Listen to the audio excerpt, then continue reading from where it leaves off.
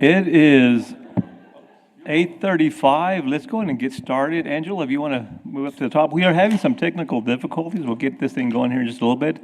But for now, I know some of you already have your PowerPoints with you. So, Angelo, it looks like you have yours.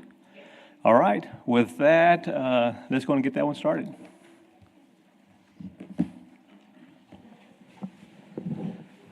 Okay, good morning. I'm Angela, the Interim Assistant Director of Neighborhood and Family Services. Nice to see you all this morning. You're the one to talk. I couldn't hear you all day yesterday. Just kidding. Okay. She'll be disciplined after this is over. Do we have the remote? I don't have it. Remote. Okay. Laura. Okay. Angela, we do have the PowerPoint presentation in front of us, so if you want to kick it off with what you have in front of you. Yeah, of course. We can follow along. Okay. So starting off is our mission statement. So that states that the Neighborhood and Family Services Department is dedicated to enhancing the well-being, safety, quality of life for all residents of San Angelo via the animal services, code compliance, housing support, and WIC nutrition divisions. Through responsive programs, community partnerships, and supportive services, the department addresses key aspects of neighborhood health, family stability, and public safety. Thank you.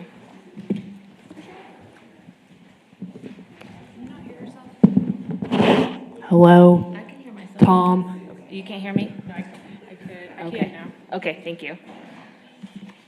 Okay, our strengths for,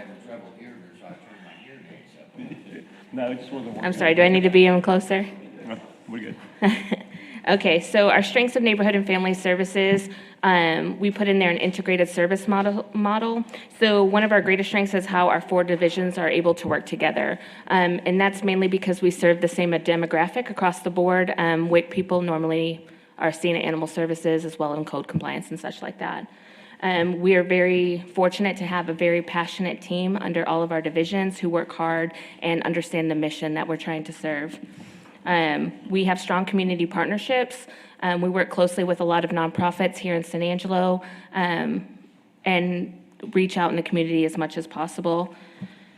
We have 2 programs, HUD and WIC, who provide reliable funding streams through grant funding and federal support. And our public visibility and impact. We're highly engaged with the community through pet resource fairs, WIC clinics, and neighborhood cleanups. These events not only provide services, they also build public awareness and encourage proactive participation from residents.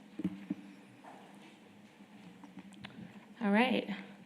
Our weaknesses, so we do have some resource constraints.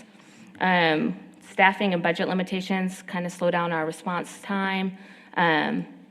Our outreach, we aren't able to reach as many people as we'd like to, and any expansions to programs we'd like to serve is kind of hindered by that.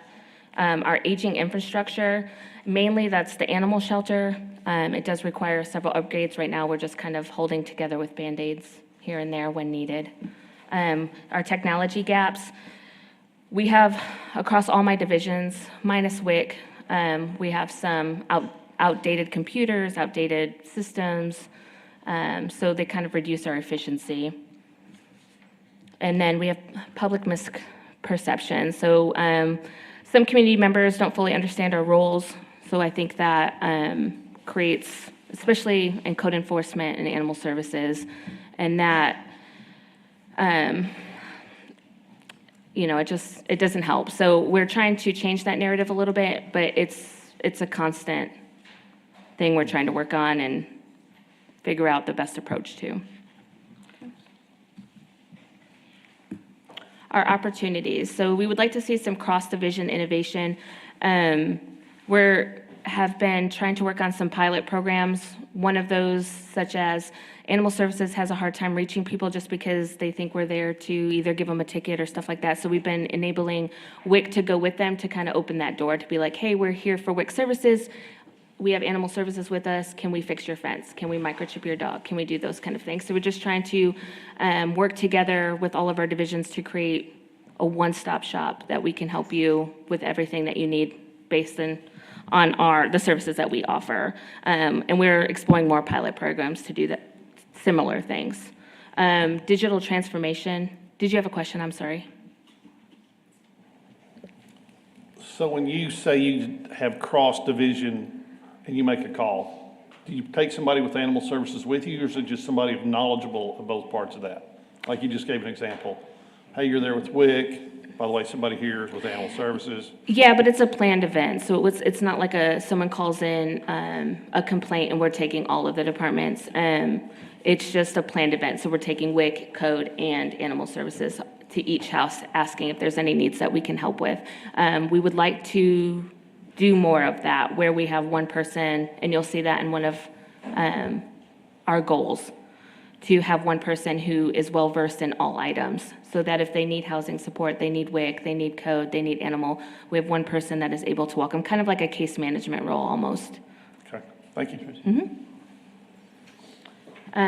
Digital transformation, there's a real opportunity to modernize our digital tools. We're working on online reporting, and we've done that with Brian and Lorelei.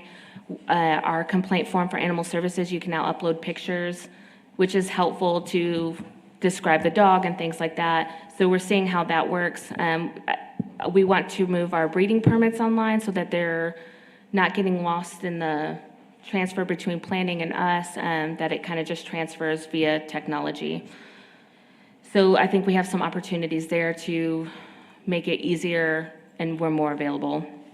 Community education campaigns, I think a lot, that goes back to one of our, where the misperceptions, I think we need to educate our community on, again, what our roles are, how we can serve citizens, and what we exactly do.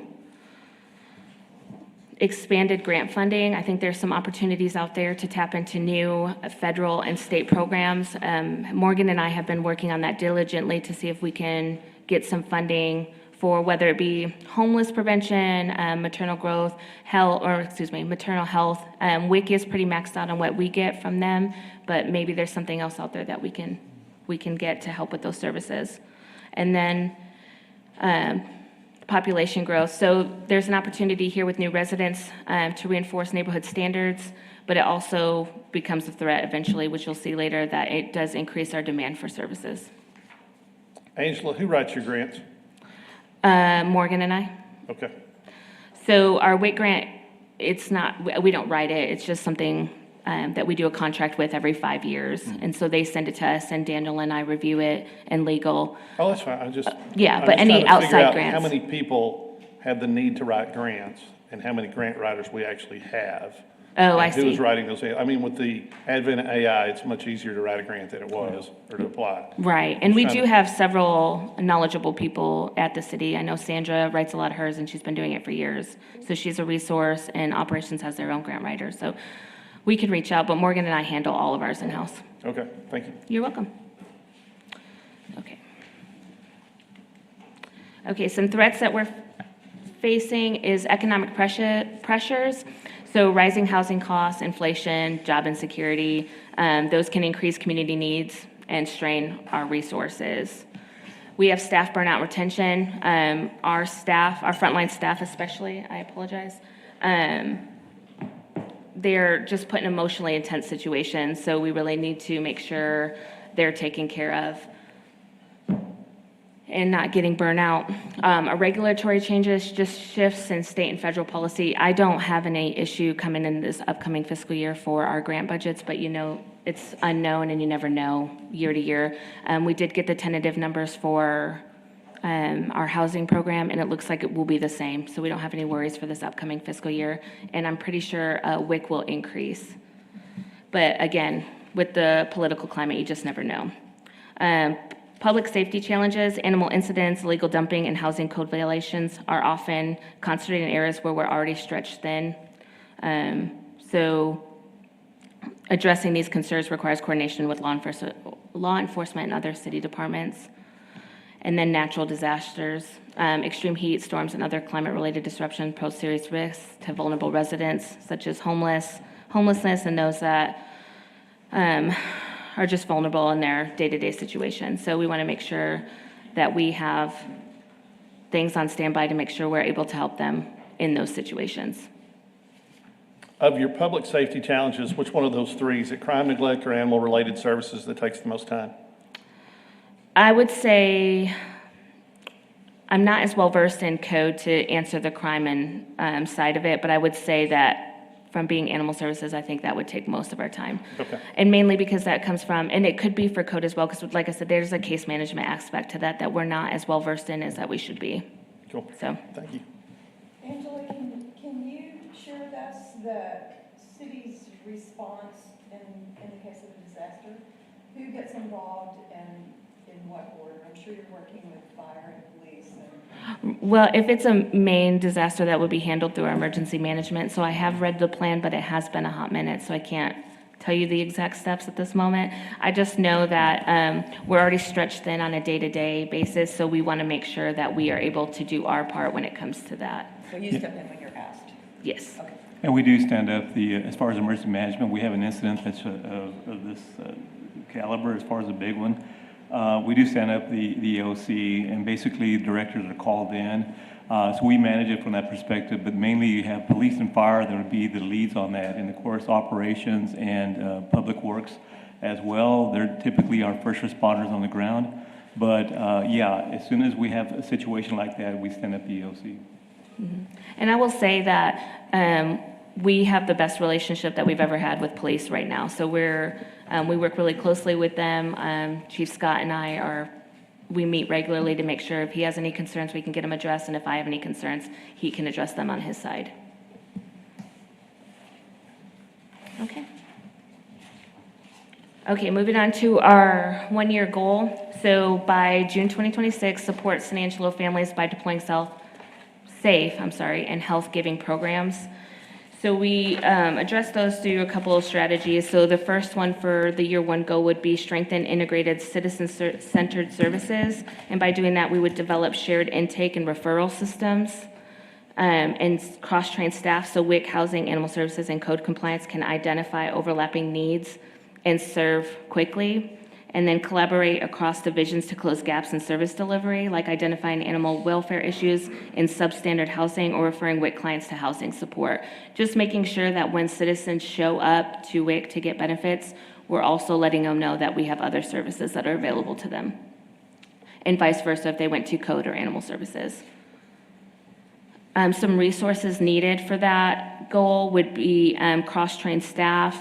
We did state an integration coordinator. It's not necessarily, of course, we would love it to be a full-time position, but could be somebody that we already have if we have somebody that is able to take on their regular duties plus this one. And bilingual outreach specialists, and we need those and we have those, but the more the merrier. Shared referral systems between all of our divisions, between code, housing, WIC, and animal services. Interdepartment workshops on collaboration and wraparound service delivery, just making sure, I don't think code compliance should be an expert on WIC, but I think that they should know what services they offer. And then multilingual educational materials, that is something that WIC is very good at, but the other departments not so much. So I would like to use the resources that we have at WIC to make multilingual pamphlets and things like that for my other divisions. And then MOUs with community partners. And like I said, WIC is really good about that, but I really need that to be across the divisions to work with those community partners that we have. And Morgan and I are getting better with that, but it could be better. Strategy 2 would be expand community awareness and engagement. And by doing that, we would launch a unified communication strategy that includes outreach events and appropriate materials. Promote responsible pet ownership, house readiness, WIC eligibility, and code education through those events and partnerships, and then a targeted outreach approach. We have target neighborhoods that we are trying to spend most of our time in. The resources needed for that would be outreach coordinators, bilingual community liaisons, and engage diverse populations. Updated websites, which we do have a great updated website, but we want to make sure that our page of those are updated with all of those materials. Mobile tools for both code and animal services, and a social media strategy. And we have been working with Lorelei and Brian on this, but our social media needs help. Staff development and public speaking and community engagement. Carlos does a great job, but I need the rest of my staff to be up with him, that when needed, When there's an interview, it's just not me, Morgan, and Carlos. I would like all of my staff to be well-versed in that. After all, those are the people that you see day to day, not me and Morgan. And then a marketing and advertising budget for those digital materials and those pamphlets, and collaboration with trusted community partners. All right, any questions on year one? So, what I hear is our social media needs help. I mean, our social media is alive and going, and we have tons of following, or I wouldn't say tons, not nearly as much as the city, but the most we've had. And people are getting the dogs out so that they're getting returned home, but I think we could use help. I can't think of the right word. It's just not coming across well to our citizens, and I don't know if it's us. I don't know if it's the Well, so here's how I look at misperceptions that. of our department. Here's how I see that. Social media is voluntary. Okay? It doesn't need to be the primary source that people depend upon to get information. And I Agreed. think a lot of people put the onus on us. Well, hey, you didn't get this out. No, we've tried several channels to get it out.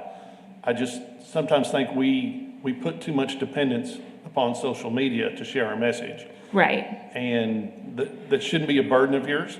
We'll have a department that takes care of that, but I get the point there. I just want people to understand, it's not the city's obligation for you to monitor and like and follow and subscribe to our page. True, yes. Right. It's just the most efficient way we found, especially for animal services, to make sure that dogs that have been picked up are I seen. get that, and it kills me because so much can be misinterpreted with I that. agree, and it's hard to get my staff not to respond to comments because Absolutely. they're so passionate about their jobs and they want to stick up. So there's And got to I'm be. gonna call out one other person. And so that's what I would call the strategy, that we can find a way where we're meeting the needs of the citizens, but also creating a boundary that it doesn't affect my staff negatively. Josh Hilton at the Rodeo Association, hashtag Josh, sometimes he gets into a fevered, battle back and forth. And it's hard not to because, like get I it. said, my staff are very passionate and they believe what they do, they're doing good. And I believe that truly too, but trying to get other people to see that is hard. So what I see as a step there is you probably need to train your group on the proper social media response. Yes, and I think that would be part of the strategy. Like I said, meeting what the citizens need, which is getting their dogs home in a timely manner, and us knowing when to respond, and my staff knowing when to respond. And I actually advise them don't get on there at all. Right, so step one's on the internal side with us, and then step two is where we talk about Brian and Lorelei, but I don't want those two commingled. Well, and they're stretched thin too, so I would hate to add my mess to their mess. And I'm not saying theirs is a mess, but, they have a lot on their plate as well. We're good. On that, and I brought it up before to Brian and Lorelei, the social media, I'm going to disagree with him. I think it is needed more. I think it would help y'all more. Yeah. And I do think there could be a better face is the wrong word, a better foot forward for it. Yeah. Right, and we just haven't figured out what that Right. is. And so one thing I brought up, and I don't know if it'd be possible, it's probably an HR question and legal. There's a whole lot of people in our animal community that say they're willing to help with all kinds of stuff. They are very loud and vocal. So, On Facebook. yes, and they know social media because they are on social media being loud and vocal. So I don't know if there's a way we could get them involved as volunteers to come up to the shelter every so often and take photos of them playing with the dogs, whatever it is, and then put that on social media. Here's the dogs we have this week. Yeah, and we've to talked. kind of take the burden off of y'all. Yeah, and we used to have open houses, so to speak, for a better term, and we would be open in the evenings and for people to come. And at first they were well visited, and then it just kind of died out, and so we just ended it. And so they're not. Let's bring Anthony Wilson into this. He used to, when people were commenting on their Facebook, he would invite them to drinks. He would invite them to drinks and be like, let's discuss. So, because a lot of it is ignorance. They don't really know how the city works and how the division works. And so he would talk it out with them. So I discussed doing that. But then again, does it help? I don't know. I don't know what the answer is, to be honest. But Yeah, well, I think that could take some of the social media work off of y'all. Have them do it and get to Brian Lorelei maybe and say when somebody could be there to actually photograph it or whatever, or it probably needs to go before the city before we actually post it. But Yeah. something like that. And then the other question I had, it was kind of going back a little bit, but It was your staff burnout. So in the last year, how much of your frontline workers have kind of gone out because they're burnt out, left or different divisions or? That's a hard question to answer. So I've been at Animal Services since, and I keep going back to Animal Services because they are my division that has the most. Code compliance, they've all been there for a really long time. WIC, same. They're married to WIC. They love WIC, and they don't have a lot of turnover there. So most of it comes to Animal Services. So I've been there since December, and we've lost probably 4 or 5, which doesn't seem like a lot, but when you work with divisions who they've been there for years and years, and Rudy's been with us for 30 years, and we just don't have that. I think the most tenured employee, well, besides Stanley, hasn't been there very long. So it's just hard. It's hard because the work is hard. The criticism is hard, just all of it, and we're putting dogs down that they don't want to, healthy, happy dogs, and that's hard, so. Do you think is kind of the mental burnout aspect of it, do you think that contributed to most of those 4 or 5? Yeah, oh, for sure. Yeah, the workload, if it's not the workload, it's, I know my frontline staff at the animal shelter right now, she's very burnt out. She's talking about leaving, and she did have plans of leaving, but she's leaving sooner because she can't handle the phone calls and they getting yelled at and, all of this stuff. So I think between that and the workload, that will, and then, like I said, you're putting down healthy, happy dogs. So it just, the environment itself with employees together is good. They're great employees, and they love what they do, and I don't think I could replace them with someone better because they truly are great employees. It's just everything on the outside is hard. With y'all, and you kind of talked about some cross-division and cross-training, would there be the potential between the different services to rotate somebody from animal shelter to maybe a good part of WIC where they're just helping families and rotate them out so that they don't get burnt out? Take them from seeing the terrible things to seeing the good things about what the city can do, and kind of rotate them through to give them a break. Yeah, and maybe and that cross trains them a little bit as well. it would be hard with WIC, and I say that because the WIC grant is so particular. Maybe there's something. Yeah, and so maybe there's if something else. in there. But then I would be afraid, and I mean this, I don't know how to say this without being ugly to my other staff, but it is a transition. So going from code compliance and animal services night and day. And so I don't want to risk losing a compliance officer because they don't want to work at animal services. Right. So it's finding that middle ground. And so some of my WIC staff have come and helped at the animal shelter up front, and she'll tell you firsthand it was difficult. And she told me, I loved it, I loved being there, but don't ever send me back there. And it wasn't because of the employees or necessarily the environment, just everything else that comes with it, that heavy toll. And this may be more for Daniel or HR. Do we have, with our comp plan, do we have ways for people to go get mental health services if they need? We do have that available to HR through counseling services that's available to staff. Staff just needs to make sure they take advantage of that, but we do have that available. I do want to mention too, Patrick, that on Monday when we have our third workshop, we're going to go more in depth into the discussions on animal services and recommendations by the task force. That they did an initial presentation, which is about 45 minutes long, but this will give us an opportunity to go more in depth into it, listen to those recommendations. Some of the things that you're talking about as far as volunteerism, having the different groups come in and help, that's what I want to hear from them as well, because I think that there's been discussion on that, and I think that we'll have a lot more clarity come Monday as far as that direction where we want to go. Okay. Thank you. Yeah, of course. Okay, moving on to a year 3 goal. So we want to strengthen Sanangelo's neighborhoods by promoting safe, healthy, and engaged communities through proactive services and support for families and individuals. And under that, we have 2 strategies. One of them is build a sustainable, supported workforce. Our people are our greatest asset, and I just said that, and I'll say it, I'll scream it from the rooftops for as long as I can, but to serve our residents well, we have to invest in those staff because they are the ones dealing with, or not dealing sounds negatively, but they're the ones supporting that staff. Yes, Harry? Just a real quick question. Your required resources are the same for the first-year goal, the third-year goal, and the fifth-year goal. Yes, so they're tied. So the one I'm talking about now, the build a sustainable supported workforce, it's number 3. So it's not the same that each and I probably should have relayed this to Daniel better so that would present better, but they're in order under the thing. So for year 3, it would be under 3 on there, and maximize funding. So number 5, 3 and 5 would be for year 3 on this chart. And then for 5, it will be the modernize. It would be number 2. I'm confused.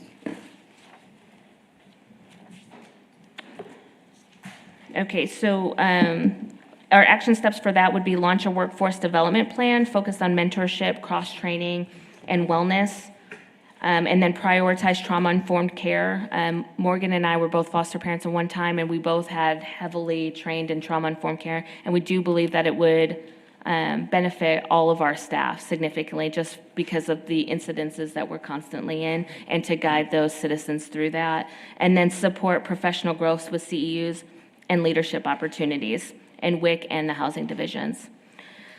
So some of the resources we need, which again will be under number 3 on the chart up there, additional FTEs, retention incentives, and temporary staff to reduce burnout, ergonomic equipment, and improve workspaces for our frontline staff, CEUs and leadership development, along with that trauma-informed care, and then wellness programs and flexible scheduling options to retain staff and improve morale. All right, and then our next one on that one would be, oops, I turned the page. Maximize funding and program impact. And so that one will be number 5 on your chart up here. And so the action steps for that would be to conduct an annual grant review and coordinate applications across divisions, seek foundation support for specific programs like spay neuter or housing revitalization, and then ensure accurate data collection to preserve federal funding for both HUD and WIC. So our resources needed would be a dedicated grant writer, which would be nice, but one for the whole city would be great too. We're not picky. And program evaluators. Centralized data tools. It says survey platforms, but just something so that we can get more feedback, constructive feedback from citizens to see how we can help them in their crisis situations better. Staff and training and grant compliance and data reporting, and then consultant support and benchmarking tools to improve competitiveness in funding. Can you expand on that, please? What in the context of your workplace constitutes consultant support and benchmarking tools? When we are getting into the grant writing and stuff, it is a competitive process, so we just want to make sure that we're submitting everything to those grant agencies that we can to make sure we're getting that funding. And so it doesn't necessarily mean we have to. We just want to make sure that we're getting the funds, so that we can expand those programs.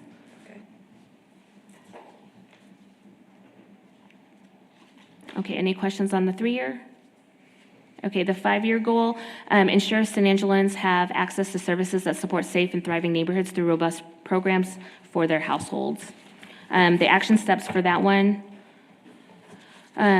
will be conduct annual grant reviews and coordinate I'm on the same page.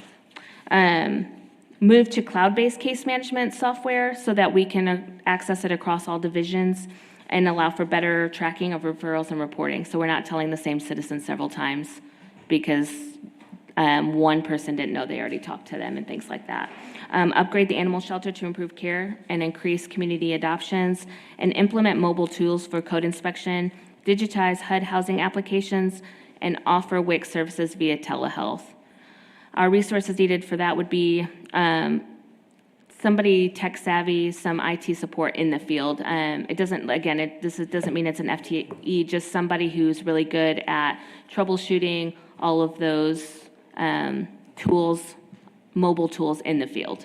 So getting them, with IT or whatever we need for that to make sure that we're continuously running and maintain those new platforms. A case management software, upgraded shelter facilities, and upgraded animal shelter city vehicles.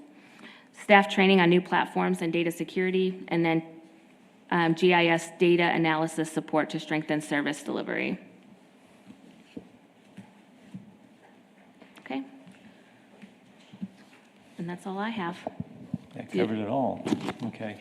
Any other questions before we move on to the next one? All right? Very Ma'am. good, Angela. Thank Thank you, you. Angela. Appreciate you. Appreciate IT y'all. is up next with Bucky.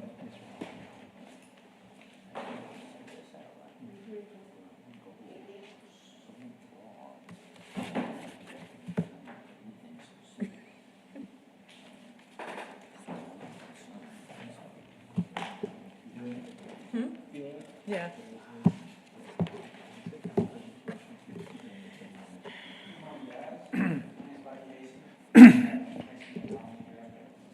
Now turn it on, please. Hit the button. There you go. There we go. It's I don't know how to work technology. I was gonna say, let us coach You're the- IT on how. And you're the IT guy. Come on, I man. hide in my office. I don't speak publicly. You must be the director. I have people for this kind of stuff. Oh, my goodness. I owe $1 for that one, Bucky. You've saved me many times. All right. On that note,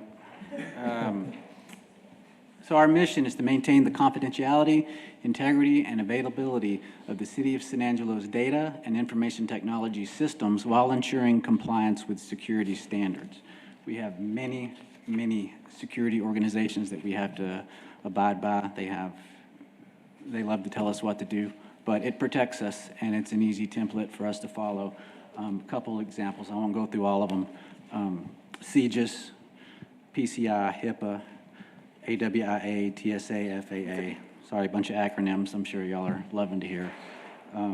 So on our strengths here, I don't know the best way for me to read this. Experienced staff, each with an area of expertise, but the ability to operate across multiple IT domains as necessary. What that means, we have a lot of specialized guys in our group, network guys, cybersecurity guys, but when asked, we can step across the aisle and do anything our department requires.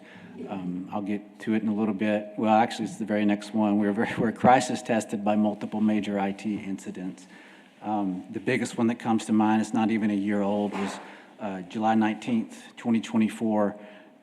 It was all over the news, but it was the CrowdStrike incident. Our virus protection program, which is an industry standard virus protection program, shut down every computer that we had it on, which is all of them. So there was over 400 computers in our oversight that could not be fixed remotely. We had to visit each and every single one of them. PDIT came and helped us out, the fire IT personnel, and municipal court, I believe, even chipped in, but they really helped us out that day. And we learned a lot. We learned about what not to do, but I'll get to later how that kind of presented an opportunity and a threat to us.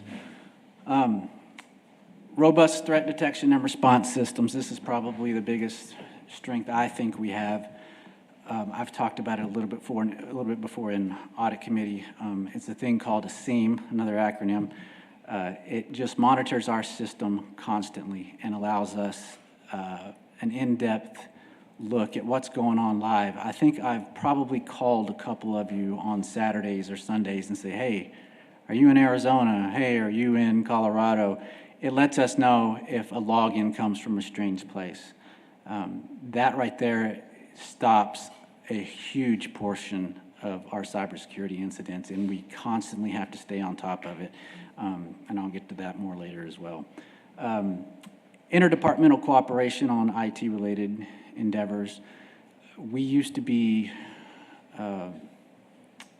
there are separate IT infrastructure in the city of San Angelo with PD and municipal court. That has gotten a lot better over the years. We share a lot of resources. We talk to each other much better than we have over the last few years.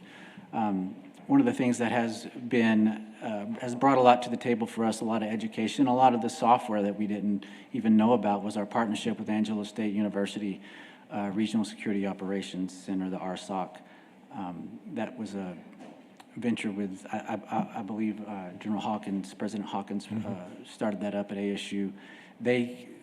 Part of that SIEM, that thing that monitors our system, constantly reports to them. Well, CrowdStrike, that's the virus protection programs, kind of does the same thing. It constantly reports to them.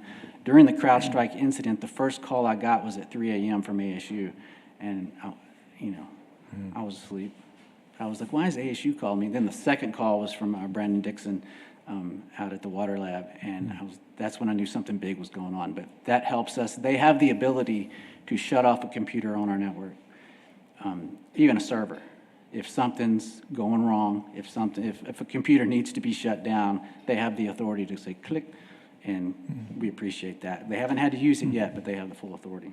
And we're so blessed to have General Hawkins. Of course, he was a lieutenant general in the Air Force, and he protected our country, our whole country. That was his responsibility. So we're blessed to have him there. And actually, to put this program in place and include the city, I'm very thankful to him for that. That's right. Weaknesses. Lack of official documentation on policies and procedures. There's a lot of things we do that we just have to catch people doing and say, we don't like you doing that. So we are working on getting that documented. It's a weakness right now, but I'll talk about how we're covering that. Use of legacy systems that present maintenance and security issues. Computers start aging the moment you buy them, and software updates, hardware is probably the worst thing nowadays about falling out of compliance through entropy and whatnot. We are sometimes reactive to operational issues. Lack of continuing education and industry-recognized certifications. Limited opportunity to further institutional knowledge based on past incidents. Sometimes we don't sit back and do that triage of what did we learn from this incident, just because we're on to the next one. We don't take the time sometimes to learn from our mistakes and from the things that are just thrust upon us.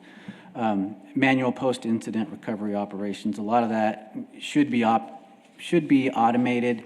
And that's what IT used to be called, was automation. And we're sometimes lacking on, if a server goes down, sometimes it takes, we got to wait for Michael to get in or Stephen to get in, come back and turn it on. He knows how to, we'd like to automate a lot of that, and that's something that... Bucky, before you move off of that, just a question for you.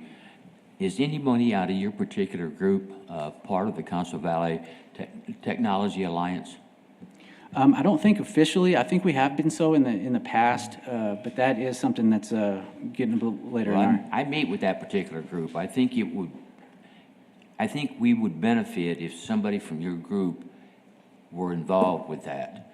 Now, you don't get educated every time we meet, but there have been times that I've learned a whole lot about technology just by having a conversation with people. So think about it. All right, for sure. Opportunities, available grant funding for cybersecurity and IT programs. A lot of the grants that we see come our way are cybersecurity related, as you can imagine. We have gotten some. We have not gotten some. A lot of times there are opportunity to check some boxes. They'll have particular things they want you to comply with. sanangelo.gov, that's one of them. They wanted us to have sanangelo.gov it was a requirement for a lot of grants because a .gov address, they just don't give those out. You have to apply for them. You have to be vetted by the institutions. Advanced management systems to streamline operations, responses, and recoveries. Talked a little bit that earlier. Opportunity for City of San Angelo to become a leader in IT and cybersecurity for the Concho Valley in West Texas, improving customer confidence in the City of San Angelo and attracting businesses to the region. Low cost and free training available for staff. There's a lot of great things out there for us that are low cost for us to continue our education because IT landscape changes so much. I know I talk about it a lot, but that SIEM that monitors our network, that I didn't even know that existed 2 years ago. And now it's the thing that we rely on the most. That's how fast our world changes. Available threat intelligence resources. We have a lot of help through institutions like DIR, TML, that are always willing to help us with cybersecurity incidents. Bucky, Sorry, yes. question. Do you have a software guru, somebody that is just a whiz at primarily software? The reason for the question is both yesterday and Angela mentioned it some in her presentation. Seems like software comes up a lot in these conversations. So that's one question. Do you have somebody that is an absolute guru in software? Number two, is there, and we've heard about cross this, cross that. Do other municipalities have software systems that allow for a far more robust communication within the departments, across departments, throughout the entire organization? Does that software exist? So that we could, it may be one of the most major upgrades that have ever been done with respect to anything software or hardware, but that would make our communication system,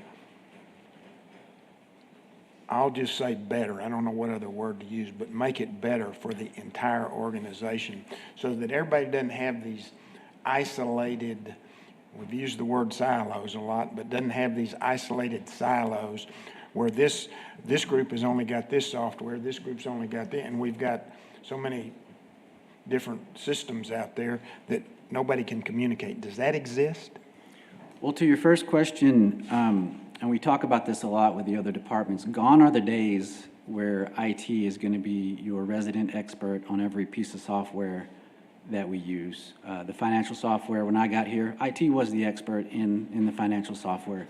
We're not anymore. That's way, and we shouldn't have been. The accountants and the CPAs should have been the experts in that software. So that's a lot of the torch passing. What we want, we just need a seat at the table when it comes to software choices and software selections. We have to vet these software companies through our cybersecurity risk analysis, and we have to make sure they're going to function with our system. That has gotten a lot better in the last few years. We have mechanisms in place through purchasing where if software is being purchased, they say, have you talked to IT? We have to sign off on those contracts. So that has helped quite a bit. To your second question, what we currently, we have a very powerful tool with Office 365. We subscribe to that, and there's a product in there called Teams. We have a full-blown license, Office government license for Teams. Is it utilized to its full extent? It is not. I'm always trying to encourage people to use Teams. Any project that I run, I create a team, and a team is like a little message board where you get on there and you share files and you chat and talk. That could be utilized a lot better. And this Friday, we kick off a project to bring PD into that ecosystem as well. They're going to be on our sanangelo.gov email addresses, and they're going to be part of our Office 365. So they're going to be part of the same teams, same Office 365 account as the city. Police Department.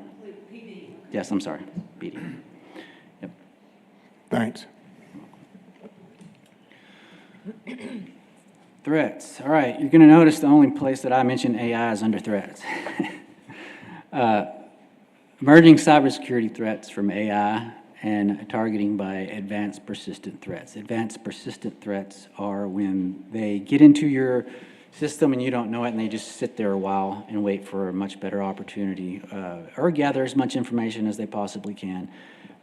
That's something we've had before, and that's something we're constantly trying to look at. Those typically trigger our alerting system, so we're very lucky to catch a lot of those. Rapidly changing compliance landscape, reliance on post-end-of-life systems. We have lots of, we're up against the wall right now. Windows 10 goes out of compliance October 14th, I believe. It will no longer receive security updates. So we have to upgrade to Windows 11. That's great. Windows 11 is free. But a lot of computers, there's a big difference between Windows 10 and Windows 11 hardware, and some computers just aren't compatible, and you've got to buy a whole new computer. There's not a little chip you can buy to put in there. You've got to buy a whole new computer. Furthermore, the only way to find out if a computer is compatible is to visit that computer and try to do an install. And right now our list is 289 computers to approach until October to figure out if we need to upgrade them. That snuck up on us, and we're working as fast as we can to get that finished, to get some numbers, Because a lot of them will just be able to upgrade, but we won't know until we go visit each and every one of them. And also servers. Servers are another end-of-life thing that we're always up against. We're always coming and telling you how old our servers are. We got to get them upgraded. Limited flexibility in response and operations. So our, Wait a minute, Lucky, can you go back right quick? oh man, yes. When you're talking about your persistent threats, do you prioritize by departments? The hardware and the software that need to be the most current? A lot of times that's just, you have to do your updates daily. You have to update your malware, all of that. So I would say probably the most critical thing would be finance and HR. As you're updating, I mean, do you prioritize how current the software and hardware is by department? Of course. Okay. And, What are the, I mean, do you have a priority? well, if you ask me, we kind of lean towards public safety first. If there's a Okay. public safety system that we have that we oversee, which we'll get to that in a little bit. But yes, for sure, finance is up there. And a lot of those we like to keep in the cloud so that we pay somebody, the vendor keeps those up to date. That's our number one choice. Cool, all right, that's all I need, thanks. 1-year goal. By May of '26, have established policies to guide COSA staff, completed IT asset inventory, established business continuity plans for mission-critical assets, develop IT staff training program, improve post-incident recovery activities through automation and education. Resources required for that, continued CMO support on implementing policies and changing operations, funding for new programs and initiative, funding to replace unsupported assets. And I gotta say, whenever there's something that needs to be replaced, finance has been great in helping us locate funds to do things like that. They're always great to work with. It's usually the water department. Yes. Well, or their stuff. Participation from COSA departments on identifying assets. Commitment from directors to champion IT and cybersecurity improvements with staff. I know a lot of the things that we've brought to the table in the last few years have been cumbersome. Multi-factor authentication, having to log in with your little app. That's so important. I know y'all, I don't have to preach to y'all to the choir. I know it's a pain, but gone are the days where a password is protecting you. Passwords mean nothing anymore. You have to have that multi-factor authentication, unfortunately. I want to make sure I don't skip anything here. 3-year goal, move IT and cybersecurity from reactive operations to a proactive department focused on identifying issues and remediating before customers are impacted. Resources required for that are continued funding for IT and cybersecurity initiatives, commitment from CMO and directors to promote an environment of continual improvement in IT and cybersecurity operations over business as usual strategy. Funding and support for a public safety radio system maintenance contract. This is the fun one. This is my favorite thing to talk about is our radio system. Right now, we have funding to get our radio system caught up. Me and Chief Brody were talking about this earlier. People don't understand that radio systems now are just a big rack of servers. Windows servers, even Ubuntu servers, all kinds of software that previously you just put it in a corner and you forgot about it and you let it go. It didn't touch the internet, so it's fine, it's running, I can key up and it's working. That's not the case anymore. These things talk to the internet, they need updates, they have cybersecurity concerns that you have to meet. It's a computer, it falls under CJIS standards because it's over there in that environment. We have, with this project that we're working right now to get our system caught up and safe, it's going to get us, it's going to take a year to complete the project, and then we get a year maintenance on top of that. And after that, we're going to need some kind of radio maintenance funding, an annual contract with them. Tom, I don't know if you remember, But when I asked, Nervous right now. when I got approval to go to the P25 upgrade from council, I think in 2015, you had one of the few questions, and you asked me, Bucky, are we pretty much going to need $6 million every 10 years to keep this radio system working? And I answered yes, and that's still the case. We are going to need that. I'm going to throw out a number. The last quote I had for this radio maintenance contract, which I hadn't gone through with a fine-tooth comb yet, but the last quote I had was $400,000 per year. Over $400,000 per year, over a 10-year period, and that got us a hardware upgrade halfway through. So there was some value in it as far as hardware and maintenance and support on that radio system. It's coming. Our old way of operating that radio system, of just buying it $6 million and, hey, talk to you in 7 or 8 years, can't do that anymore. It's like everything. It's software. It's got to be paid annually. So, Look, you have a job that very few people see until they need IT. All right? I mean, nobody realizes IT until suddenly all the things that we use don't work. The biggest scare I have boils back to public safety, and with just what you said, other people may understand this, I do not. If we're tied to a server system and a cloud-based system through PD and fire department, when we have the number one time we're going to lose power someday. We're going to have a power outage. Can our public safety group still communicate? I mean, if we lose power to West Texas, are they tied to a server in a room where they can't communicate if it loses power? well, we have lost power Right. during, Snowmageddon. That was a great test of our systems. So, yeah, everything has backups. We have propane generators out there. We have actually it's diesel generator at dispatch. But there's so many different systems there. For example, we don't provide the phone lines for 911. That was provided through WSC.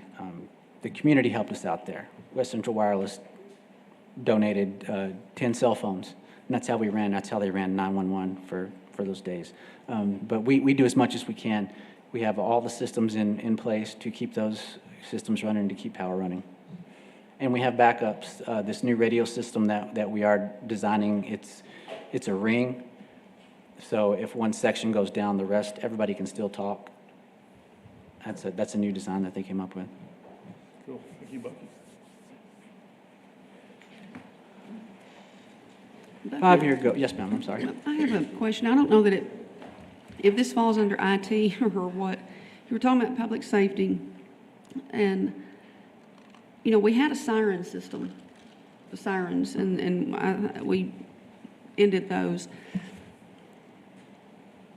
And, I have the Nixle alerts and stuff, but just recently, and I'm not assigning blame, but we had tornado warnings and all, and I didn't get a Nixle deal. And because I try to sign up with everything with the city just so I can attempt to be on the same page with you guys. How would that work? Because there are citizens that, if my mother were alive, she wouldn't have a cell phone. She's certainly not on social media.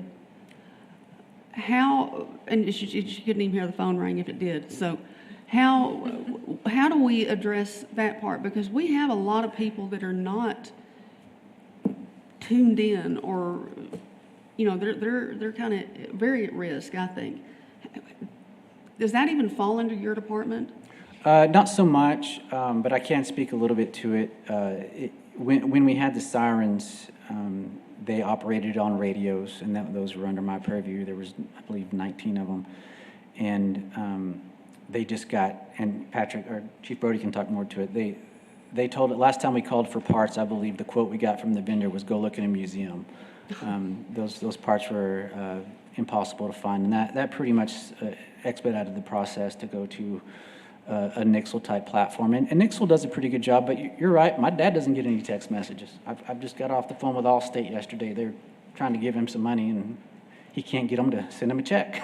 And they were like, accept it with Venmo. He doesn't know what Venmo is. So anyway, all that being said, Nixle allows for phone calls, and it just rings your phone like an old, there's several different options. Always. Yeah. Yeah, I can't speak too much towards Nixle, but I just don't want us to get so IT'd up, I don't even know how to speak the language that you guys speak, that we forget about some of those that don't have the capabilities that all of our computers and everything have. And again, that may not fall under your department, but I'm just thinking just thinking along those if there's lines. anything we can do to help with the alerting system, they're always free to come ask us. We'll give whatever expertise we can. You done, Mary? Okay, thank you. Yes, I'm sorry. Is there any, so I know cloud storage is a big one, and like you talked about, everything now is a subscription base instead of buying things one time. Is there any opportunities for us to, A, would it be more secure, and B, would it save us some money to have our own storage center? Because storage in general is pretty cheap, but subscription services just go up every year. So is there any opportunities there that we could do something in-house? You're talking about for data? Data, yeah, data. We use Laserfish was one program that they use, and they said that was just for the cloud storage. And some of it is trying to keep interdepartmental so they can find files with each other. So we do have one already. We have a 30 terabyte server system. It's a cluster of servers in the basement that we've carried over our legacy data since I've been here. It's about 2/3 full, and it's staying pretty steady. We're not creating much more data anymore that we have to store here. All of our data is usually tied up in subscription services, Office 365.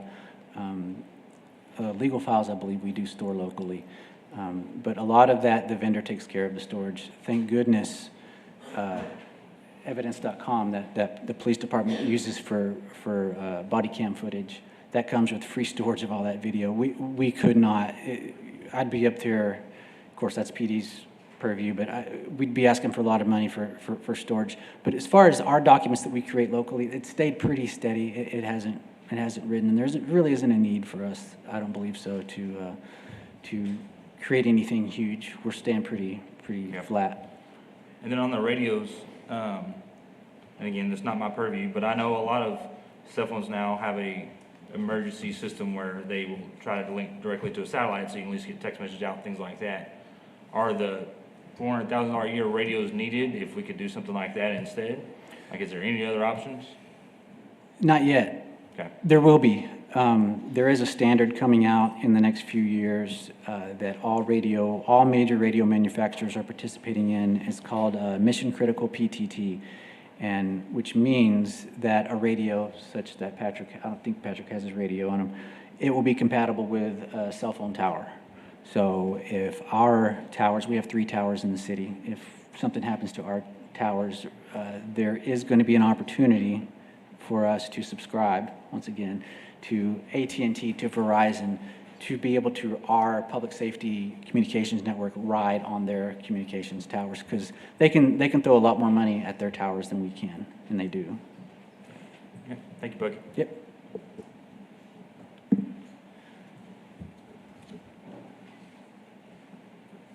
Okay, where was it on there?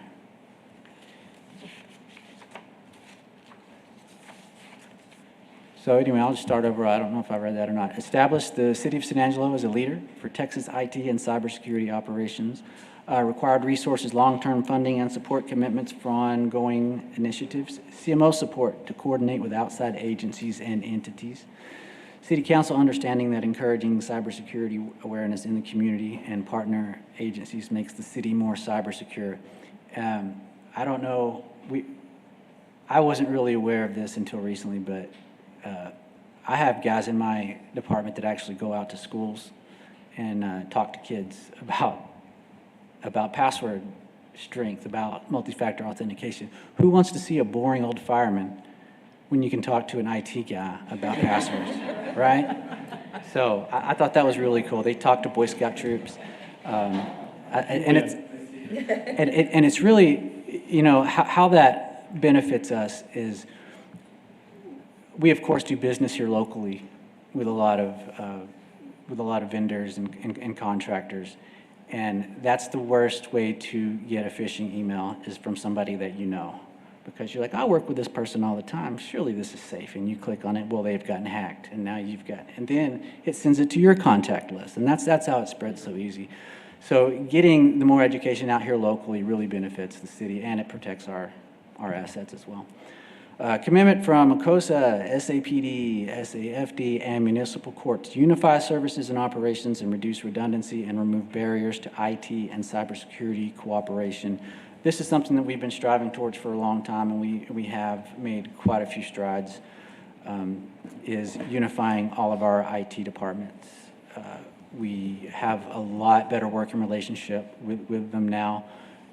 Like I said earlier, they are joining our Office 365 ecosystem. That's going to be a huge one.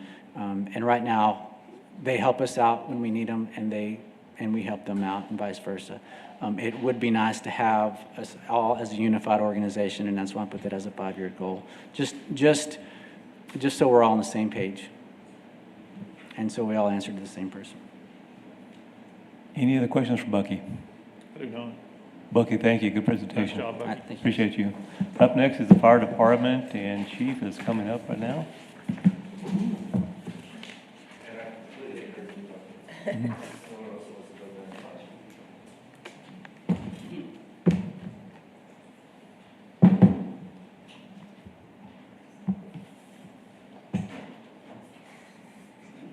It may be under here.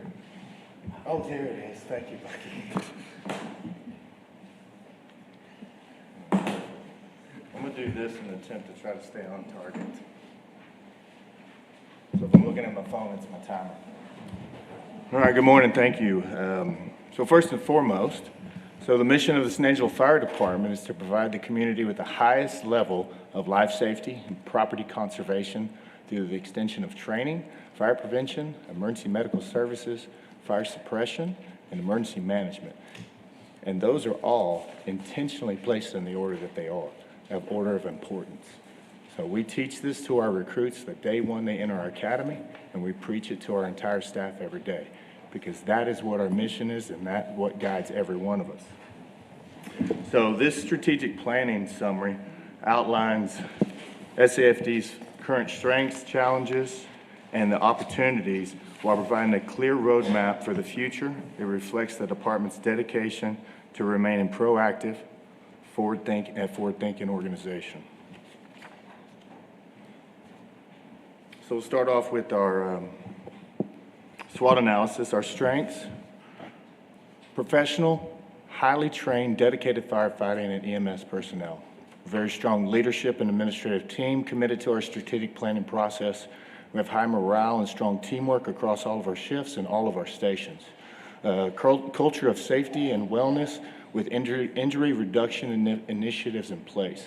We actually created this last year in a risk reduction, risk management plan that we implemented, put across our rules and regulations, and sent out to our entire staff. We identified critical risks that we face every single day, mitigation risk, and avoidance procedures to mitigate those or to avoid those. So our training and professional development, we have an in-house fire training facility with growing roles as a regional training center for the entire West Texas region, and we are forming an alliance and a partnership with TEEX so we can serve this underutilized section of West Texas. And the ultimate goal is to get firefighters in this underutilized, underserved community trained and into the workforce. And at the same time, we're utilizing our training academy to generate revenue to bring back into our city. So we have the ability to, we offer over 20 fire and emergency certification courses with an extremely high pass rate of 99%, experienced training staff with extensive curriculum development experience, and then emphasis on leadership development and succession planning. Again, this last year, we created a succession plan where I'll take you from a rookie firefighter, give you every step that you need to take along the way to be fire chief one day. And that starts on day one. We have a fire officer series that we teach in-house, again, to save money so we do not have to send our leadership and our officers off to other cities to get this development. And then it is also important that we do send them off. So we have a partnership with the Texas Fire Chiefs Association. They have a succession plan training development program there, where it starts as a company officer, moves into battalion chief training, and then ultimately chief officer training academy. We just recently had one of our battalion chief graduate from the Fire Chiefs Academy. That's a 2-year program, and he just graduated last week, so proud of that. Patrick, Sir? if you go back a slide. Oh. How much revenue do you think you generate just as part of the training center? Not with when you're sending crews out, but just the training center? Right, so that's kind of a moving target, and we're hoping to increase this year after year. Just a rough guess. So we offer at least one area school a year, and that'll generate about $10,000 to $15,000. And that is a weekend, Friday, Saturday, Sunday. We bring in volunteers from all over the state. We've even had some international students. We offer every one of our certification classes, and what that means is like a driver operator certification or an instructor or fire officer certification. We open that up to the public, and I say the public, other fire departments. We've had a Big Spring come down. We've had Goodfellow Air Force Base send their personnel, and the charge for that is like $240 to $400 per person. Let's look at that for the whole year. I'd forecast about maybe $5,000 in revenue generated there. Our EMS, we have our full accreditation, our in-house EMS system. Our basic EMT course that just concluded, we had 4 outside students in that, $1,600 per student. They did not transfer over to our paramedic program. If they had, that's $6,400 per student. I'm looking for this program to expand and explode over the next 5 to 10 years, especially the paramedic aspect of it.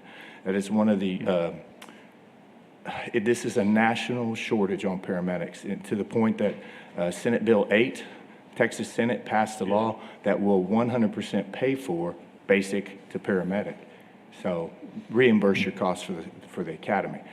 So I'm looking for this program to really take off in the next 5 to 10 years. Thanks, Patrick. You bet. Chief, talk about as far as West Texas and the training available in West Texas, where do you actually have to go if it's not here? The convenience to have it, folks coming here to San Angelo.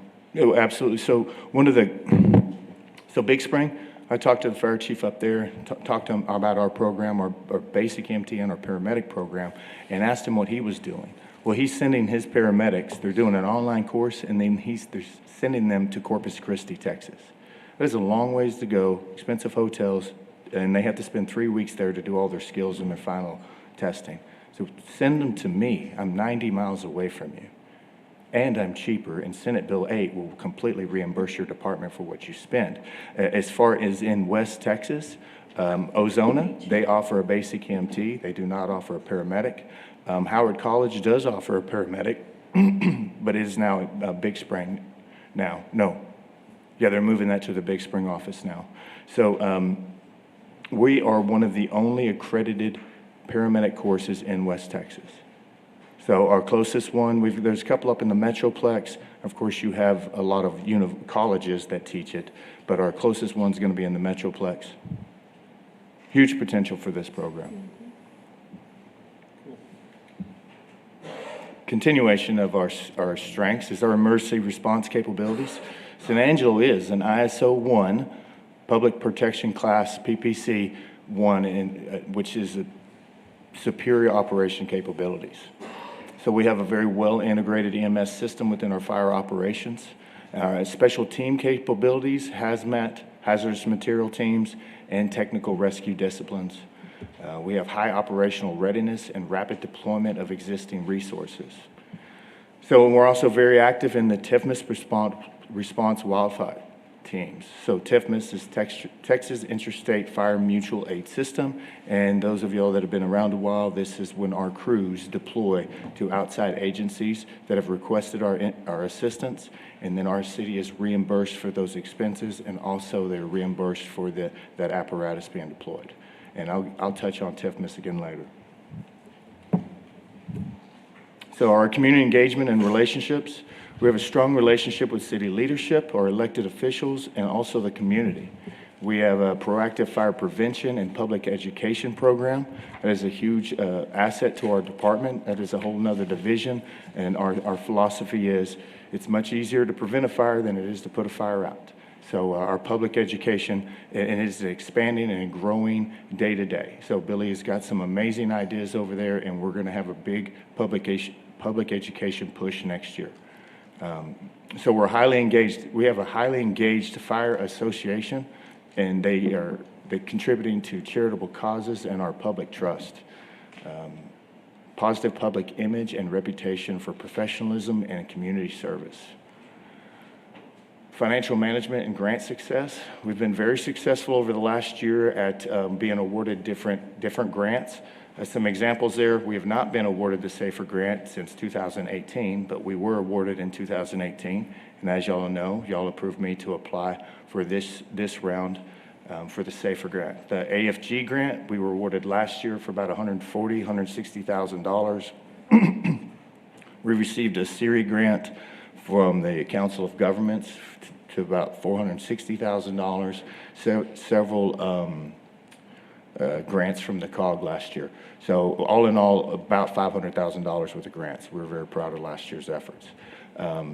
We had transparent financial reporting and sound fiscal management and effective use of budgetary resources to maximize our service delivery.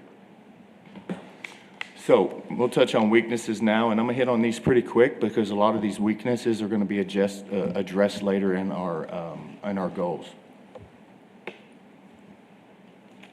So our infrastructure and apparatus.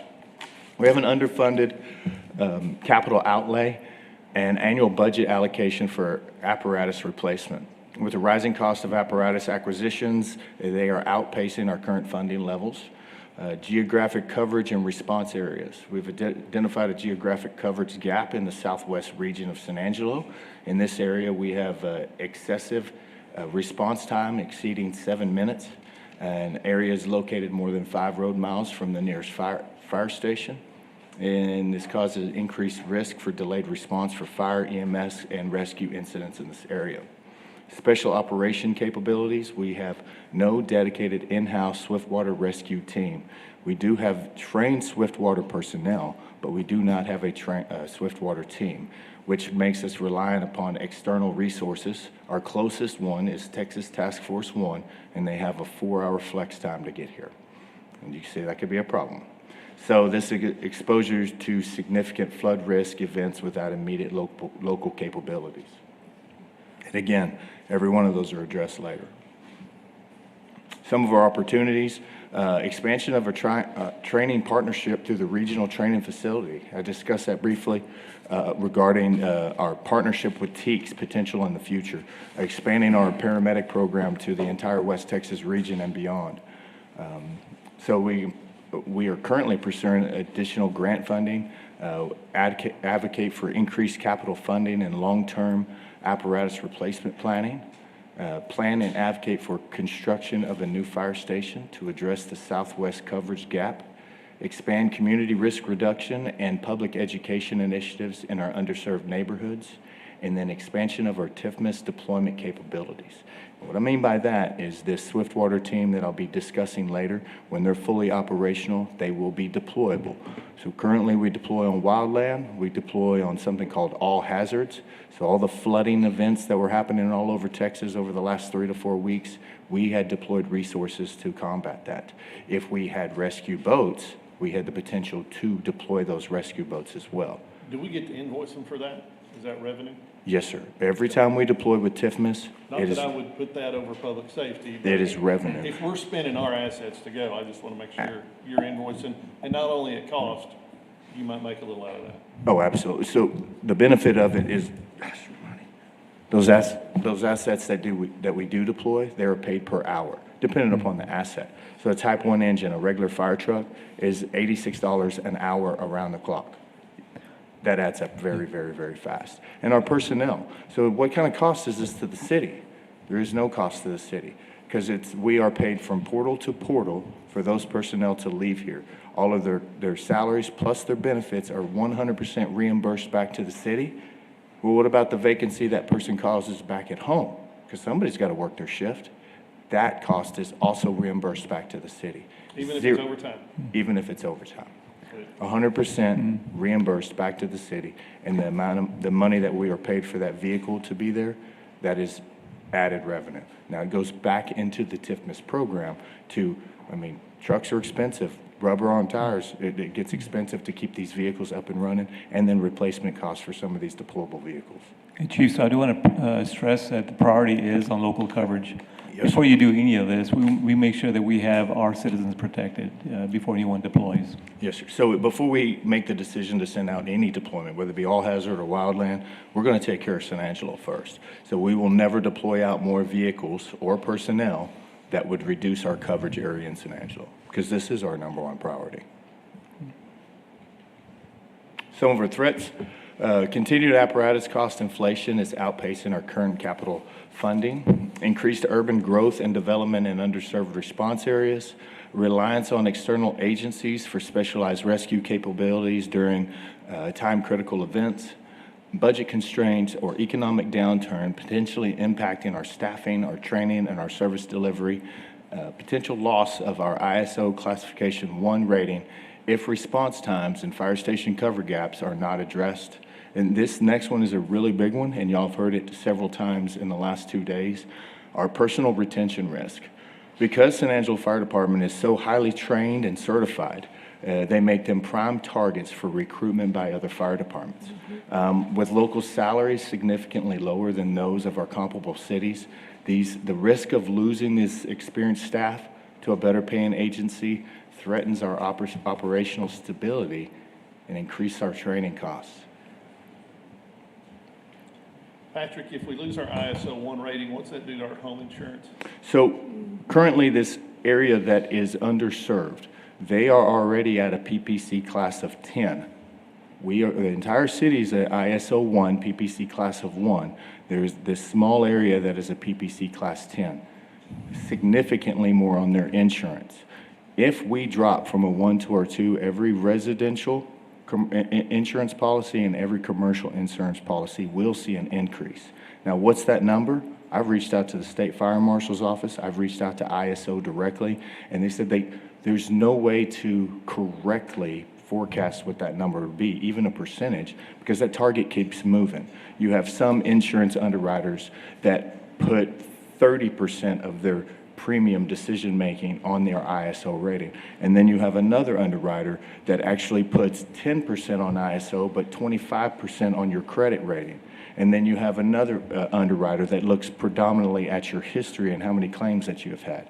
Again, it's a moving target and very difficult to truly tell you how much it would move. But the fact is, if we go from a 1 to a 2, every citizen, every business owner will have an increase in insurance.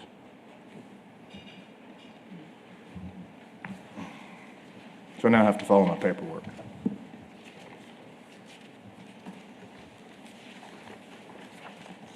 Okay, so in the response to this SWOT analysis, the San Angelo Fire Department has established 3 key strategies and goals to guide our department, guide our priorities over the next 1, 3, and 5 years. So our first year goal is to establish a fully capable swiftwater rescue team with the San Angelo Fire Department that meets recognized swiftwater accreditation and Texas Interstate Fire Mutual Aid Systems, TIFMAS, standards by the end of the fiscal year.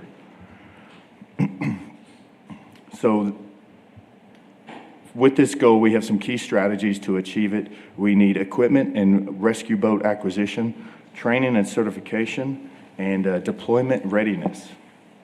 Those action steps, the objectives to achieve these strategies is to procure and outfit 2 operational swiftwater rescue boats with the necessary transport and deployment equipment to ensure rapid response capabilities, acquire and issue full sets of personal protective equipment and for 4 2-person teams, and that includes dry suits, helmets, PFDs, and technical rescue gear. Our goal is to certify at least 8 SAFD personnel to the SWA compliance standards and the swiftwater technician level through approved training courses prior to the end of this current budget year. Develop and implement a deployment protocol and maintenance schedule to ensure the swiftwater rescue team can be rapidly operational, and establish an ongoing training and certification pipeline to expand team capabilities and maintain readiness for future high water events and mutual aid response. So how do we pull this off? What resources do I need? Two rescue boats. If y'all remember, we've already bought them, and they're being delivered today, actually. We went to Kema yesterday to pick these boats up, and they're going to be delivered today. So our personnel, we've assembled a task force of over 20 SAFD members, and they have been identified, and they are all engaged. This initial group of 4 personnel have been scheduled for Swiftwater Technician Certification Training. Operational planning, develop procedures for team SOPs, and it's in its final stages of development to ensure our safe and effective activation of our Swiftwater team. Internal funding, this is really big. This project is fully supported through existing department funds and no reliance on additional general fund resources required from our department. Organizational support, we have a strong internal commitment and leadership support to stand up the team and sustaining it for a long period of time. So all of the funding for this goal has been made possible from from us, our involvement in TIFMAS. So these rescue boats were approximately $60,000. We're looking at this, the PP, the personal protective equipment for these deployment personnel of being around $15,000. The training for these personnel is going to be around $15,000 to $20,000. And all of this funding we have available in our TIFMAS account to pay for it. And while I'm on TIFMAS and the huge impact it has had on the fire department budget and the relief on the general fund budget, is we offset the cost of a Type 1 engine, a regular fire engine. 2 years ago, we used $400,000 of those funds to pay for 50% of that truck. We purchased a Type 6 brush truck last year, which is a large body brush truck with a fire pump on the back, pickup truck with a fire pump on the back, and that truck was $315,000. We currently have it delivered. And then we also purchased a Type 3 brush truck, which if you've seen any of the grass fires in California, the big wildland trucks out there, that's what a Type 3 is. And that one's set for delivery this September. Already purchased and paid for, not paid for yet, but purchased. And all in all, about $1.3 million in the last 2 years have been a direct impact from this TIFMAS program, offsetting vehicle costs. So that's goal number 1. Any questions on that? Perfect, I'll move on. So our three-year goal is to provide consistent fire and life safety coverage to all of the citizens of San Angelo, specifically targeting underserved areas by achieving a 4-minute average first unit response time in the southwest region of our city through the construction, staffing, activation of a 9th fire station within the next 3 years. This is going to be a pretty heavy lift, and I know that. So our strategies for accomplishing this is to develop and implement a phased hiring and training plan of 20 additional firefighters, complete the design and the construction of Fire Station Number 9 to support modern operational needs in our growing community, secure sustainable funding for the construction and ongoing operational costs of Station 9. Objectives to complete these strategies: create a hiring timeline that aligns with our construction milestones, conduct recruitment efforts to attract highly qualified candidates, provide required training and certifications to ensure readiness of our new personnel prior to the station activation, and finalize the architectural and engineering plans based on operational requirements. Follow a project timeline that ensures construction is complete on a schedule. Identify and pursue available funding sources. Develop a long-term financial plan that supports both the capital investment and the recurring personnel and operating costs. Coordinate with city leadership and finance teams to ensure the alignment of a broader city budget priorities. Resources. This is the big part of this. So funding to cover the salaries and benefits for 20 additional firefighters. I came to y'all yesterday requesting the authorization to apply for the SAFER grant. It is available, and this SAFER grant will help offset the personnel costs for the first 3 years if we are awarded the grant. Now, there's still a city contribution, 25% for the first 2 years and 65% on the third year. I told y'all yesterday it was, $2.3 million in grant award if that were awarded. Our primary challenge is to identify sustainable long-term funding beyond the grant period or if the grant is not awarded to us. So city budget, begin working with leadership now to plan for future funding sources. Training timeline. This is a big challenge, and this is why I'm applying for the SAFER grant right now and why we're having conversations with city leadership right now about these personnel. The fire department's Recruit Academy is a 16-month program with a maximum class size of 15 recruits per cycle. So due to this capacity limit and the need to account for ongoing vacancies and retirement, it is projected to take up to 3 full years to hire, train, and fully deploy 20 additional firefighters required for the staffing of Station 9. What I mean by that vacancies and retirements is I've forecast over the next 3 years a minimum of 10 vacancies through people quitting or retirement. So let's stop right there, Patrick. How many do you have on staff right now? 178. Say it again. 178 authorized positions. How many vacancies do you have? 0. Okay. We're actually 1 overstaffed right now. We have 179. 177's prime, and then you need to add 20. Well, 178 are authorized. We actually have 179. Okay. And you need to add 20 on top of that. Correct. So my minimum staffing moved up to 198. Cool. That includes your paramedics? Yes, ma'am. EMTs, Both sides of the house, fire and EMS. Does SAFER funding come with restrictions? I know we have a SAFER. Do they dedicate to specific areas that it has to be determined? So if you get this one, you have no problem using this for your additional 20? That's actually what it is for. So one of my misconceptions when I first started digging into this is that it was going to pay for those positions. So I looked at it as I need 17 firefighters, I need 2 lieutenants and 1 captain, okay? So that's how I built my spreadsheet and my cost estimations. After going back and reading the small print of the grant, it does not pay for that. It pays for entry-level positions only. I used a firefighter salary, not a recruit's salary. And then, of course, 2 lieutenants and a captain. So I refigured those numbers, and the grant significantly reduced. They also talk about reimbursable expenses that can be included in that, such as personnel costs. Well, I have to outfit these firefighters with bunker gear and uniforms, and the previous time that we had applied for SAFER, those were included in those figures. But after reading through it, cannot be included in that. Now, our certifications, the cost for certifications, absolutely can. Retirement, FICA, everything associated with personnel costs can, but not uniforms or equipment.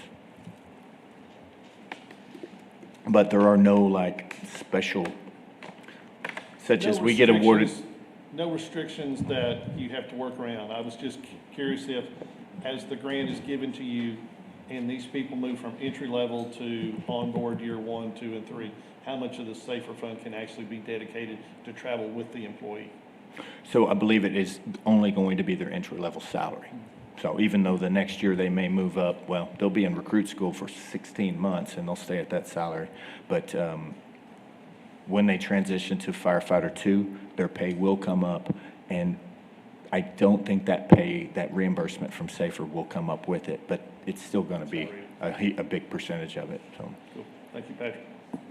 So this capacity limits, and I've talked extensively with Daniel about this, if our target and our timeline is to break ground by March of 2027, why is that important? Tom, you brought up the ISO.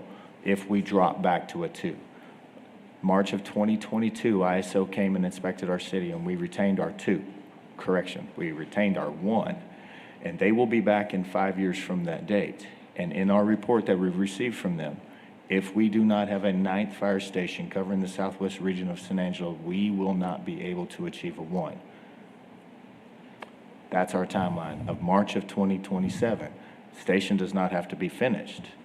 If we break ground by that point, Okay. I can push I can write the State Fire Marshal's office a letter requesting for an extension until that major infrastructure piece is completed. 12 to 18 months for construction. That's why my timeline is 3 years from today. It's So we have the site selected, do we not? Yes, we do. We have land purchased. Currently, we have an architect working on design plans and projected costs, and he is almost completed with the projected costs. So, moving right along. So it is also going to take careful workforce planning, and phased hiring will be essential to ensure that new positions are filled while maintaining our safe levels of staffing department-wide. We fall below those safe levels of staffing, we're going to get killed on overtime. So we have to maintain those high levels. Capital project resources, big one is funding for the capital expenditure. And currently, this is our biggest hurdle. There's currently no grant funding identified to pay for a new fire station. Y'all saw AFG up there earlier, Assistance to Firefighter Grant. There is money for reconstruction or remodeling of fire stations, but no money for new construction. I've reached out to the GLO, no funding for new construction. Reached out to Karen Kirkendall with August Pfluger's office. I kind of put all of my eggs in that basket with the discretionary congressional funding. Well, apparently, the projects that were approved in 2024 did not get funded, so 2025's funding is being pushed to 24 to fund those already approved projects. So the discretionary congressional funding is out for this year for us. Also, I've reached out to the Council of Governments, and they don't have anything either. I have looked and looked and looked, and I keep running into dead ends for grant funding for new stations. But I won't quit. I'll keep looking, because I know that it's a lot of money, and we'll see what we can pull off. So, and that is our primary hurdle, and I think it may come down to our funding source either be a bond issuance or some other sort of local funding mechanism.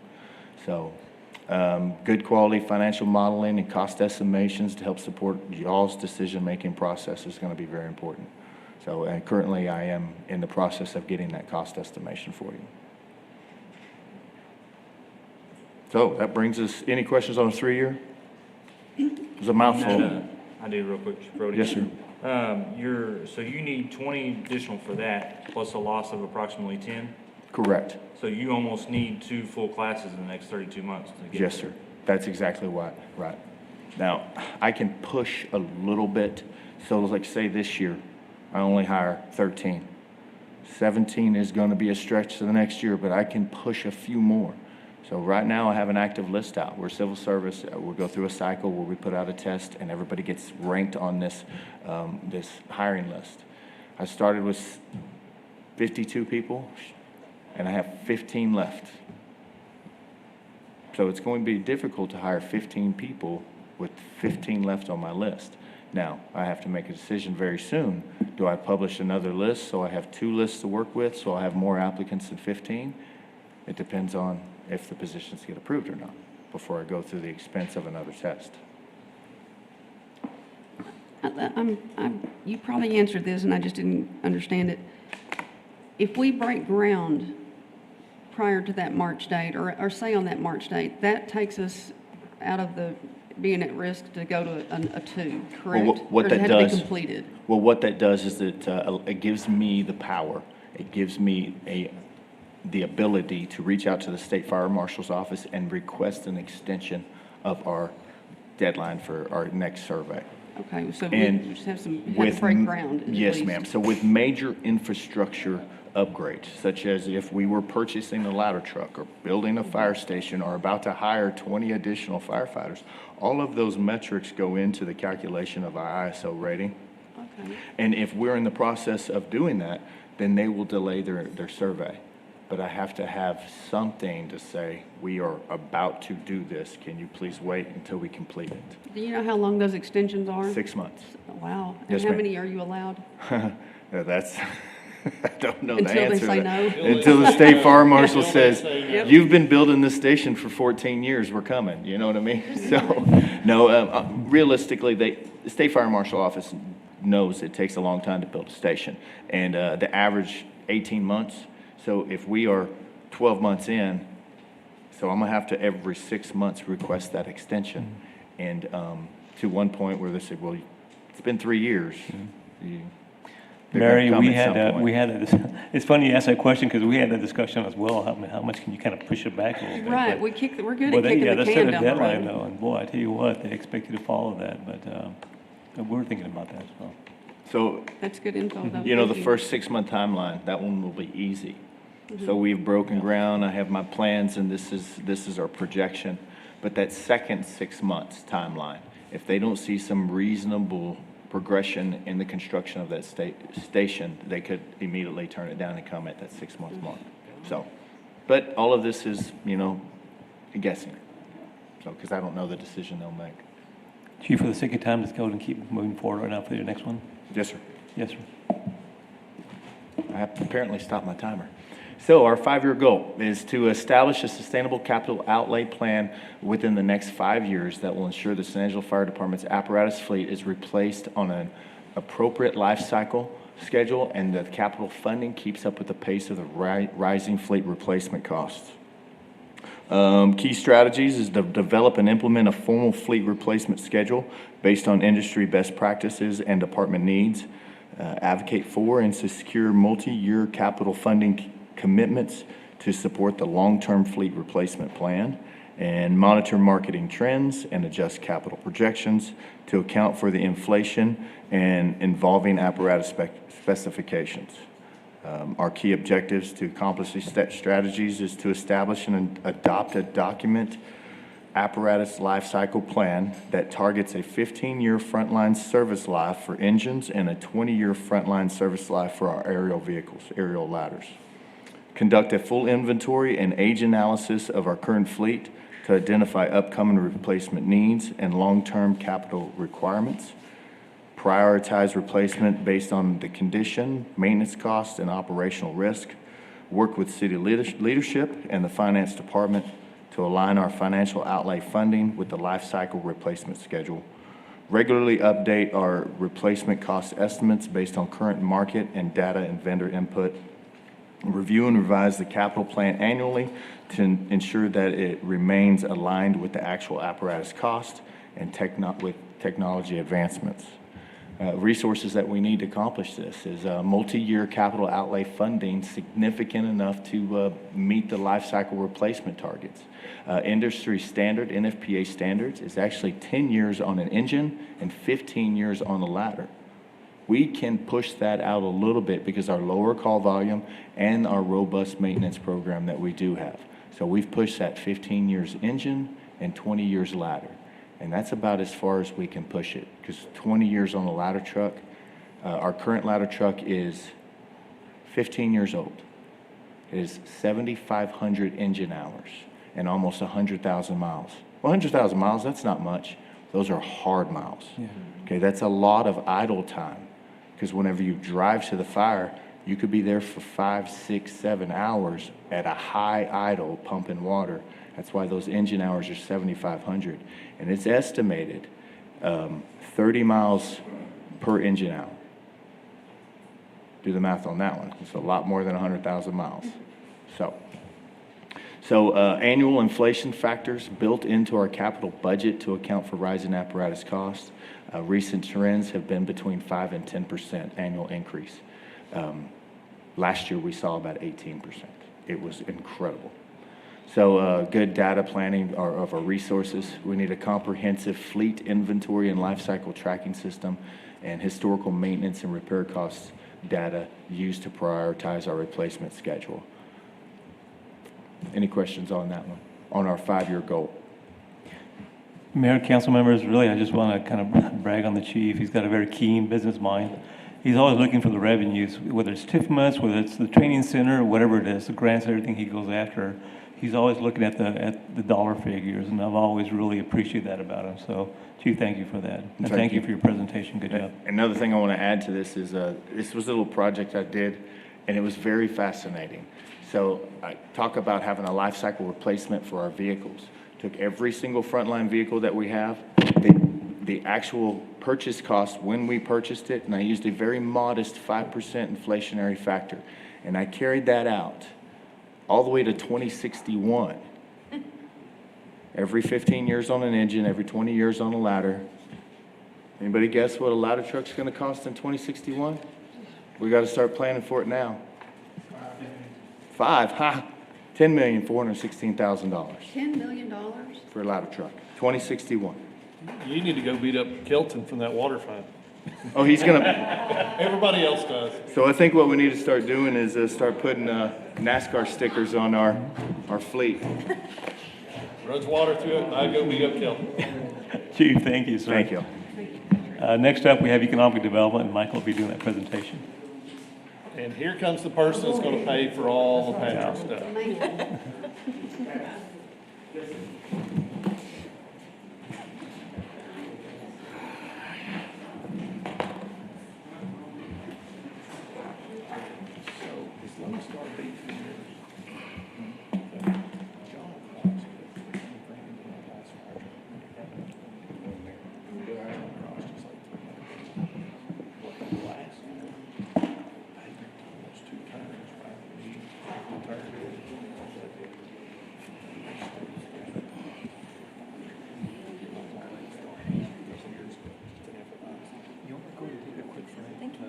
It's good though.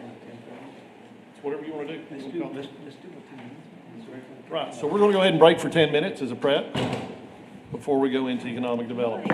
Since everybody else is, apparently the factor is somebody's popped the cork. Yeah, people just started leaving, so what choice do you That or they have? were afraid of the economic development it's here in force. Like, oh my gosh.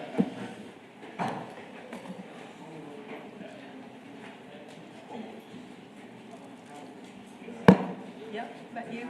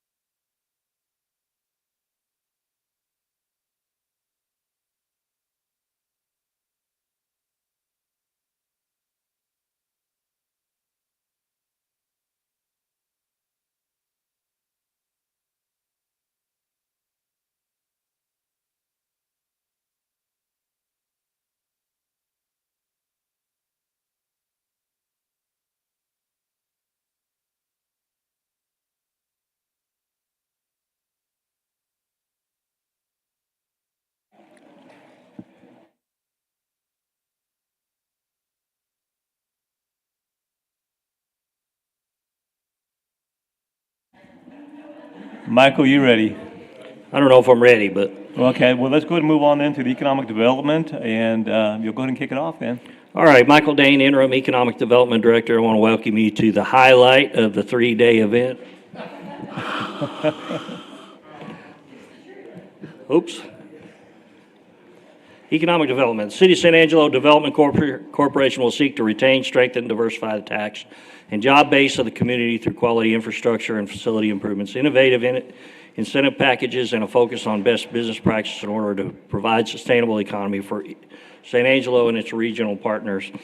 The Economic Development Corporation is controlled by the ballot, which is voted on by the citizens. That most recent ballot occurred in 2010. And that ballot splits the funding, splits the eligible uses of the funding into two camps, up to 28% for economic development and other 4B eligible projects, and 72% for specific items that were listed on the ballot. The economic development side, the 28% economic development and infrastructure improvements, business retention, expansion, and recruitment, incentive programs, business incubator operation, community and workforce development. The ballot side, the 72% side, currently that money is available for is water supply and infrastructure and related, and affordable housing.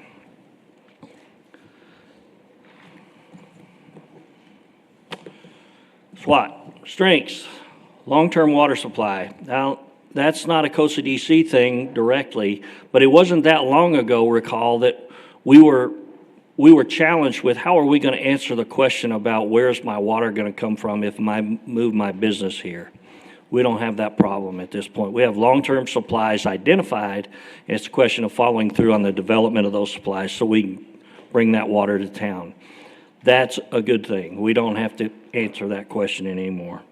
Diverse economy, stable sales tax outlook. We'll come back to that. In spite of some volatility at the national level, we still have a relatively stable outlook here. Another strength, our airport. We've got good flying weather and lots of it, lots of good days to fly. Pilot training, mechanic school, and room for development. We'll also come back to that. Industrial park, we've got a good history there where we've got some folks that have moved in and gone to work. We need to do some finish out on phase 2. We'll come back to that, and it is grant eligible. We've got grants in the history of the development of that park, which have helped keep our local dollar cost low for that activity. We'll come back to the park in a future slide. San Angelo quality of life. It's an indisputable fact. We have good quality of life here. My doctor says I've had too much of it and I need to ease up on some of that quality of life, but for the rest of you, it's there for the taking. Experienced staff and key partners. Bob and Nora are the horsepower on an internal basis for getting things done at Cosa DC, and our chamber partners through our contract, the Cosa DC contract with them, they're our horsepower for recruiting, retaining, developing prospects. So that experienced group is clearly a strength. Local stakeholder collaboration, with the primary stakeholders being the Cosa DC board, the city council, and the chamber. Throwing that board, all the chamber stakeholders in, all those groups are on board with economic development. It's not a question of if, it's a question of how do we engage. And so the wind and the sun are always at your back when you're in economic development in San Angelo. It's a good job to have. Lots of people cheering you on. And so everybody's ready to work together to try to get something done. Just a positive climate for this type of activity. Weaknesses. Split ballot. We talked about that split ballot. Because 72% of those revenues are dedicated for water supply and housing, that means that money's not available for economic development, and depending on your perspective, that can be viewed as a weakness. Obviously, it's a strength if you're trying to fund water. but if you're trying to fund economic development, that impairs our ability. It essentially takes a town of 100,000 and makes us equivalent to much smaller sized towns. Dilutes our ability to compete. Weak sales tax per capita performance. That is a historical issue with San Angelo. We think it might be rooted in low industry and commercial activity and high retiree residency in the city. I know when I retire, I'm going to have to think about what I spend money on. But that is a historic issue in San Angelo. When they hired me 26 years ago, the then city manager, Tom Adams, said before he was hired, a few years before that, he looked into it, and that was an issue in the 90s and continues to be an issue. We have relatively low sales tax per capita. So we're fighting the tide a little bit on that. Another weakness, utility expansion in high-growth areas. In those high-growth areas, the demand has outpaced our ability to expand the utility infrastructure, and we'll come back to that too here in a little bit. Opportunities, I think we have learned in recent months that the AEP electricity availability at certain substations is a significant opportunity for us, and that's the basis for the data center interests in our area. Planned interstate highway development, I-27, I-14 intersecting here is, we think, a positive sign for future growth. Workforce development initiatives. Workforce was always kind of talked about a little bit, but the chamber has maintained that. They keep singing that song that every prospect is asking about workforce. So I would say that is, they're aware of the issue and ready to respond when we have those opportunities. In addition, ASU and Howard College both are significant opportunities for development initiatives. Airport and industrial park demand, rail park also, we see high demand for those areas, and that's a good thing, and we'll come back to that in a future slide. Data and another opportunity, data centers and secondary development. We're excited about the possibility of a data center or more than one data center, but there's secondary development that we're told goes with those things, and we're excited for that also. We've been told that frequently warehouses are developed in close proximity for staging the initial equipping and subsequent re-equipping of those computer rooms. And that's the biggest one I've heard. There may be others, but that would obviously make the industrial park a good place to do that. Threats. Economic volatility, we talked about, we think we're stable locally, but we see some volatility on the national side. To the extent that that reaches into our community, that could have an impact. We're not seeing it right now, but that's a possibility. Competitive regional development. We're in West Texas where communities compete for employers. And so we are in a, we can't just take for granted that people are going to move here. We have to remind them why this is a good place to do business. One of the threats, employee tenure. Bob and Nora both have 20. Well, Bob doesn't have 20, but he's got enough he can retire. And so they could go at any time. I mean, the other side of the coin is they're good at what they do. They've been here long enough to get good at it. The other side of that coin is they could go at any time. And so we need to make coming to work attractive to them. You get to work with me, so. I just like how you phrase that. Instead of saying they can retire at any time, when y'all let go, they can go at any time. You're good. No, I'm not going to say it that way. Exactly. Another threat, development pace. Again, I talked about experiencing that feeling that development is occurring faster than we can keep up at this point on the utility side, and that'll express itself in a goal here in a minute.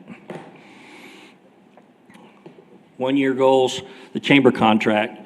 By 9/30/2025, COSA DC will have an updated contract with the Chamber of Commerce for business retention, expansion, and recruitment services that will include enhanced performance and activity measures designed to increase development opportunities. The current contract will expire 12/31 of this year. There's been some interest both on the COSA DC side and a willingness, at least on the chamber side, to move to our fiscal year. So they're talking about a 10/1 renewal date. The chamber has brought a proposal that includes those enhanced performance and activity measures, and the board has heard about that in their first presentation and are considering those options. What we need for that is for the board to continue to do what they think is necessary to develop a meeting of the minds with the chamber and to communicate with council about what the basis for their opinion is. And so I've already asked them, talk to your council member. If your board member is reaching out to you, please talk to them. If they're not, or if they are, call them up and you reach out to them. We'd like this to go smoothly. We want the chamber to hit the ground running on 10/1.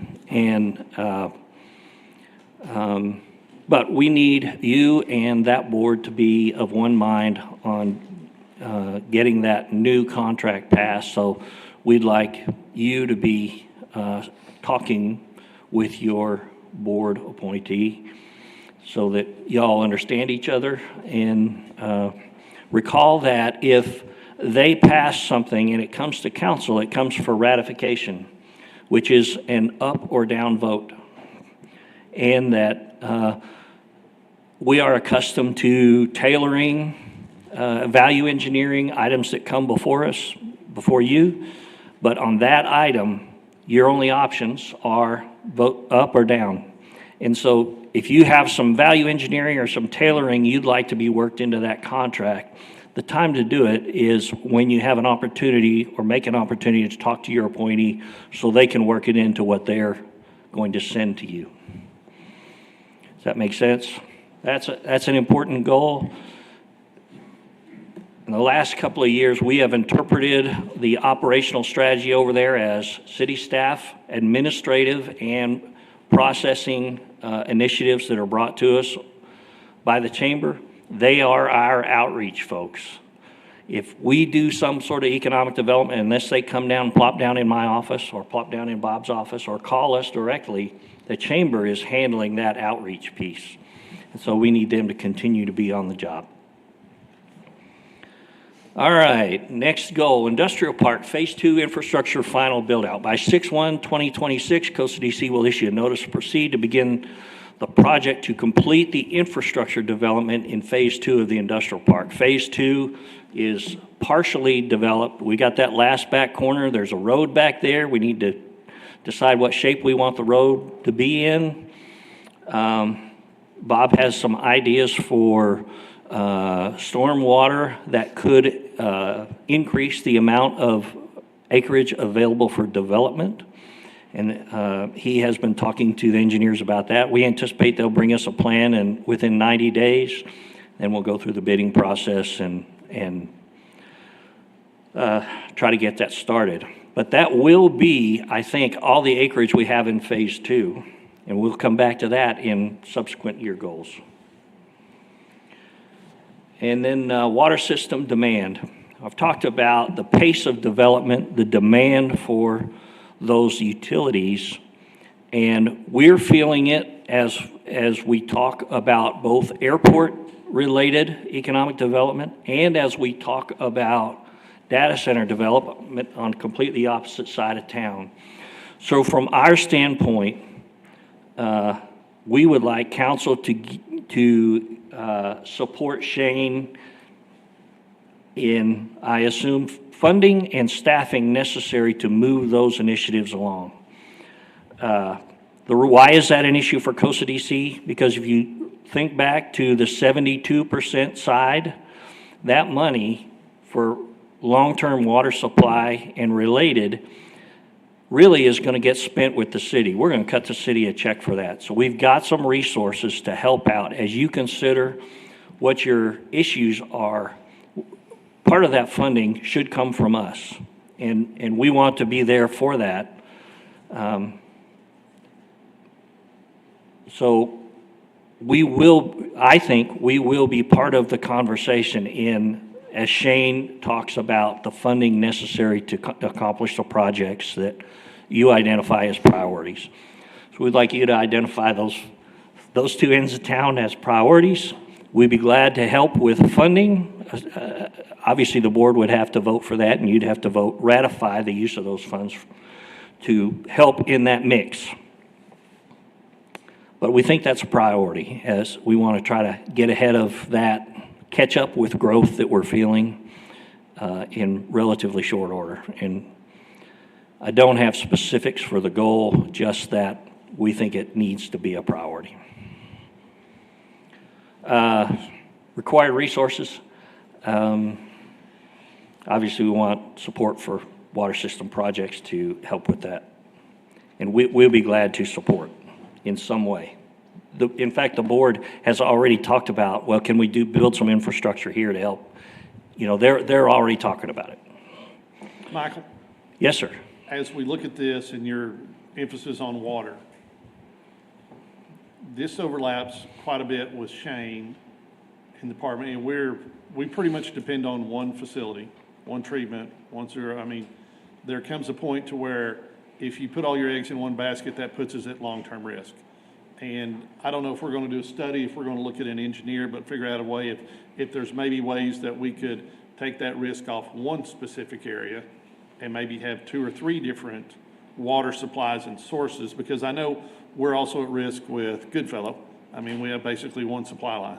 And if something happens, we go risk. But is there ways to spread our risk out among maybe 3 different supply sources? And this is not a today answer. It's not probably a year answer, but I think San Angelo long-term is at risk if we base and keep our supply based on one plant, one facility. Can we mitigate that with the bar stool approach of, and I'll steal a word I learned from Looney, a cluster of water supply, and improvements get across town? Because we're already seeing it out at, the airport. We're having trouble getting enough pressure to go across the line. I want that to be a focus. And economic development in Costa DC are thank goodness for this, they're a variable income, all right? The better the job they do, the more income we make. We need to support that. It's the only thing here that will be able to supply a lot of demands we've seen the last 24 hours. It's going to rely strictly on them with projects that are in the mix and projects that we're looking for. But I boil it back down to, number one question we get is how's your water? And we need to look at developing a plan on how we can supply water to new projects without putting a burden on what we have existingly, how we can get water across town at the right pressure. There's a lot of variables there that make me uneasy at night when you go home and think about there's a lot of weight on everybody's shoulders of people in this room. There's 100,000 people that are hoping we make the right decision on water, and they won't even know that until it's too late. So I just want to reiterate, economic development needs the support to run and look at that, and we've got to get water to 2 or 3 different projects. And I just want an emphasis on that as we move forward. And I'm glad you see it right here as one of it shouldn't be a 1-year goal, it should be a 2-year, 3, 5, and a 10-year goal. I agree. I think part of that, Tom, to your point and your question, from what Shane said yesterday, the study that they have initiated and have underway now, I think will, I'll say hopefully address your question about other locations, facility.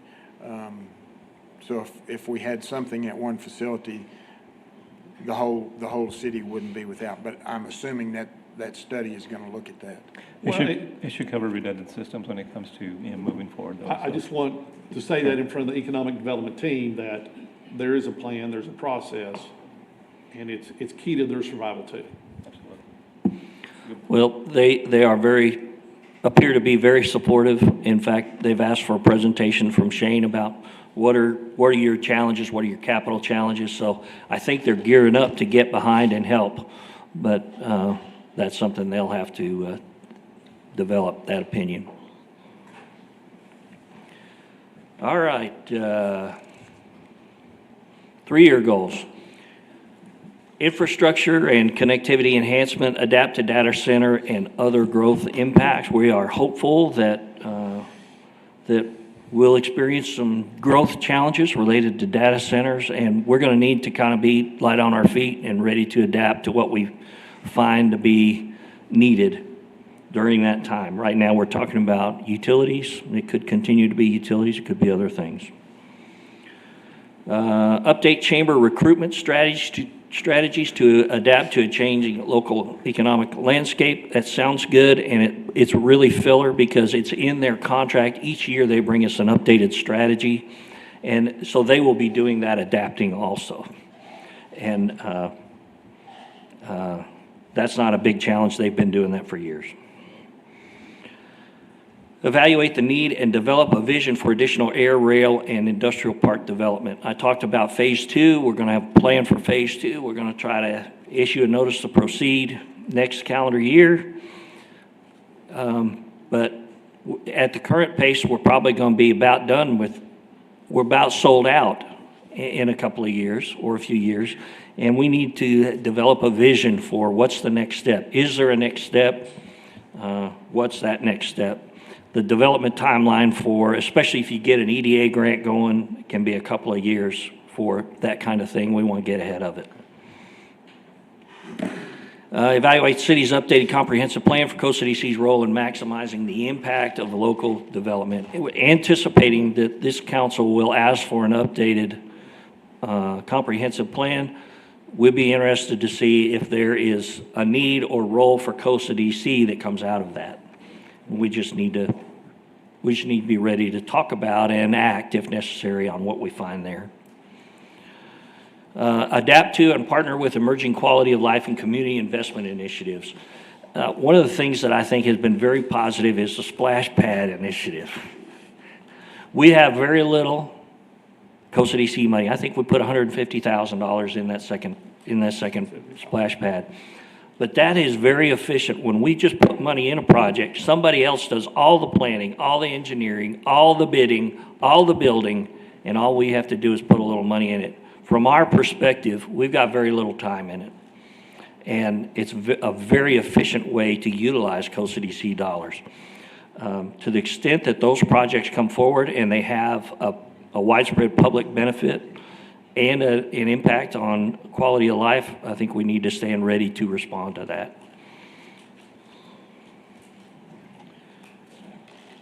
Okay, 5-year goals, a little more vague, a little more generic. Infrastructure and connectivity enhancement, economic diversification, job creation, support for small business and entrepreneurship, workforce development, education, quality of life, community investment. The most important thing for goals moving forward, in my opinion, is a widespread fundamental support for these data center projects. That is tremendous, has tremendous upside potential for impact to tax revenues. And while that is technically not a Coast DC project at this point, that's a city project because it is just about city land development, acquisition and development of land that the city owns. Coast DC is right in the heart of it from a sentimental perspective, ready to respond and be part of what needs to happen.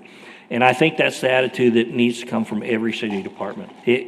Because of the potential impact to the local community through the tax revenues that those could generate, we need to be ready to jump in and grab the rope and pull. So that's number one, support data centers, and these other things will follow. And I think that year one, I think those are achievable. We're gonna have to work together on them, but I think all that's very achievable. Any questions for Mike? Yep. Yes. Anybody else want to go first before I ramble? Go ahead, Karen. Data centers have a high need, high demand for water for this year, correct? That's not our understanding. That they don't use it regularly, but the need for capacity for fire suppression is high. Thank you for the correction. Cool. So with that in mind, how concerned, or should we be concerned about the ongoing litigation that is slowing down the development, if you will, of the West Texas Water Partnership resources?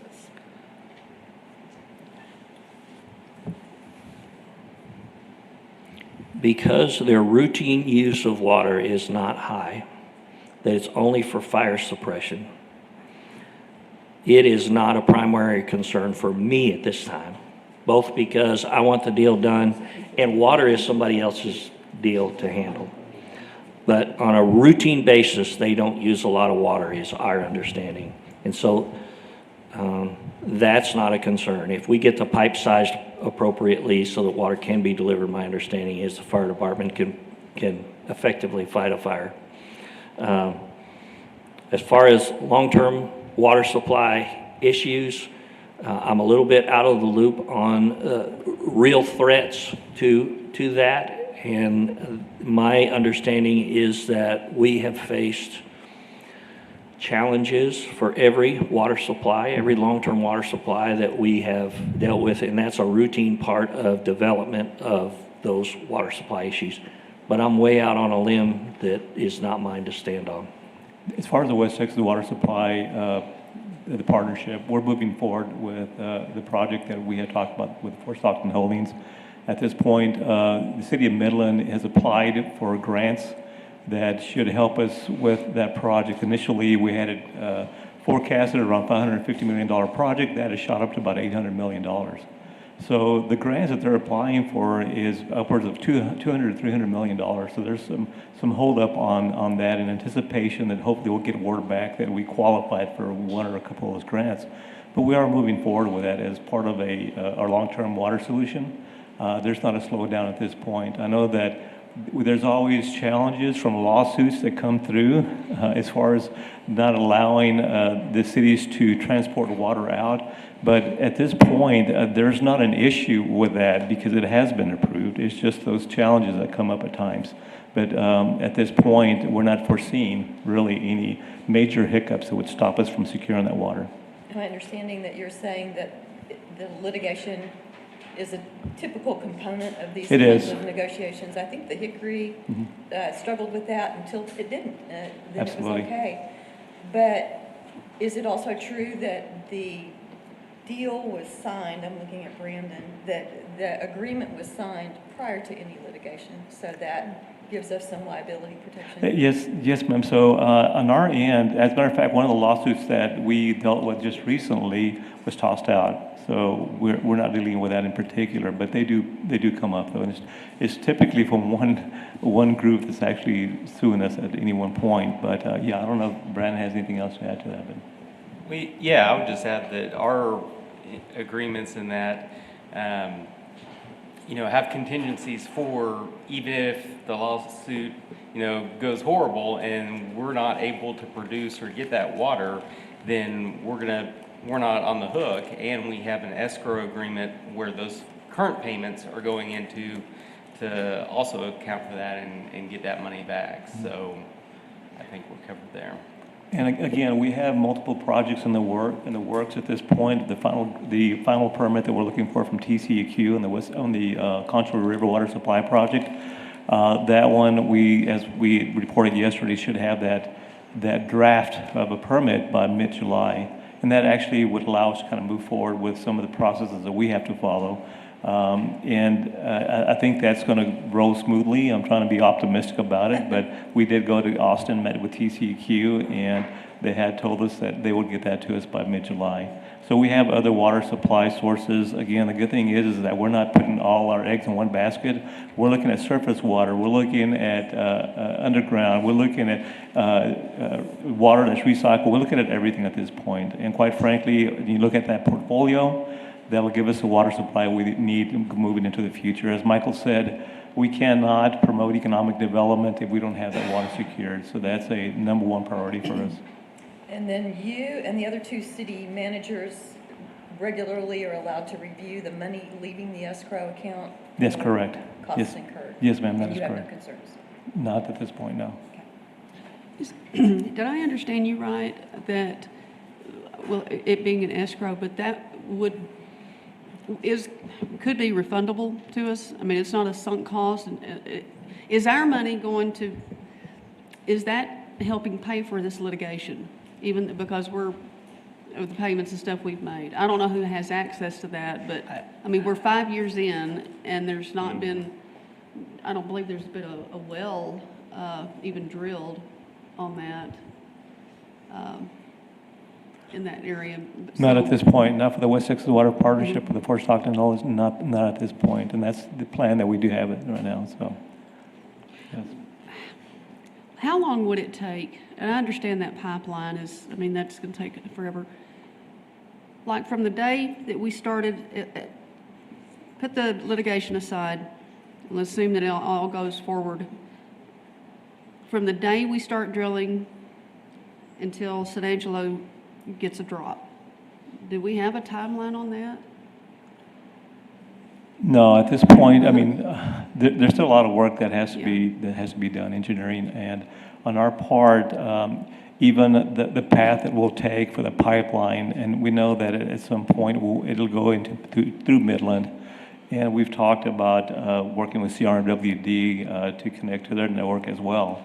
But on our end, really, the City of Midland currently has water rights through CRMWD for IV water. And so we have also rights to IV water. The discussion had been initially to, instead of transporting the pipeline all the way for the additional cost to San Angelo, that we would kind of take Midland's allotment for the IV water and at the same time work the process to make sure that we get the pipeline to San Angelo so we can reverse water in here if ever we need it in case we have a severe drought and IV goes offline. Those have been discussions on our end that we're looking at different ways to reduce the cost to the partnership, and those are still in discussions. Again, at this point, we're happy that we've secured that Fort Stockton holding the water, and we'll iron out the details as far as where the water source comes from, and just to ensure that we have, for emergency purposes, that water available to us as well. There's a lot, though. There's a lot to it. There's a lot to it, It's- and we're still working through a lot of the details ourselves, you know, so again, we're just quite pleased that we have secured that water at this point, and we'll hopefully be moving forward without too many challenges that we can't overcome. Thank you. You're welcome. So my question here, and I'll go with this to you, Brand, I mean, a lot of this was discussed in executive. And I don't know what's allowed to come out and what hasn't. I have been asked on several occasions, and I have said, hey, that's been discussed in executive. I see it start to come up through meetings, and there's questions about the amount of dollars we're spending. There's things we can share and things we can't. And some of those things that we can't share, if we were to divulge those, would put the city at risk. I get that. So we're going to lean on you. We're discussing, a lot of things have been discussed in executive. Okay. And maybe we need to expand executive to include some more people, if that makes somebody more comfortable about what we're doing. But at the point right now, I'm just bringing up something that your predecessor leaned on me, and in here, Yeah. there are things we're discussing that could put us at risk. And I'm going to kind of lean back on y'all. I mean, I haven't been in those executive sessions, so if you do feel like there's discussions coming up that we're in those, then yeah, we need to kind of take a step back. That's why we got an attorney.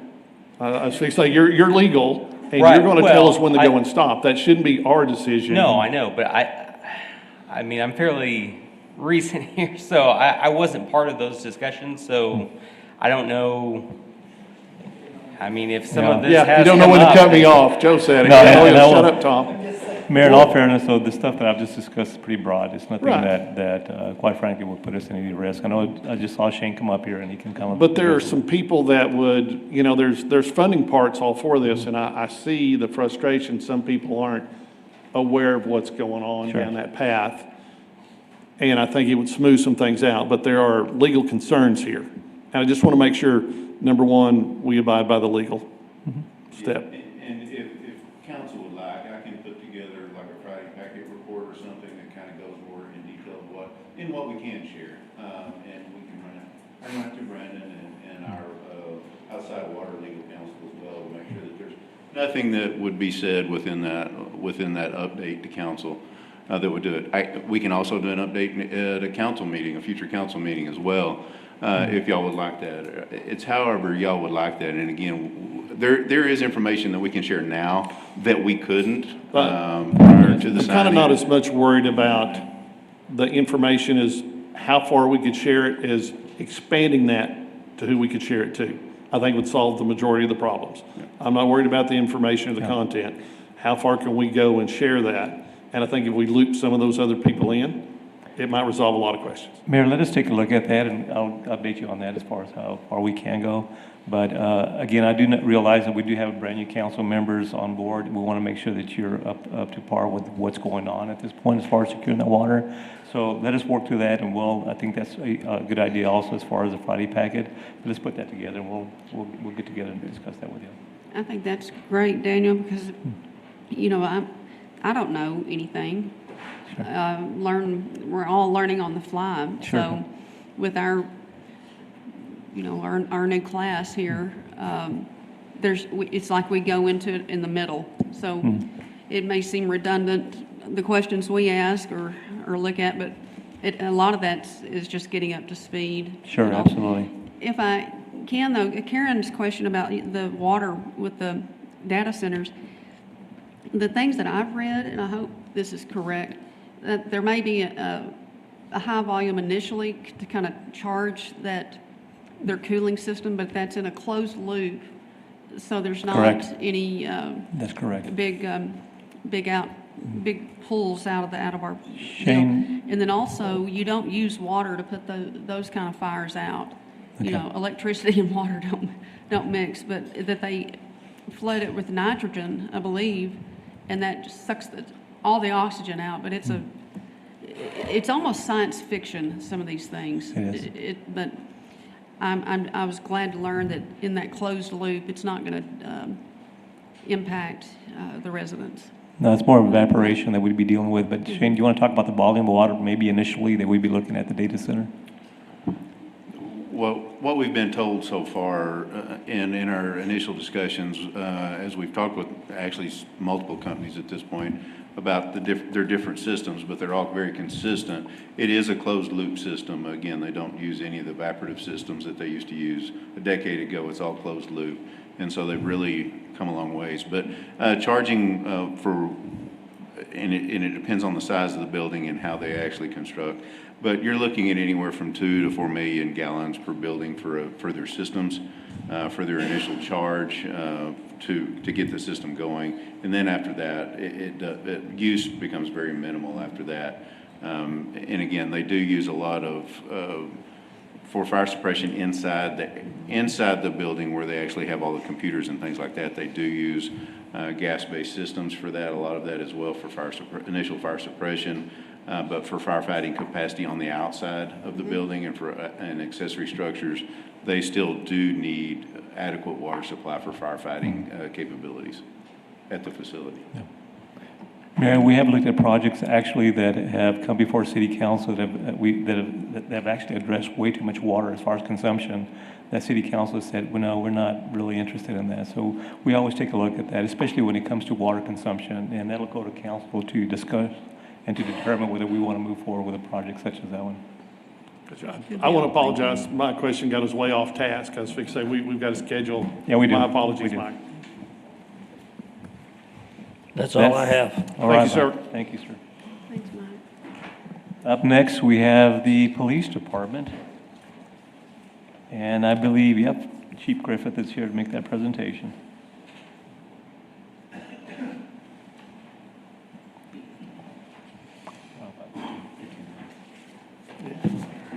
We got way off economic development. Morning. Appreciate y'all guys doing this, and means a lot, learning a lot this morning, as I'm sure y'all are drinking through a fire hose. I've had a lot of that over the last year.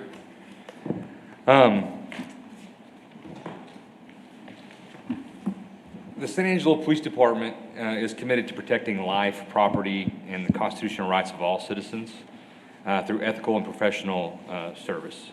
Our core services include uniform patrol operations, criminal investigations, narcotic task force, emergency response, community engagement, specialized tactical support, and school safety.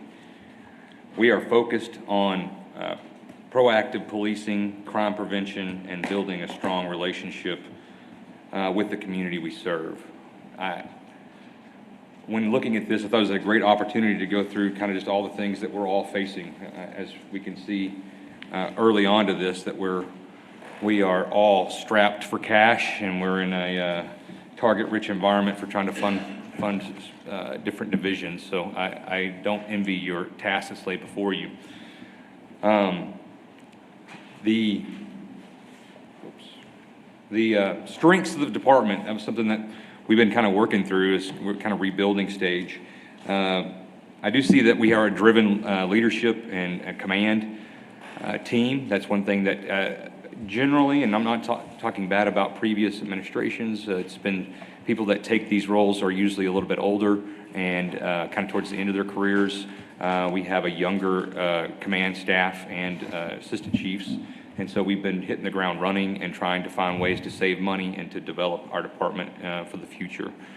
We have a strong interagency partnerships with DPS, Tom Green County Sheriff's Department, MHMR, the school district. I'll kind of add upon that too with just inner city divisions. We've made it a priority to be working with animal control, with the water department, with whoever that might need something.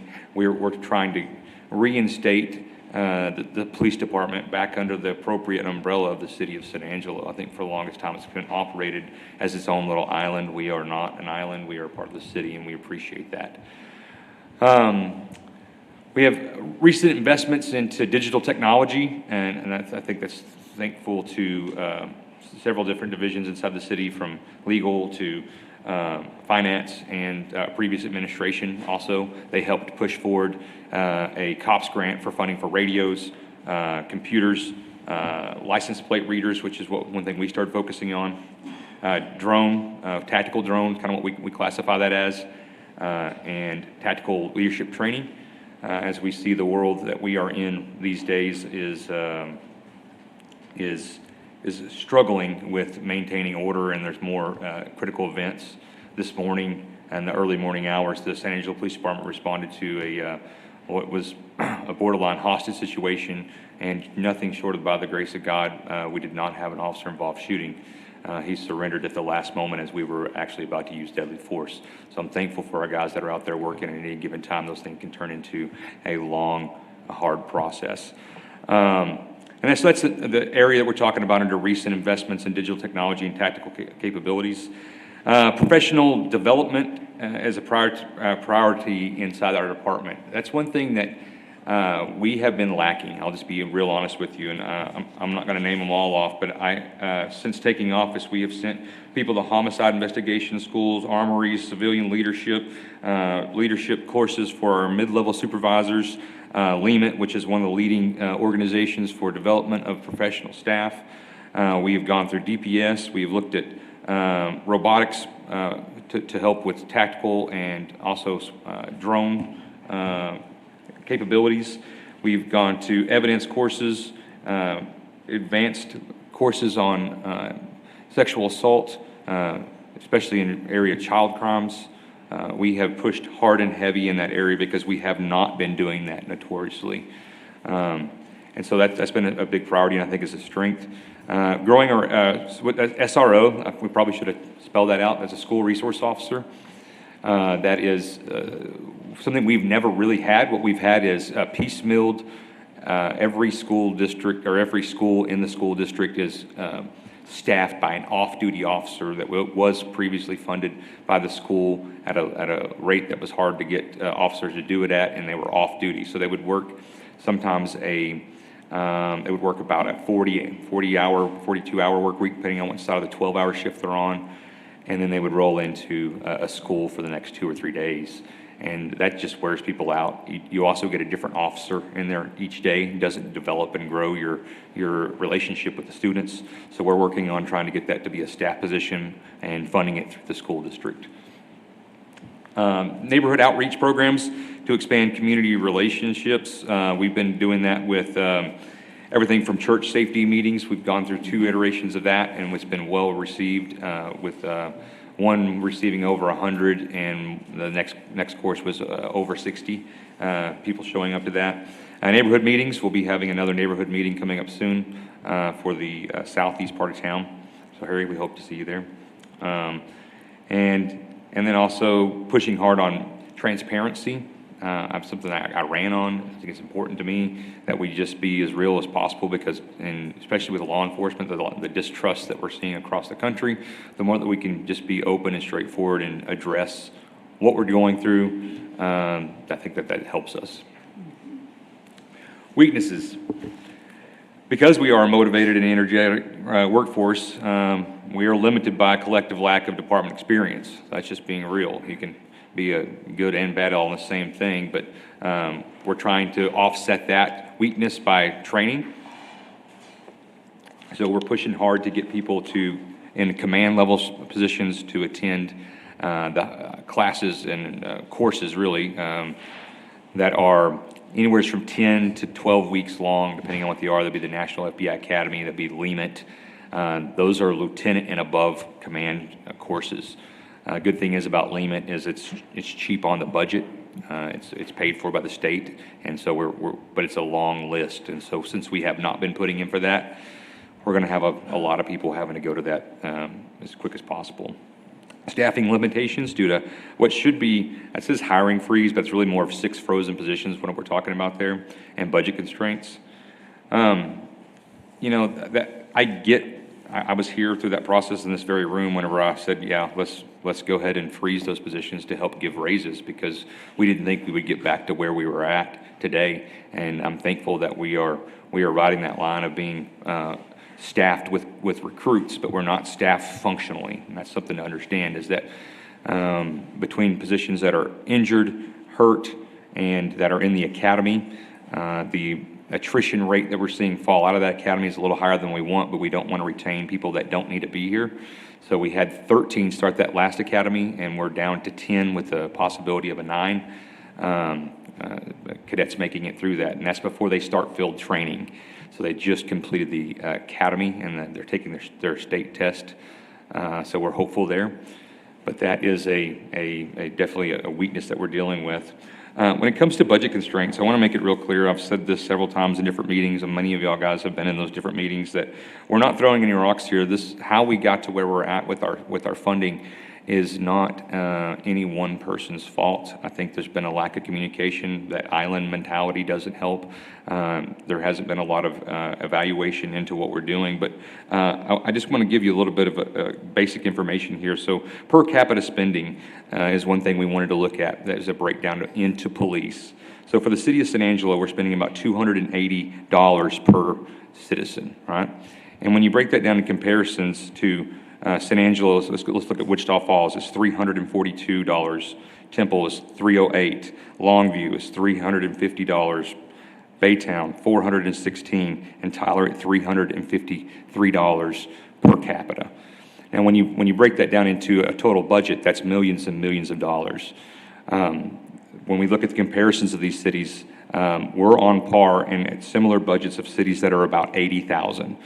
That's some equipment, that's some, and me and Daniel have spoken many times on the fact of this is not, they don't know what they don't know, and if we don't communicate it, then it's a disservice to our own citizens.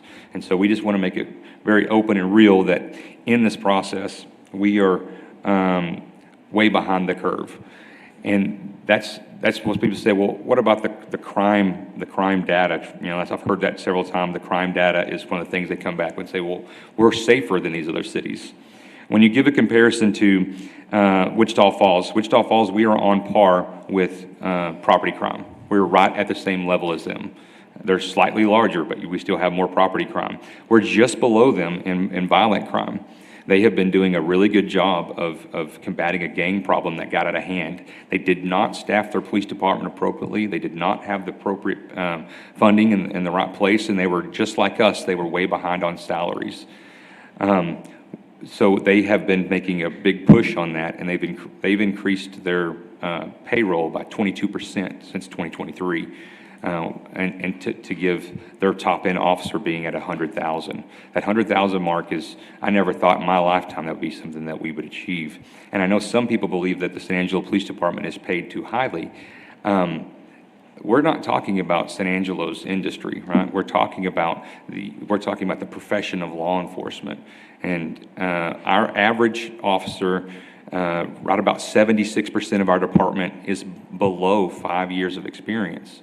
I was talking to HR yesterday. We only have 25% of our department will be eligible in less than, I think, 5 years to even retire.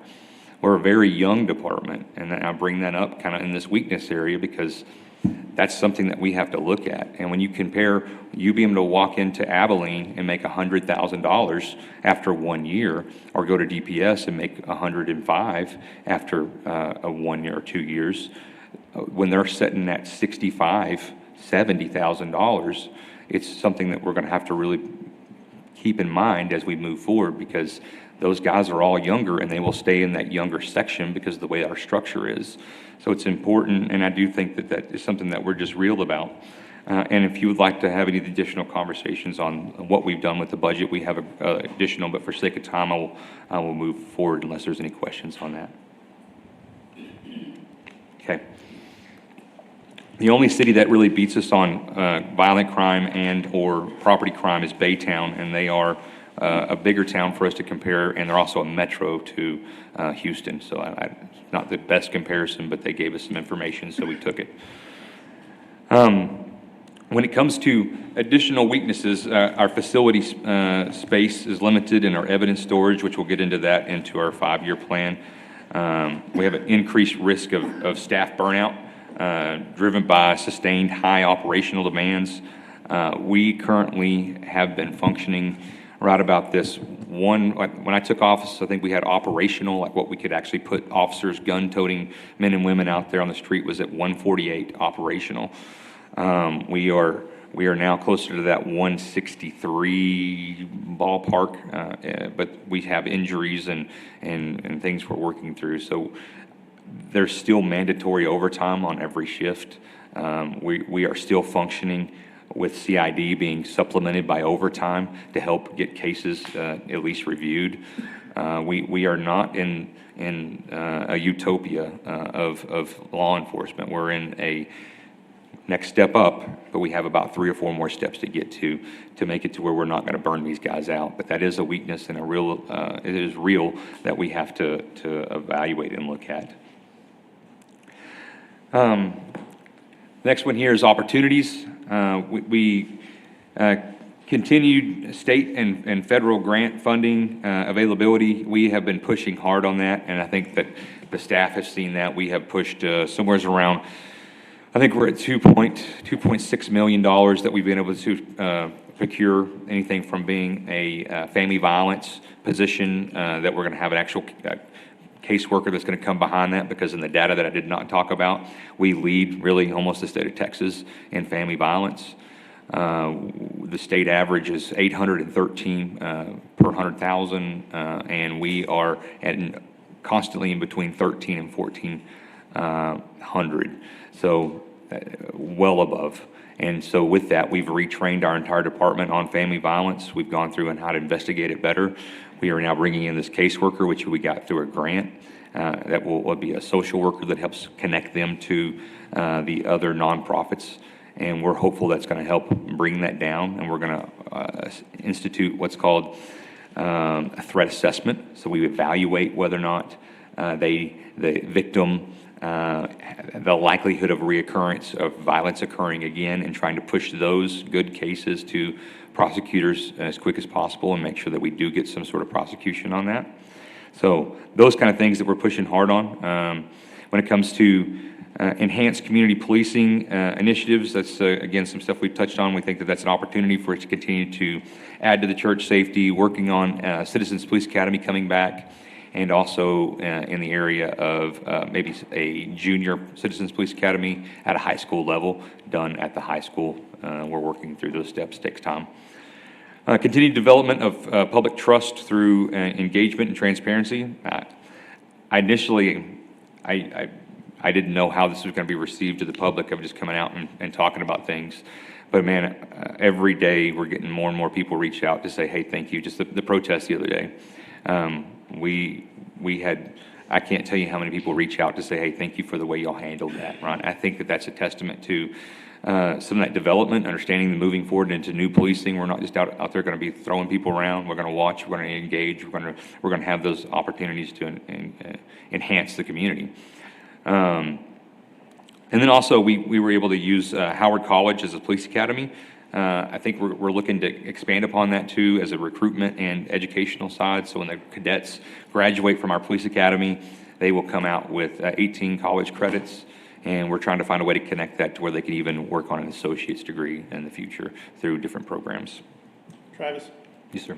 If you go back to that previous slide, there's one thing I want to commend you on is you campaigned on that, public trust, engagement, transparency.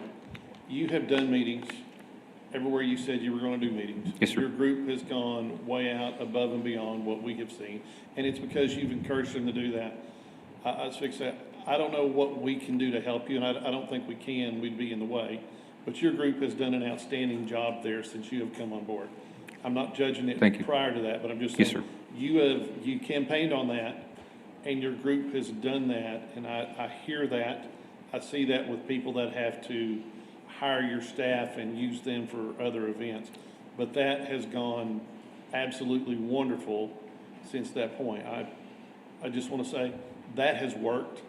The one other thing I wanted to talk about when you're talking about some things there, I talked with Noel about the ability to dispatch the drones. Yes, sir. And he had ideas and a plan, and I don't know if sometimes those are way far out of what we're capable of doing, but he had some ideas and thoughts there of being able to dispatch those and get you on site for a fraction of the cost of other types of air support. Yes, sir. And I don't know if you have pursued that, if you're going to address that here. Well, we might as well do it now because there's several spots that it could fit, but we have submitted for a drone. A drone is first responder is what it's called. It is our first step into really, I guess, a high level of technology. It is a system that on priority calls on one portion of the town, we kind of focus on the west and north because that's our biggest call volumes based off serious crime and or combined stuff with fire, so major crashes, structure fires and those things. So it would be able to, as soon as dispatch keys it to be sent out, it would dispatch that drone. We didn't think we would get this, but we're doing a partnership with the Texas Motor Vehicle Theft Task Force, and it looks like we're in early stages without having anything in writing. It looks very, very promising that we'll be getting 2 of these grants that will help fund one of those drones, possibly 2. I've been told that from the company that we're looking at that it would possibility of a second one being able to applied in that grant.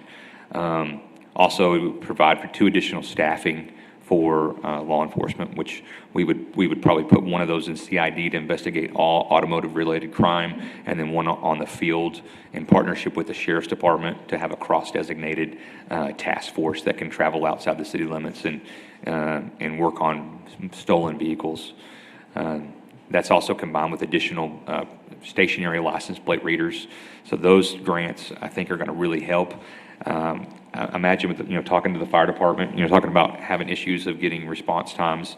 If their battalion chief could pull up a live stream of a crash or a structure fire, and I talked to Chief Brody to say, hey, we can train your drivers, your battalion drivers, to be pilots, so that once they take over the structure fire, that they can then start flying that themselves, and they get a much better read on how to suppress that fire.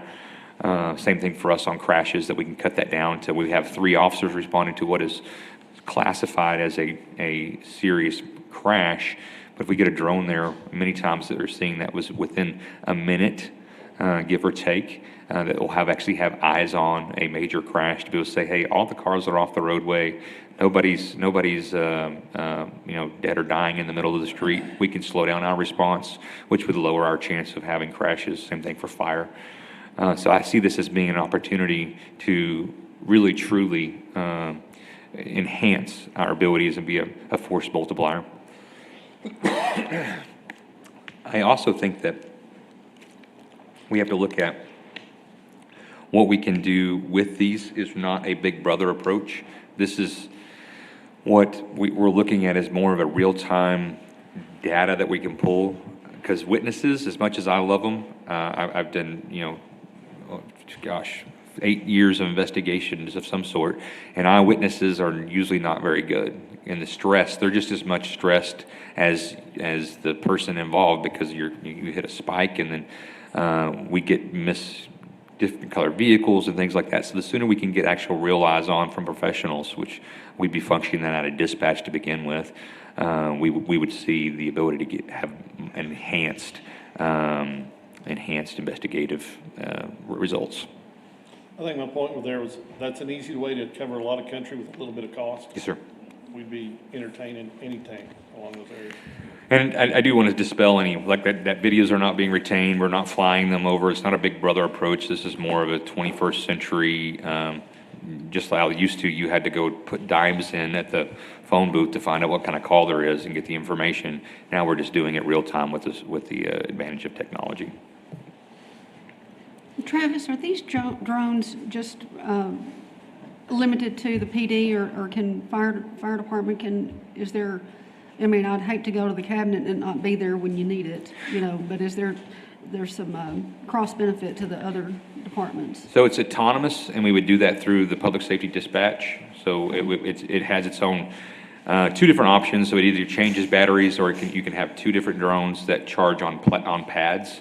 And so it's similar to kind of what he's talking about, is having air assets, but you have to get a team ready, wake them out of bed, throw them in a helicopter, do pre-flight, and then go take off to get to where you're going. These drones are ready and waiting to go, and as soon as they press the button to dispatch us to that robbery, it would immediately take off and head towards that location. The autonomous aspect of it allows it to not fly in areas that it is not allowed to. So that Air Force Base around the airport, as it has to lower its ceiling, that's programmed into the system. So it really provides an automatic response. And then you can offset that, because I'll be honest, an air asset, being a helicopter, will provide you a better physical eyes and better cameras and things like that. So we would, as soon as a DPS, which has a new helicopter here, we would swap that out and send it back to charge and let the air asset handle it. Incredible. Yep. Threats, understaffing, the strain on that has been hard for us for a while now, but we're going to continue to push forward. We kind of touched on that. I know it's sake of time. We have limited proactive policing, so that means we've cut traffic division down, we've cut CID down, because we want to be able to respond to emergencies. We are looking at some planning stages with the staffing that we have now, how we can adjust and pull back some of that overtime. We will still have to maintain some of it, but we're hoping we can pull back some of that, because it is costly. But it does wear them out, and that's one of the things that is a threat to our staffing, if you will. I hate that for them. But increasing vulnerabilities to risk in evolving crime. So we see that with new drug organizations. We had that happen during the course of middle of October to the end of November. We had a new drug organization come in from Mississippi. And during the course of that time, between local rival drug organizations and them, we had about 13 drive-by shootings. We didn't go out and tell everybody about that, because we knew who they were, and we had surveillance units on. We were using the drones. We were doing all sorts of stuff to be able to build the cases, and we had some outside-the-box approach to be able to get charges on those individuals. And since then, we've wrapped up everybody that was the primary aggressors, if you will, in that, and been able to secure that as being a problem. And that's just awesome police work, to be real honest with you. But that evolving crime trend, to just have it come out of nowhere, the prices of methamphetamine are still cheaper than we've ever seen. The border being closed has helped. And so as that happens, we probably will see more violence increase, because we went from a flooded drug market to now it's going to be a little bit more tighter, so they will fight harder for customers. With that, we created a drug task force between the Tom Green County Sheriff's Department and DPS and our federal partners to fight that narcotics threat in the Tom Green County. and in the city at a together approach, right? I mean, we're better together, and not have siloed work, because if you had those individuals all doing different investigations, sometimes they're all investigating the same person. You can try to get through that with deep confliction, but whenever you're all working together, we've been seeing some great results in that. And we also don't share the results of that like I would love to. I'd love to be able to do a press conference and be like, hey, look at all this dope. But we're talking about state level charges most of the times. We have several of our guys are cross-designated, meaning that they are federal licensed. They're a San Angelo police officer that's also a DEA agent. So it's our employee that's gone through training and been certified. We also have guys that are Homeland Security that we're working on. And in that, we can file those charges federally, which, not speaking anything ill to our local district attorney's office, it just, when we have these cases that are on a massive level, we generally find that those prosecutions have longer term frames based off of their court systems. So with that, we can't share I'm talking large level narcotics arrest, because we're going to turn around and flip those individuals and push towards the next person and towards the next person. And then we'll have what's called a bust out, where we will have 15 people that don't even know that they've already been caught and already been investigated through either undercover work or informants or whatever that might be. And then we'll turn around and make 6, 7, 8 arrests with an organization having 15, 20, 30, 40 pounds, and then we'll move to the next one. So. The next one is just the legal and operational risk from our outdated evidence. We see that as being a problem. I'll go ahead and tell you, we're getting into kind of the building aspect of this. And Daniel, how am I doing on time? Am I still good? Okay. We have a building that was, as best I can tell, between the annex and our station that we have now, we're sitting somewhere around 33,000 square feet to anywhere around 36, roughly 30,000 square feet. Working with the finance, we were able to get some comparables. And Huntsville has 58 police officers and they have 40,000 square feet. Most of these other departments that are anywhere near our size are working in places of 100,000, 92, 120, 110. That's Waco, Abilene, and Longview, I believe. We're out of room. I can't put things anywhere else. I don't know what else to do. We were looking at getting shipping containers or something, and then having to deal with the logistics of trying to put only certain items out there that don't meet evidentiary status. We're storing evidence in 15 different locations throughout our department. That is not a good practice. I'm not expecting y'all to come in and build us a new station. It's not even in my 3-year plan, because I know it's realistically that we're talking about a very large build. But it is something that we need to talk about. And so it is a threat of where we put our evidence. And we have some stepped-in plans to not just ask for a whole bunch of, $4 or $5 million right now, to phase it in over the course of the next few years to help us be able to fix this problem. Limited funding impacts long-term policing potential. And what that means is, if you have a misdemeanor crime, right now, we're waiting on a part-time officer. I say part-time. We're waiting on a patrol officer that we've trained up to CID level to grab a case and investigate that. That's how we're trying to get those lower-level crimes somewhat handled, because we just don't have staffing. In comparison to Wichita Falls having 24 detectives, we have 11. And so I can't pull those from the patrol and put those back in there, because I guarantee you they started their morning with 8 officers on patrol for the whole city.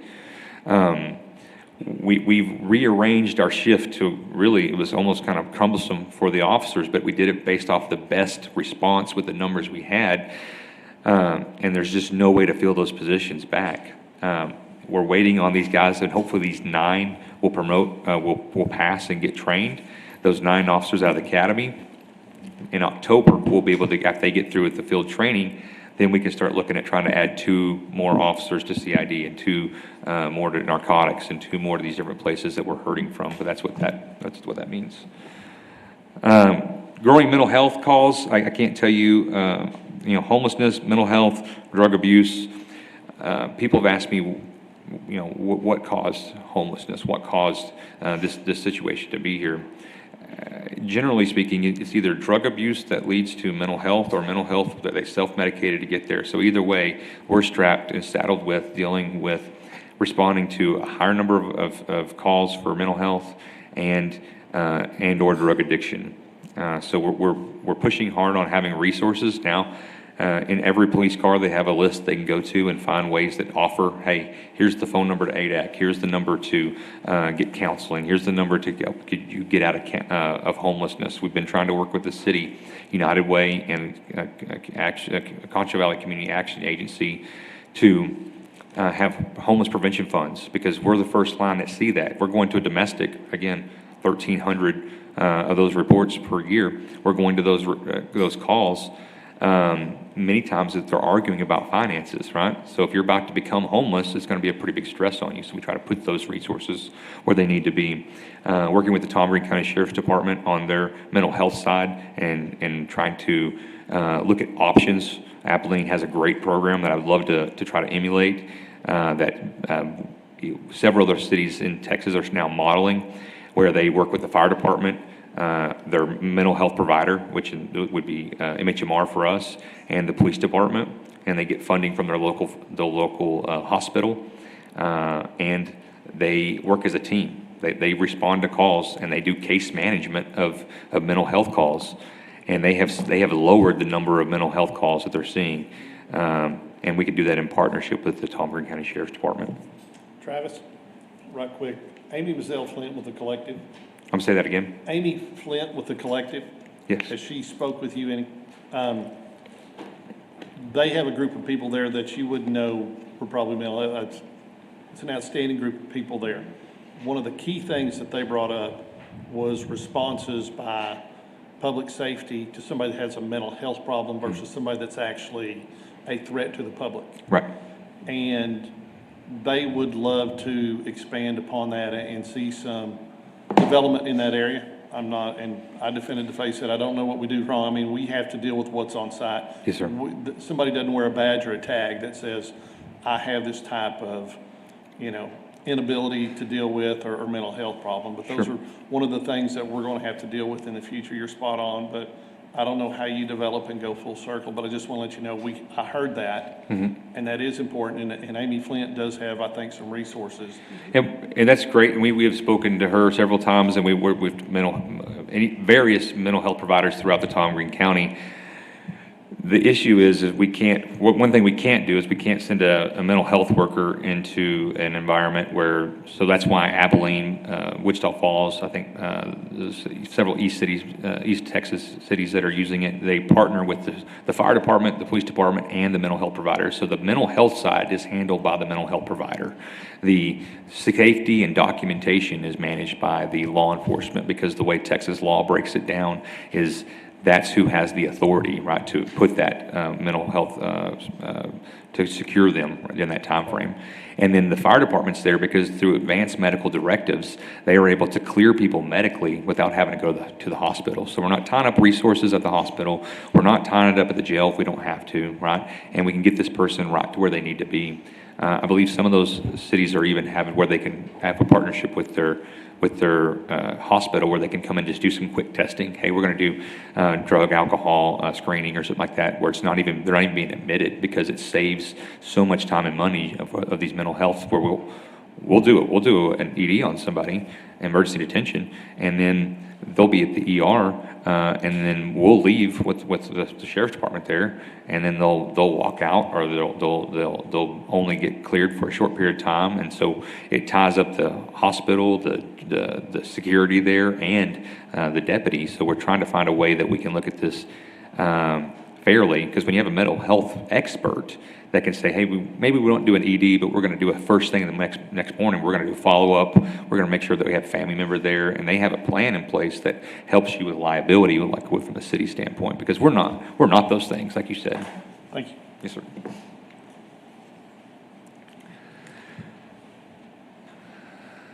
So we're going to get into the first year goal.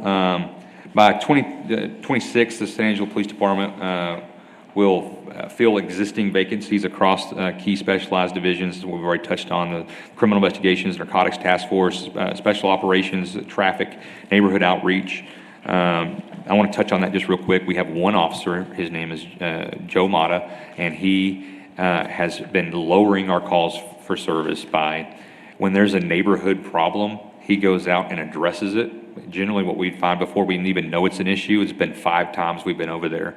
So officers actually will reach out to Joe Mata and say, hey, Joe, will you go work on this? It could be anything from homeless, it could be neighborhood disputes, it could be someone that is homeless prevention. He actually helped a young lady and her kid who was getting evicted get in funding from United Way, I believe it was, and then got them into a new rental place that kept them from being homeless. Because what people don't understand, if you have a kid and a mom walking through San Angelo,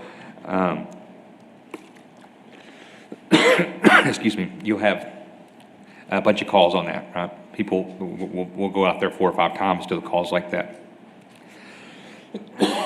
Excuse me, I have a little bit of a cough.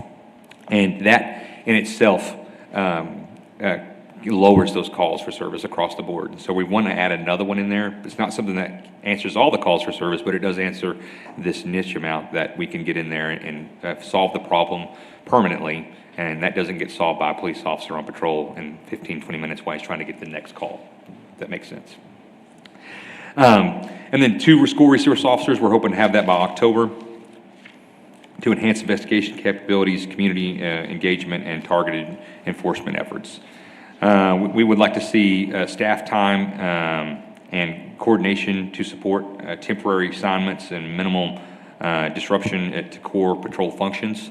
So we're trying to find a way that we can speed up patrol. We can get more guns in the field. We've already cut 3 positions from the San Angelo Police Department that were being filled in more of a, I want to say a clerical positions, but that were in positions that we have filled with civilians to put more of those guns on the streets, if you will. And so we want to make sure that we're being, we have minimum disruption and get those response times down, because with being lower staffed, we're sitting at about 4 minutes response time.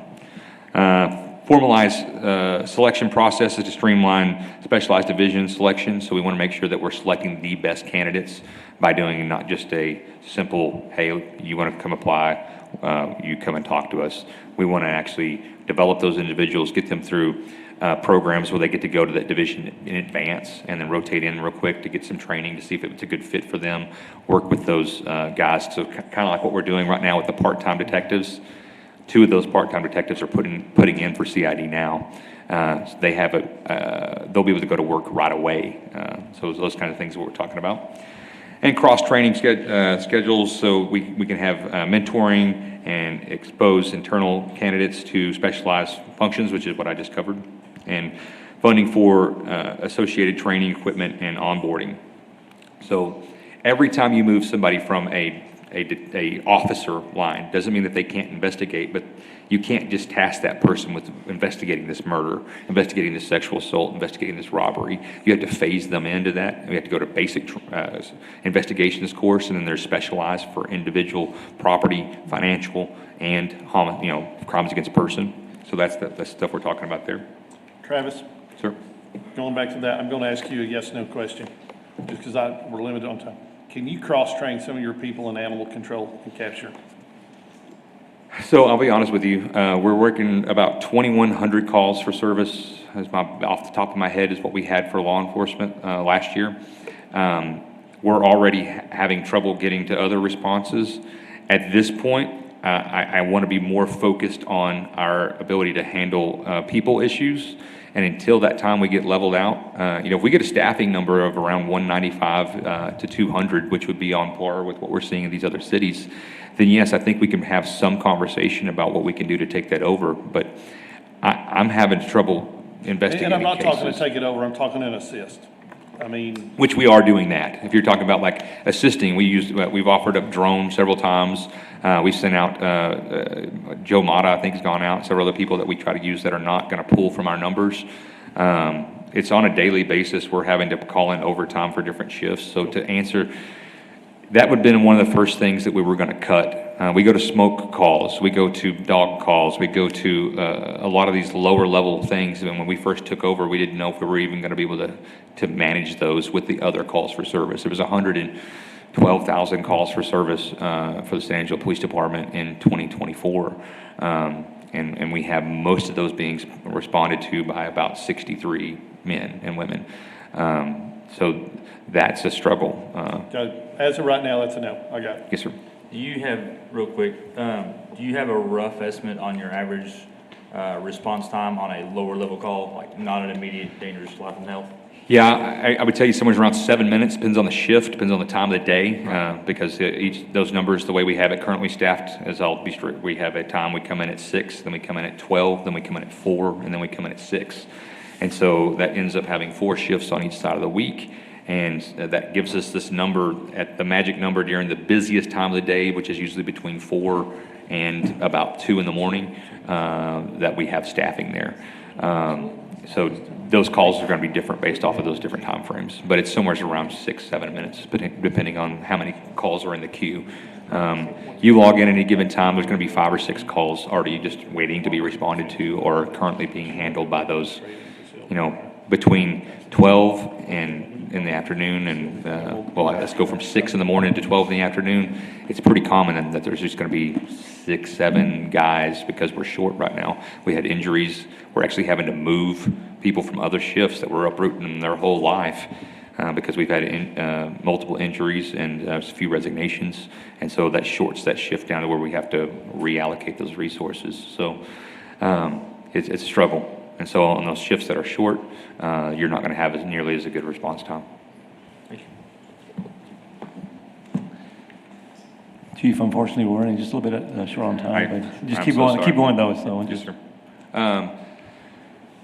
So 3-year goal, this is one thing that I think is going to help be an offset some of the numbers and things we're dealing with. So what a real-time crime center is again, not Big Brother. That's what sometimes this gets associated with, is that we're spying on you or tapping into what a real-time crime center is, going out to people and going out to businesses and asking them, hey, can we tap into your existing cameras, right? This is a 21st century, like a crime watch, right? Instead of having people out walking, your camera that's on your gas station, right, that you own, we can have access to. And then we have a notification system that says whenever we do access it, it tells you, hey, we accessed it because of this call for service, and you get notifications to that. A good example, and that goes across broad scale, so getting to whether this is a functional thing, that would be local sourced, like we're working with the city on using traffic cameras, right? We're working on like the library, the bus station, public source, already public entities. You get these access so that way whenever there's something does occur, then you have somebody staffing in this real-time crime center that can immediately pull up video to it. And now we'll have a drone going to it as well, right? So we can get the blind spots covered and follow mobile. There was a murder in Beaumont. Beaumont is a city that is the first one of our size that's got a full deployment. There was a murder in Beaumont, and it just so happened that the gas station that it occurred at, they were able to watch that live stream as the suspect's leaving. They got the license plate, entered it into their license plate readers. The tech working in the real-time crime center was able to establish, hey, we really feel like this vehicle has been driven by previous contacts by John Smith. John Smith has a last known address over here on the northeast part of town. The license plate reader is reading in that direction, and they arrested him as he pulled into his driveway within like 5 minutes and 45 seconds of the shooting. That's leveraging technology to make a safer, better community, right? And so that's what a real-time crime center is we're not tapping into anything. If you don't want us to have access, we won't, right? It's really that neighborhood watch turned into 21st century. And so that's what we're talking about there. We'd like to see that fully functional, up and running. Cameras, additional license plate readers. Again, this is checks and balances, and it's not kept data. We're not downloading these videos. It's not something that we're trying to put into artificial intelligence or anything like that. This is real-time process information. I want that to be clear because we're not in the business of monitoring citizens. I don't have time to monitor even myself sometimes, right? Let alone someone else. 5-year goal. We're talking about the police department, and just for the sake of time, y'all guys have seen this, I'm sure you can read this. I'll tell you that the building we're out of room. We can't keep functioning there. We've piecemealed, we've moved, we've remodeled, we've done everything we know how to do. It's not secure, I'll be honest with you. Like it's glass. If somebody wanted to attack our police department, we have no bulletproof glass. We don't have anything to protect our staff and we are packed to the gills. We are looking at one of the requests that we put in for is an actual portable building that we'd put next to the station to hold for the next 6 years or so. We understand that this is going to be something that we can't just. Where are you going to put a police station, right? I mean, how is that going to function? These builds that we're looking at are 45 million, 33 million, 48 million, 28 million for a very small department. This is not something that we're just lost on. We have to understand that it hurts us having CID way over here. We never see them, right? We're already fragmented with our shift configurations, so you don't have the camaraderie. You don't have a place you run into somebody. We're jam-packed into a place where we should be running at 100,000 square feet into this 35,000 square feet at different locations. And so with that, we have to be real as to how do we fix it? We can't just I go to retirement breakfast, right? Where I have retirees, and there was a guy that stopped me and he said, "Hey, how's that new police station coming?" And he kind of laughed. He said, 1992, they were telling me when I first started they were going to get a new police station. I've started in 2008. We were going to get a new police station. We had people that started 5 years ago. We're going to get a new police station. This is not just a building, right? This is the ability for us to function, meet the needs, and not have a fragmented force. So it's not just something that we take lightly. I think it was the first thing I thought of on a 5-year plan is we have to have this. Not having, and I want this to be something that's going to last us, guys. I want this to be a 50, 75, 100-year building planned to be able to grow out because I don't want my son to deal with this. I don't want to piecemeal something into a structure that's been there for the same amount of time. I'd like to have this something that we build out with intentionality that meets the needs of our citizens and our officers. Absolutely. And with that, I'll take any questions. There's no way there's no You questions. answered mine all the way across. Travis, thank you, sir. Chief, thank you, sir. Good presentation. Sylvia, you're up.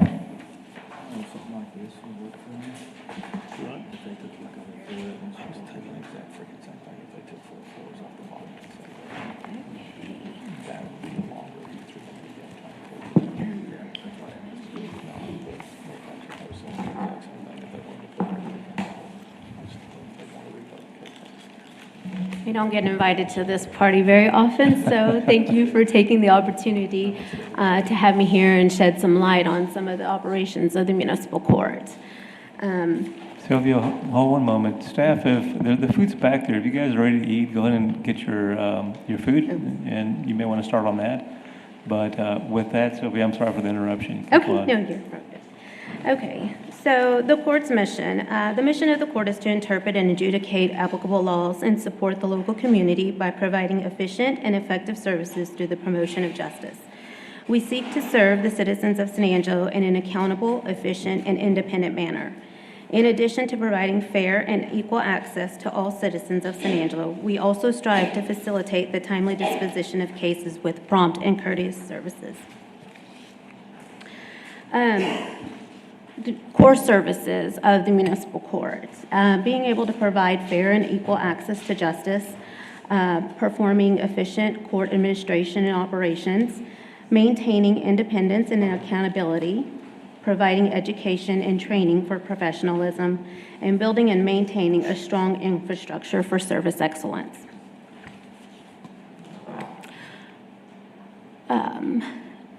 We'll move on to some of our strengths that I've listed here, and I'll elaborate on some of these. But adaptability to change. That is one of the most probably hugest strengths that we have. I can't give enough credit to our staff in the willingness and the ability to embrace change. You guys know, it's been said many times here that legislature meets every 2 years, so we're constantly changing. It's an evolving process. So I give credit to the staff. They are always very willing. They may not like it, but they respect it. And so with that being said, the staff is just great. And it's not just in the operations of the court or the clerks, but it also extends to city marshals. I kind of want to take a minute to commend them. You know, anytime I'm called by Daniel to say, hey, we need extra security, or we need this. Another good example was just a couple of weeks ago, Monica Ramos called from downtown development. There was a lot of graffiti that was in the alleyway, and they were going to have a family gathering of some sort or some kind of community project going on. And she said, we got hit really bad over the weekend, and she said, it's very obscene. There's a lot of, there was profanity, those kind of things. And she said, I really don't want our citizens to see this. And I was like, well, currently that position, the graffiti abatement position, is vacant right now. So I said, okay, let me see what I can do. You know, of course, I reached out to parks, and they're bombarded themselves. They're short-staffed too. So I had a city marshal that his unit happened to be in the shop, and I said, hey, I've got a project for you. Can you help me? And he was like, yeah, what do you need? I said, I need you to go get the pressure washer, and I need you to get over there and get that stuff off their walls so they can hold their function this weekend. Absolutely. And right away, he went over there, got it done. The pressure washer had been sitting for a little while, so we had to maintenance it and all that. But he's a jack of all trades, and I was like, thank you very much. So, and they're very appreciative. So just little things like that they are always willing to just step up and go above and beyond to help out. Let's see here. Providing good customer service, and provided educational training opportunities, and the capability to provide fast resolutions and cross-trainings are among some of our other strengths that we have.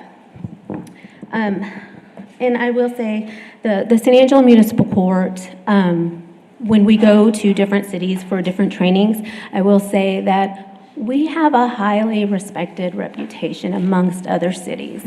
And my predecessor probably will take all the credit for that. And if you know who he is, Alan Gilbert, you can understand why. He will take credit for that for the next 15 years. I know. Give credit back to Lakeview. I'm like, am I ever going to be able to get your name out of this? And he's like, no, ma'am, you're not. So, but I gladly have him alongside with me. So. We also, another strength of ours is we have our own IT administrator. Thank goodness for that, because I am the most technically challenged person. So IT is just not my jam. And my IT administrator, he knows that. And so we are very blessed that he is with us, and he takes care of a lot of those things for us. So I have to tell him oftentimes, I don't know what you're talking about. Put it in English for me, please. Simple terms. And he explains it, and even then, I still don't know what he said. I just say, okay, get it done. So as cost effectively as possible, please. So, and he does. So those are some of the strengths. Weaknesses, outdated case court system, and then of course a remodel that can be kind of chaotic, especially when you're trying to be fully functional and still operate. Evolving changes to policies and procedures. Our electronic filing system can be a little bit more updated. And our inability to resolve cases is also a weakness for us. Opportunities. We have technology upgrades for e-filing, access to electronic forms, continuing education and training opportunities, and special court dates. And I'm going to touch on special court dates for a minute. I know that most of the directors here and city management know that we have implemented a teen court program here within the last year. And that's all I've been talking about because I'm extremely proud of that program. We have gotten a lot of feedback on that, and it has given us the ability to collaborate and make connections with nonprofit agencies here in the city of San Angelo. Just this past week, we were contacted by Special Olympics, needing some people to go out and volunteer, and they wanted to take advantage of our teen court program. So that has been a major plus for us. We held it last night, and Judge Daniel actually made a lot of contact with some of the parents, and they just had nothing but good things to say. So we're very proud of that. We had that in the 80s. Yeah. Teen jury. Yes. Yeah. I spent a lot of time there. And we also are blessed to have a very good juvenile case manager that operates that. He's the head of it, and his main goal is to work with these families and work with the teens and let them know that there are different alternatives to, and in order to, prevent them from going down the wrong path. So, let's see here. Increased accommodation capabilities is also one of our opportunities. Threats, of course, is budget. That's a threat for everybody. But municipal courts generate frequent and incidental revenue that is made up of fines and court costs, and that's established by legislature. In prior years, there was more of a substantial amount that was collected. And over the course of the years, it's drastically changed. Legislature just meets, and they are continuing to find ways of alternative means to dispose of cases without collecting fines. We have to have different types of hearings now before we can attempt to issue warrants, and I know that's probably been, made known. It kind of hinders our ability to do some things. Let's see here.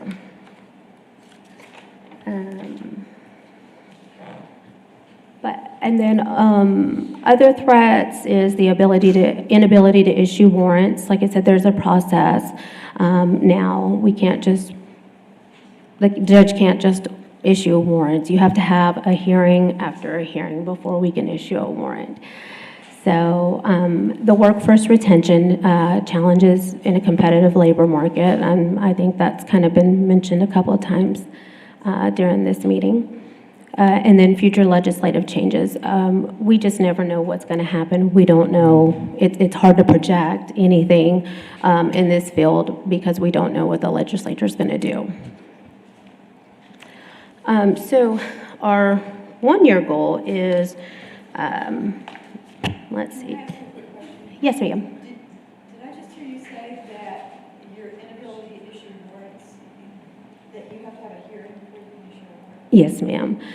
So previously, if somebody didn't come in and pay their fine, you could issue a habeas pro fine warrant immediately. That's not the case anymore. Before the court can issue a habeas pro fine warrant, you have to have a hearing. And they have to have an opportunity to come in, and they have to give the judge a reason why they weren't able to pay, what their inability was. And then we also have to try to find alternative means for them, whether it's community service or things like that. So it's a process now. Sylvia, what is the percentage of individuals that actually come in to address that as far as when you schedule that? Do they actually come in or are they still, they don't, No. do they? It's So- just an added step in the process. You really don't get anybody come in to address that warrant or the. They don't. We can schedule the KPS profile hearing, and you can have probably 50 people on that docket, and only 10 of them are going to show up. Yep. So, Okay. and why would they? You know, when there's no consequences. So if they don't show up, can you pursue them then? If they don't show up, then you can issue the warrant immediately, yes. And we do. It's just the silliness of adding one more step to the process, basically what it comes down to. Correct. It seems like it's just an endless cycle. It really does. We've asked that question to, you know, some of the people that, you know, we go to these trainings with that, you know, are more familiar with, you know, these laws and ask them, you know, is it every time we go to issue? So you have one person that comes in, they get on a payment plan. They don't make their payment. We have to have a hearing. We issue the warrant. Well, then they don't make another payment. So, and it's every single time they don't comply with the orders of the court. We have to have that hearing. Okay. So. Thank you. Let's see. Okay, so let's go to year one. Year one, well, hang on, I went too far. Oh, gosh. Go backwards. Did I get it? Okay. I told you I was technically challenged. Okay, so year one, enhancing access to justice and public services so that the court procedures are fair and understandable to the court users. Currently, we are, you know, we are in compliance with those kinds of things, but there's always ways to improve and enhance the access to justice. And a lot of those things are just updating sound systems and installing devices to accommodate the needs of all persons coming in, and identifying to work and eliminate all the barriers to the access of justice. Another thing is we want to enhance the jury deliberation room, adding technology so that way they can view, you know, evidence and making sure that they're comfortable and they have adequate space. And then the other is improve the operations of the community service program. So I kind of had these positions on hold. They're not currently filled. We have the supervisor for the community service program, which y'all have known is TAPS. It stands for the Alternative Program. So, and it used to be effective, and it's really not so much anymore. But this position has been vacant, and I was waiting to see what the legislative changes were going to be for this coming session, to see if I could totally do away with it or if there was a need for it. I don't want to totally do away with it because I feel like this really does help out other city departments. We send these, our people that are signed up for community service, they go to Fairmont Cemetery and they help with the grounds out there. They go out to the animal shelter and they help out there, you know, by cleaning the restrooms, cleaning offices, whatever they need to do. And they also go out to the convention centers and get stuff ready in the Coliseum, you know, for events that are coming up. So I feel like it is a benefit for our city. So I don't want to take that away. So we are going to fill that position, but we do want to get it going and fully functional and operating again. And the way we're going to do that is we're going to probably promote more amnesty hearings. So once again, there's another opportunity for us. We're not going to be able to collect fees and fines because we're going to promote this program and hopefully get a little bit more of our cases resolved this way. We want to, you know, promote the program, of course, like I said, to other city departments and make use of them. And then, you know, expand the knowledge and education to the public to know that they have this alternative as well. Okay. And then thirdly, the professional staff development. This is going to be something that I'm going to harp on, and it's always going to be one of my biggest priorities. I'm not for sure if y'all are really familiar with the training that goes along with becoming a court clerk. It's a lot. And not taking away or from the previous administration, but when I came on almost 19 years ago, it was like just a one-week training that you're reading really out of a book. And clerks are literally the face of the court. Most people come in contact with the court clerk, but they're never hardly going to see the judge unless they have requested a hearing. So education and training is very important to making sure that they know what they're talking about. It used to be that people were a little bit more receptive to, well, these are your options, and they would comply with it. Nowadays, it's not so much. People want to challenge you. They want to know if you know your job and why you're doing it and how you're doing it. And I challenged my supervisors with coming up with some sort of training plan that it's not just going to be well, I don't know. The answer isn't going to be, I don't know, that's just how it's done, or I don't know, that's what they told me to say. I want them to know, and I want them to be confident enough to be able to answer those questions.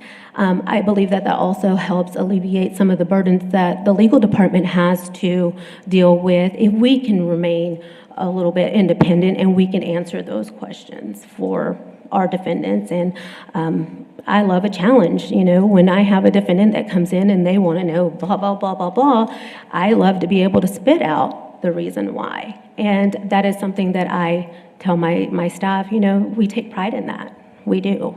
So let's see. Also, with that, it fosters the trust in the judicial system when they know that the clerks know what they're doing. So with the required resources, city council and city management support for sufficient funding when necessary, fleet services, of course, for vehicle maintenance, for the community service program on that. So I want you to touch on that very, very briefly. Yes, So sir. the fleet services for community service. Yes. I have no idea.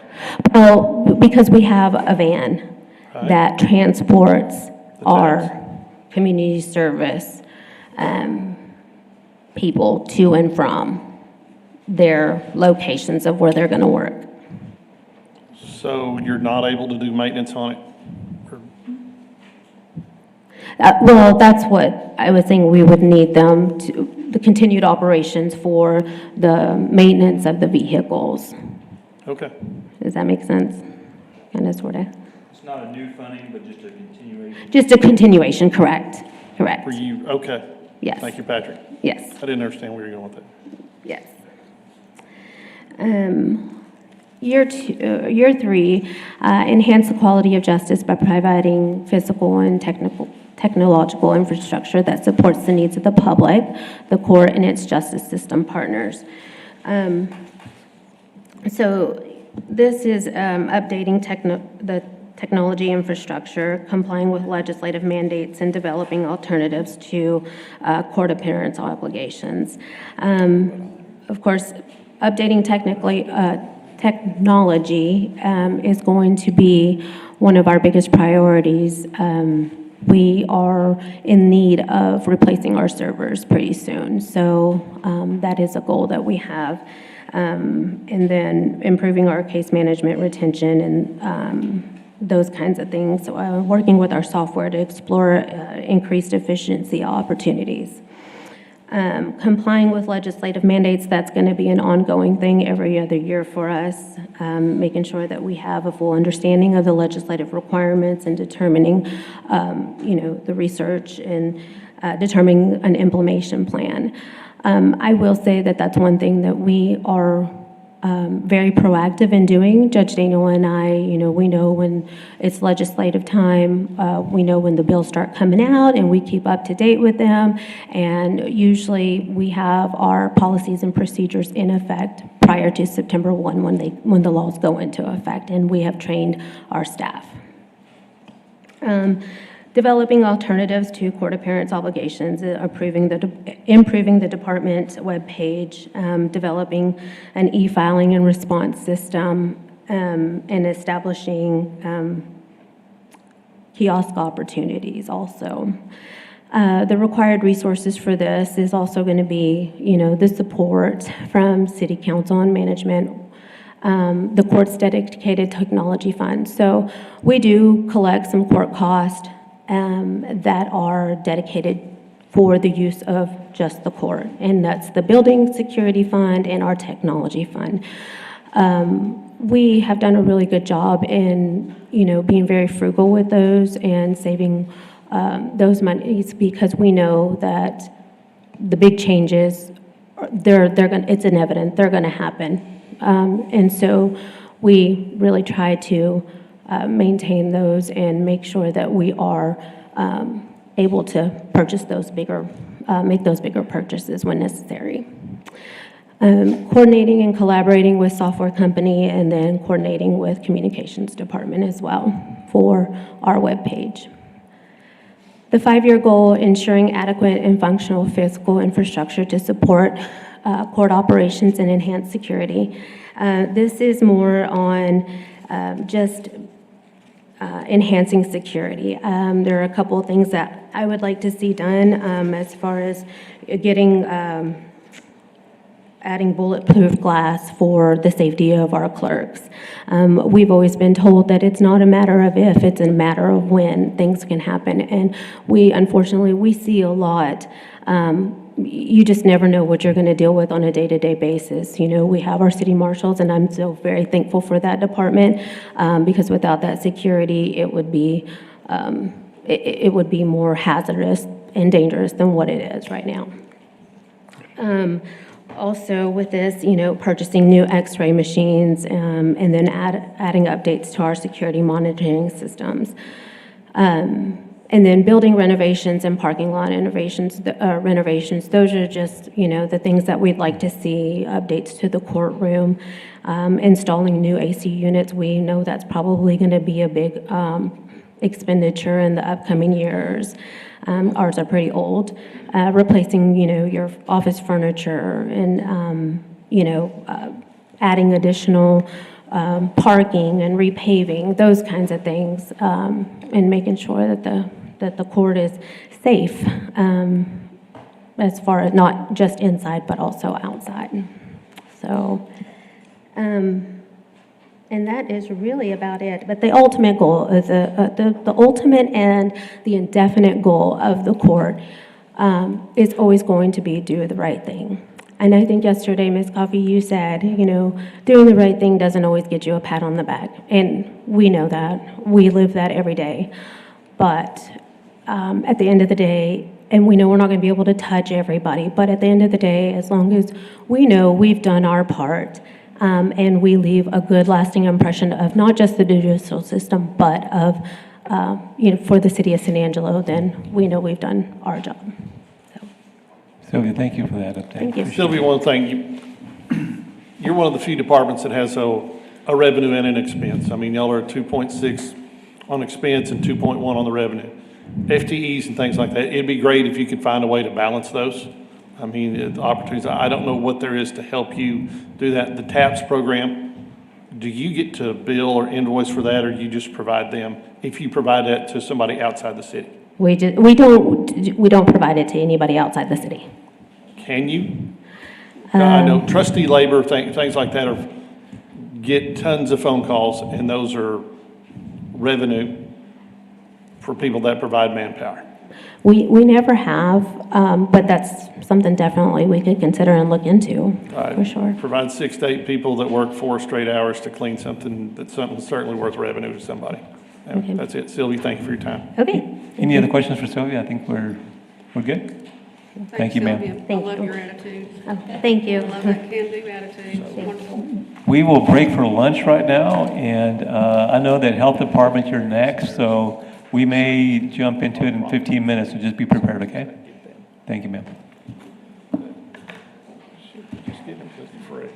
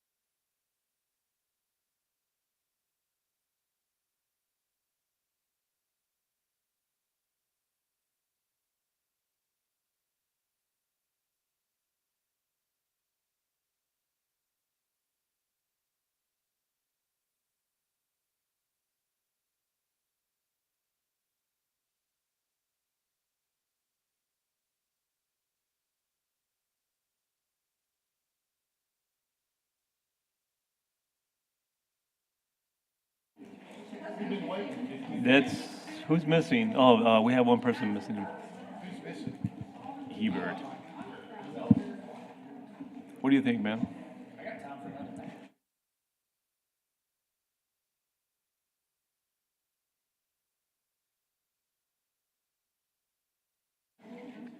Sandra, you are up next, ma'am. I see that you already have your item on the screen.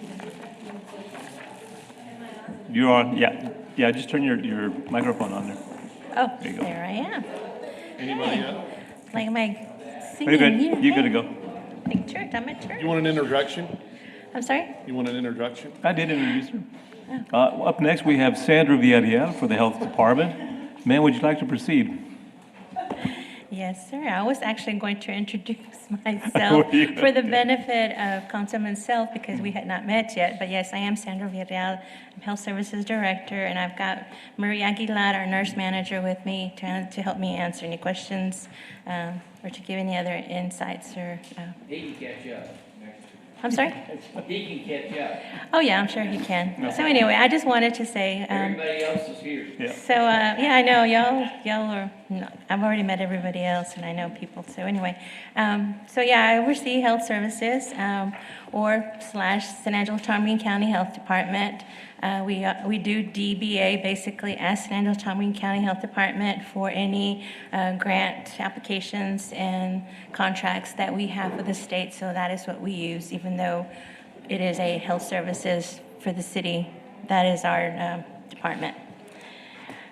So public health is made up of 3 Ps, which is protect, promote, and prevent.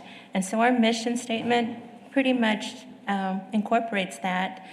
We prevent disease, promote health and well-being, and protect and prepare for and respond to public health emergencies. So it's very simple, but we take those 3 Ps and that is become our mission statement. I think I'll go back onto that. So our mission statement, basically, so what we do, our core services, in order to basically meet what our mission statement is, we have we provide communicable disease prevention through our nursing department, immunizations, STD, STI, testing, treatment, investigations, contact tracing. So we do those types of activities through our nursing department. We have environmental health. We do food and environmentally borne illnesses and public health nuisance prevention, investigations, response, and those types of things. And we have a public health emergency preparedness program. It's not a division, but it is a program. To try to help promote and prepare us for a public health emergency. And that was evident through like COVID, again, through measles, even though we, knock on wood, haven't had a case, but, you know, we've had to somewhat be prepared for a response if we had to have a response. And then health administration, grants management, that's something that falls on me. Excuse me. So strengths of our, basically our workforce. We are seasoned, let's just say. I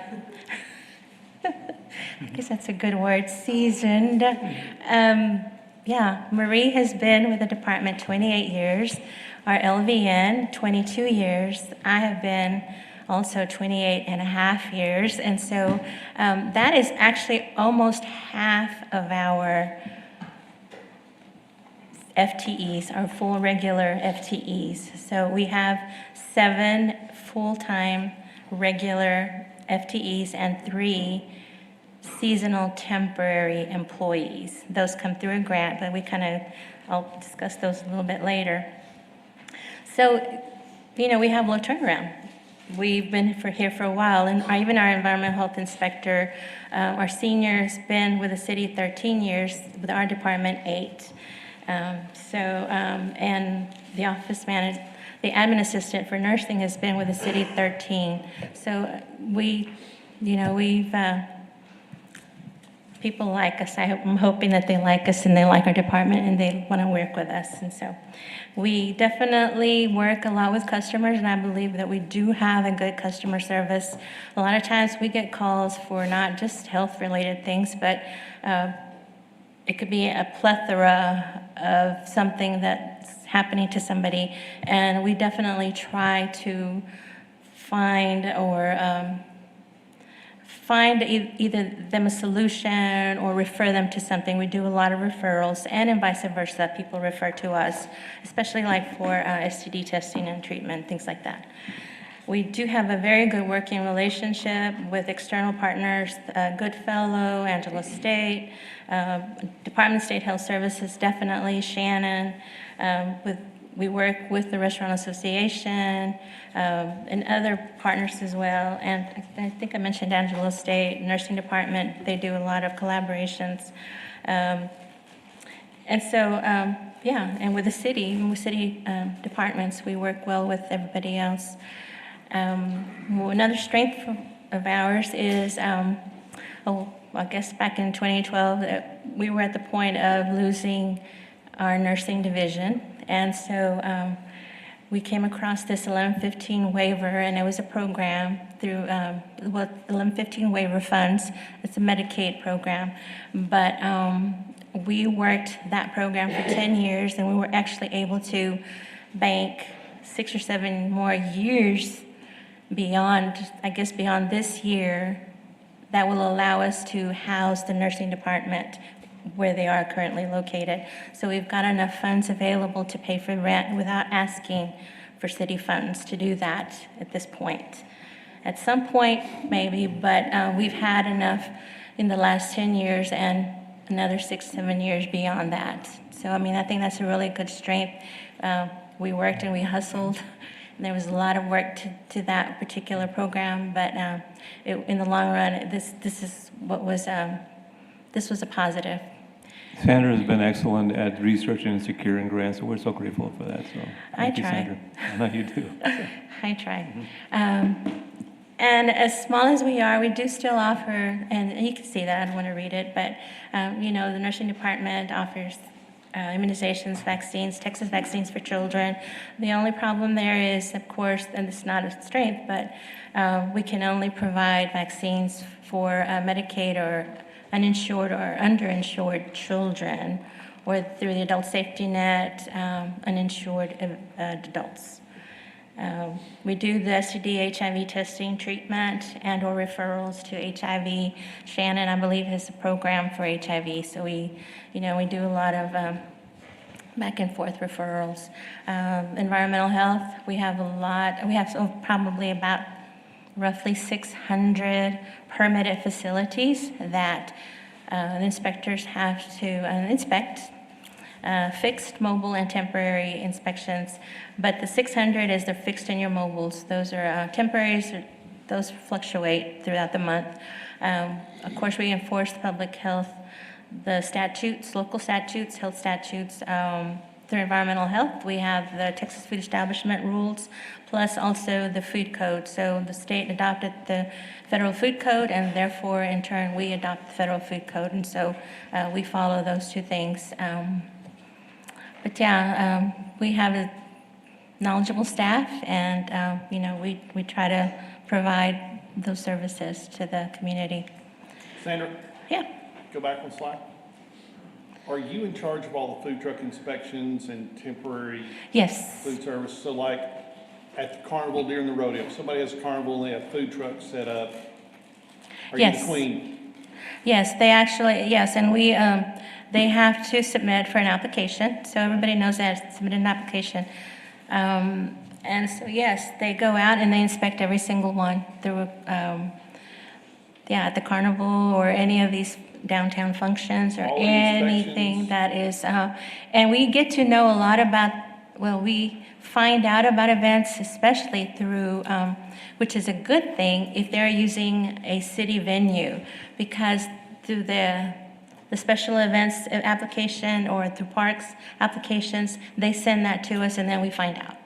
And it's like, okay, so it's like if they're providing food, then I say, okay, they need to contact us and apply and those types of things. So yeah, we do all of that. And the mobiles, even though they're coming out, I will say, just this legislative session, and I think it's still in the veto period, but there is going to be some changes coming down for mobiles. I'm not exactly sure how the rules are going to affect us, but apparently the mobiles are now all going to be permitted through the state and not through the local government. I'm not exactly sure as far as inspections and those types of things, how all that's going to work, or we're not sure. So, but that is something brand new, and but again, it's in that veto period, so it may. But anyway, again, we still do all those inspections. And we respond to people selling out of their homes. They're not supposed to sell out of their homes, so. If we find them, we try to educate, say you can't do it anymore, and if they continue, we obviously can cite somebody. The two inspectors do have authority to cite. We have done that in the past, or somebody's selling illegally, or, they somewhere in the streets or something like that. But. Cool, thank you. And Senator, these aren't laws that we're creating. These are state laws that we have to follow, basically, when y'all are going through the inspections and go. I think a lot of people don't understand that. They get upset at the city, but y'all are doing what's required of y'all through the state. Yeah, and we're following the inspection form that is set up, and so it's not like anything that we've made up. And it's all attached to a food code, and so we go down the list, and those are the things we see, and they're attached to that food code that we have to basically regulate and enforce. So. Thanks. I never hear a complaint about inspections until they're bad. That's usually on the other end, not ours. The only complaint I do hear is the schedule of those. Sometimes those inspections come during their peak time. And we If you're in the middle of a performance, or you're in the middle of a crowd, and then an inspector walks in and you have to shut down for 15, 20 minutes to do an inspection, a lot of times those were timed just to be that inconvenient. Right. And I don't know who does that, and we'll defend you and have your back that everybody has to be inspected, but you would think maybe there'd be a little bit more of a better time to do inspections, but there may not be. Right. No, and they are aware, especially like the restaurants, they try not to go through that lunch period. A convenience store might be a little bit different, they can go through a lunch period or a little after the lunch period, something like that, but they are cognizant of the heavy periods. Granted, sometimes you might go at 10 o'clock and there might be a lot of things, and so it's going to push you into the lunch period, and sometimes it's like 11 o'clock or something like that. But as far as between 11 and 1, 11:30 to 1, they try not to. Was inspections at the rodeo? I'm sorry? It was inspections during the rodeo? The inspections? And they were done at peak nights on peak performances, and it had to happen, all right? And there's not things, but you just wondered if maybe there was a better time, or the other nights when it wasn't a peak performance that somebody wanted to go see for free. It's all right, we'll go. We'll go see for free. Oh my gosh. That's when I'd have done it. That's what I told you. Now, I will say, our inspections are never scheduled.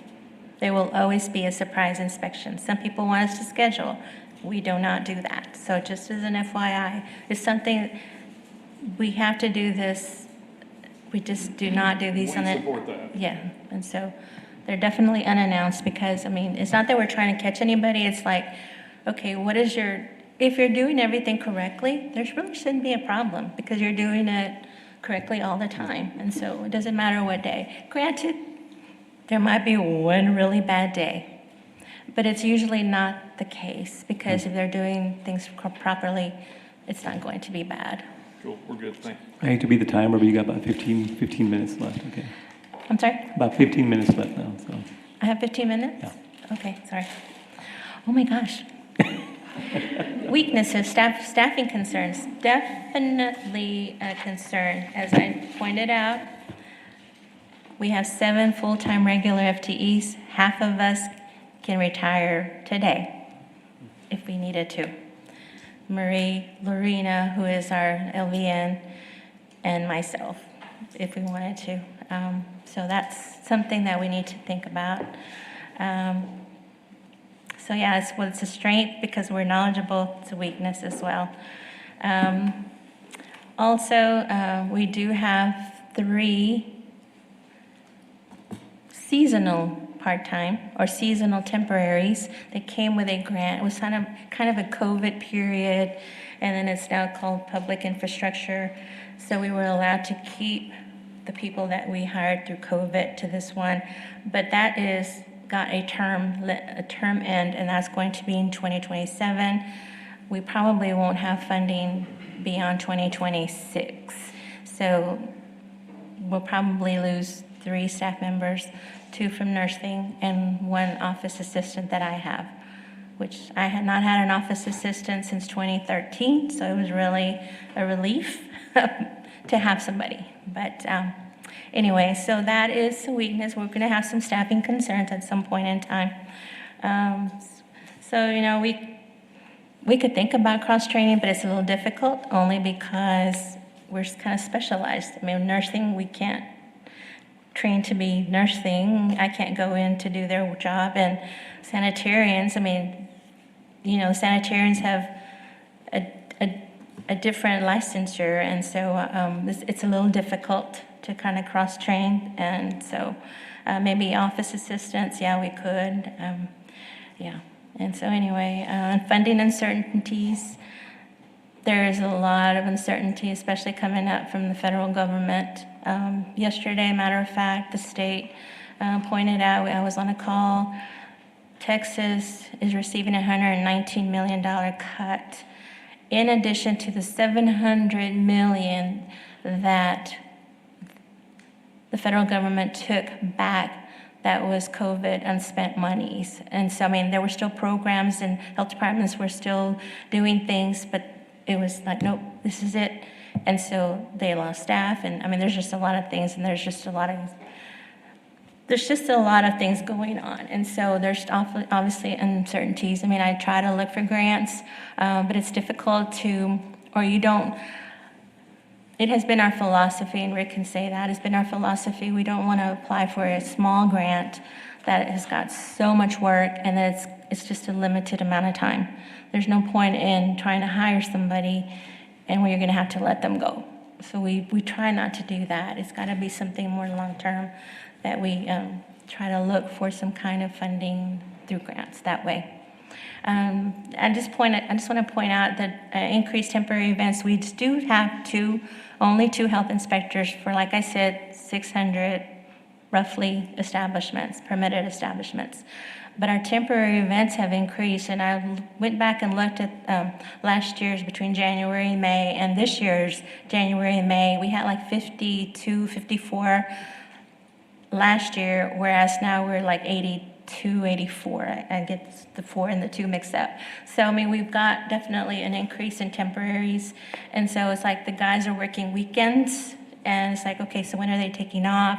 And they might have to take maybe a day off as a comp time, maybe during the week, but then that's decreasing your inspections that are going on and things like that. And so, you know, that's something, it might be causing them burnout as well. It just depends on, I mean, again, what's going on that month. Are they both working that weekend?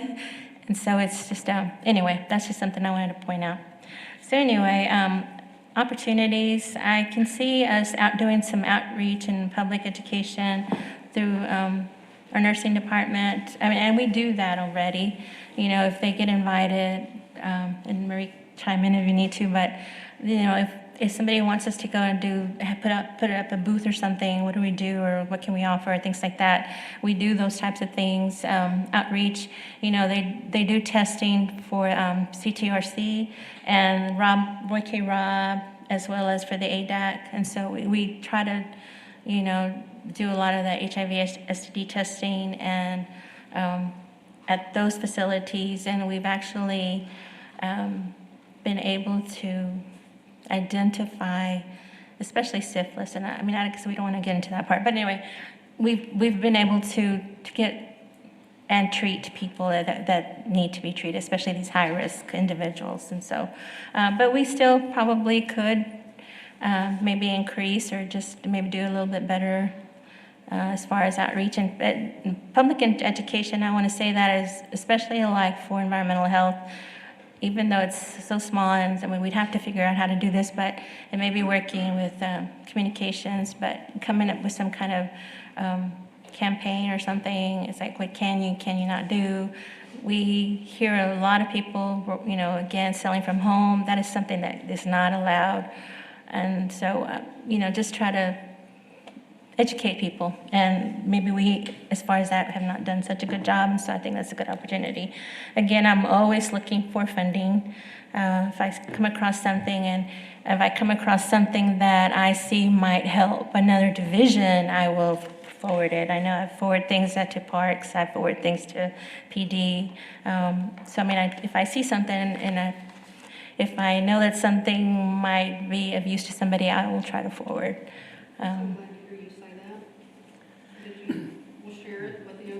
Oh, yeah. Yeah, no, I try to, I mean, I'm 28 years and I hear things, and so if I know something and I just understand, what things are going on, what things are happening in other departments, and so. And explore volunteer intern opportunities, especially I would say maybe for office people. Again, it'd be a little bit difficult for nursing or in sanitarians. Sanitarians, our inspectors, I mean, they have to have specialized training and the CEUs and those types of things. A bachelor's degree with 30 hours science. So I mean, it's kind of difficult unless you find somebody. But still, we employ sanitarians to do inspections. And again, with nursing, I mean, it'd be a little difficult. But still, there might be some opportunities to get some kind of volunteer or interns to help us do something, maybe paperwork and those types of things. Threats, obviously, loss of current DSH's funding.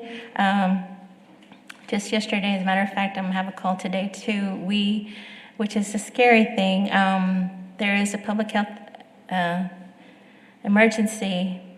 It's a PHEP. It's called PHEP, Public Health Emergency Grant, and that we have been receiving those funds since, I guess, 2002 or something like that. And so anyway, just this week, we learned that the state themselves have not received the notice of grant award. And so by the end of the month, if the state has not received their award, then they are suspending, like stopping. Mm-hmm. They told me they have no funds to float, so they can't, just kind of just help us until the federal government decides what they're going to do.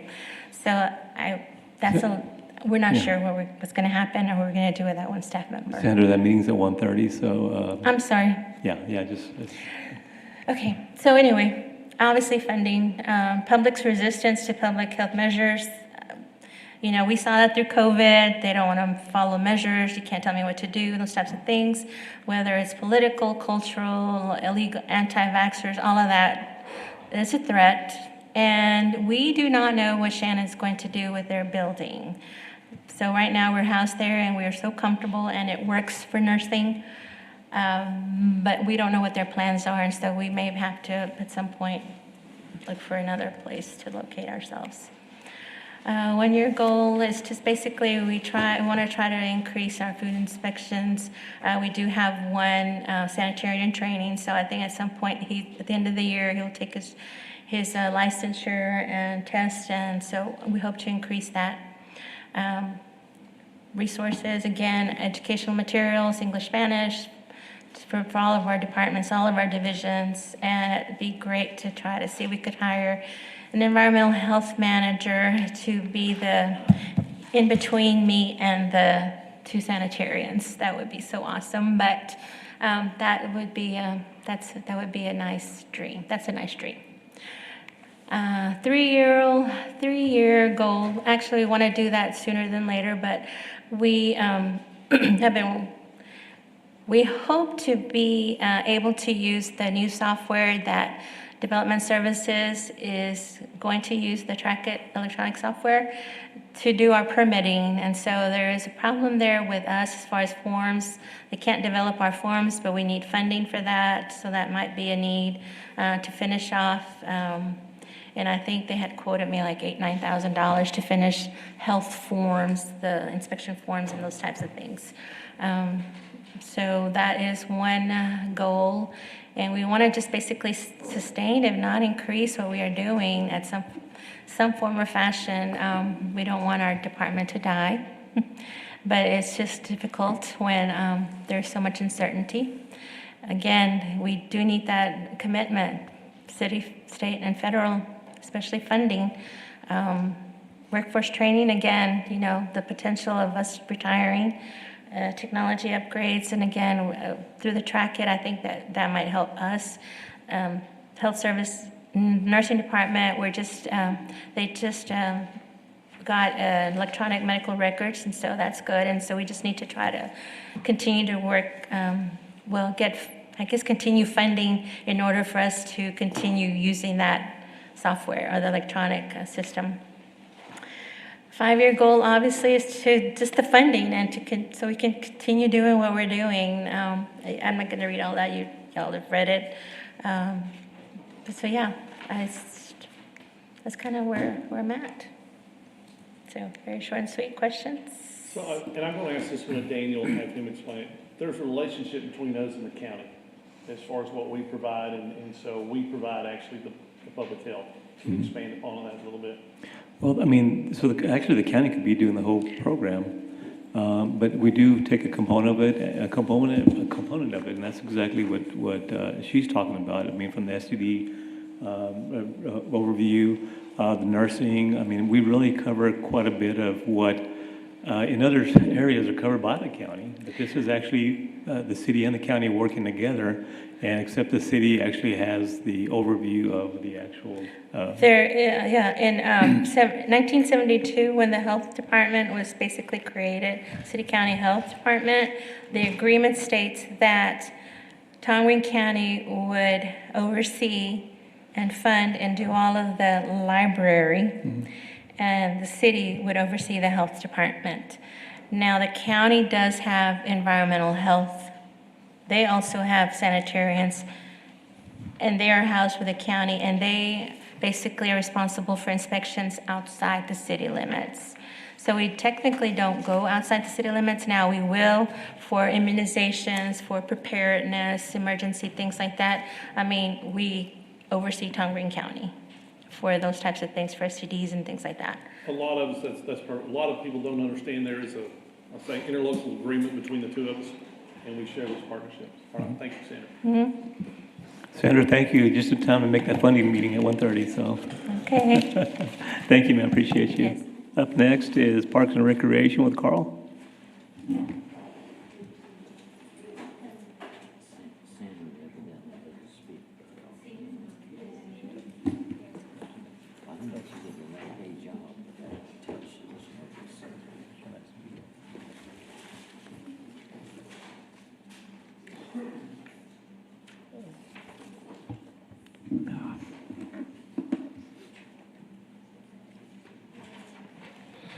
And now for the fun stuff.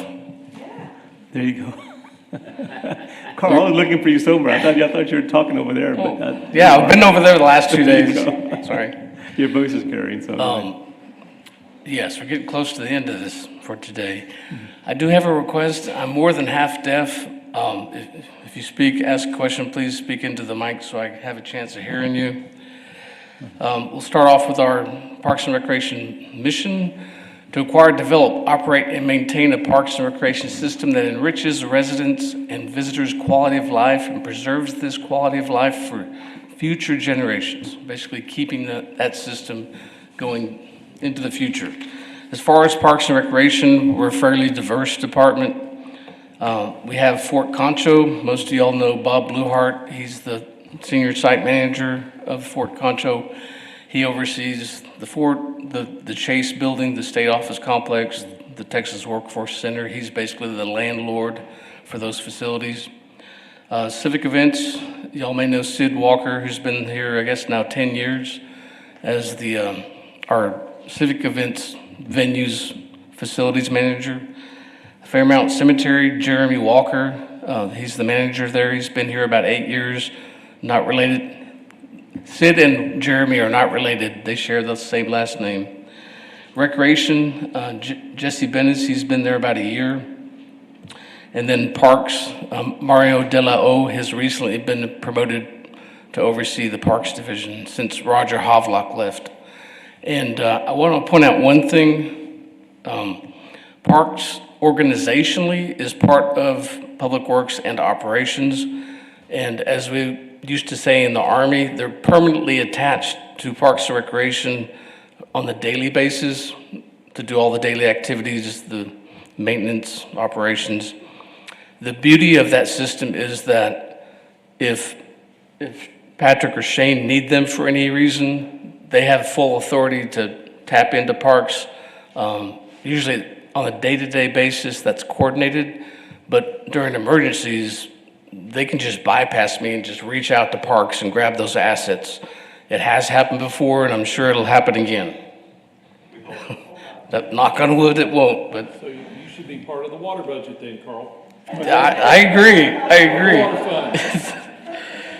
Everybody needs a bite of that. Start off with strengths. We are widely regarded as one of the more popular departments. I mean, folks come to us because they want to. Now, you may argue the cemetery, that may not fit into that, but the cemetery is a great place to take a walk and a stroll. It's one of the safest places to walk. It's a good place to teach your kids where to learn how to ride a bike because there's not a lot of traffic. That's what the cemetery is because they have to. Well, I mean, if you're going to a burial service, I mean, you are going because you want to.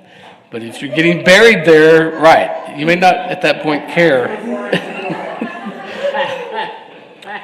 So folks, tend to come to us, not because they're having to pay a water bill or something, because they want to participate in our activities. We have stewardship of, I'd say, almost all of the most beloved properties that the city possesses. Think of Fort Concho, Kids Kingdom, the River Stage, all the river parks, the lake parks, the pool, the water lily collection, and more. We have a proven track record of delivering projects and responding to community needs and preferences. I think Shane and I started that back when we first came to take over parks and oversee parks. Took that sleepy division and converted it into an organization that looks forward and works with everybody to get things done. And I think we've both taken that forward into our departments and beyond to make sure we address the citizens' needs. We have a strong connection with the community through open communications, partnerships. We work with 6 different citizen boards and commissions, the Santa Fe Park Commission, the Public Art Commission, the Fort Concho Board, Civic Events Advisory Board, Fairmount Cemetery Board, the Parks and Recreation Advisory Board, and now 2 foundations, which are separate nonprofit organizations, the Fort Concho Foundation and the San Angelo Parks Foundation. So we tap into lots of different citizen groups. Let's see, effective collaboration with citizens and organizations to get projects done. Kind of what Michael Dane tapped into earlier, the splash pads. The splash pads showed up as the #1 item that folks wanted in our community, in our Parks and Recreation Master Plan from 2020. And it took All Texas Irrigation stepping forward to say, we'll make this happen. City Council approved it. They knocked it out of the park. They got it done. And that's happened with other projects. The reconstruction of Barracks 3 and 4 at Fort Concho happened because a citizen stepped forward. We worked with the Area Foundation and also got that project done. Buffalo Soldiers Memorial is another example. MLK Park restrooms. The dog park is an earlier example of that. Only $6,000 from the half-cent sales tax went into that project. The rest of that was publicly fundraised. The World War II Memorial is under, is fundraising now. It already has a green light from council to go ahead and get implemented once they've fundraised. We also have a strong culture of interdepartmental collaboration. We work with several departments, even with Sandra.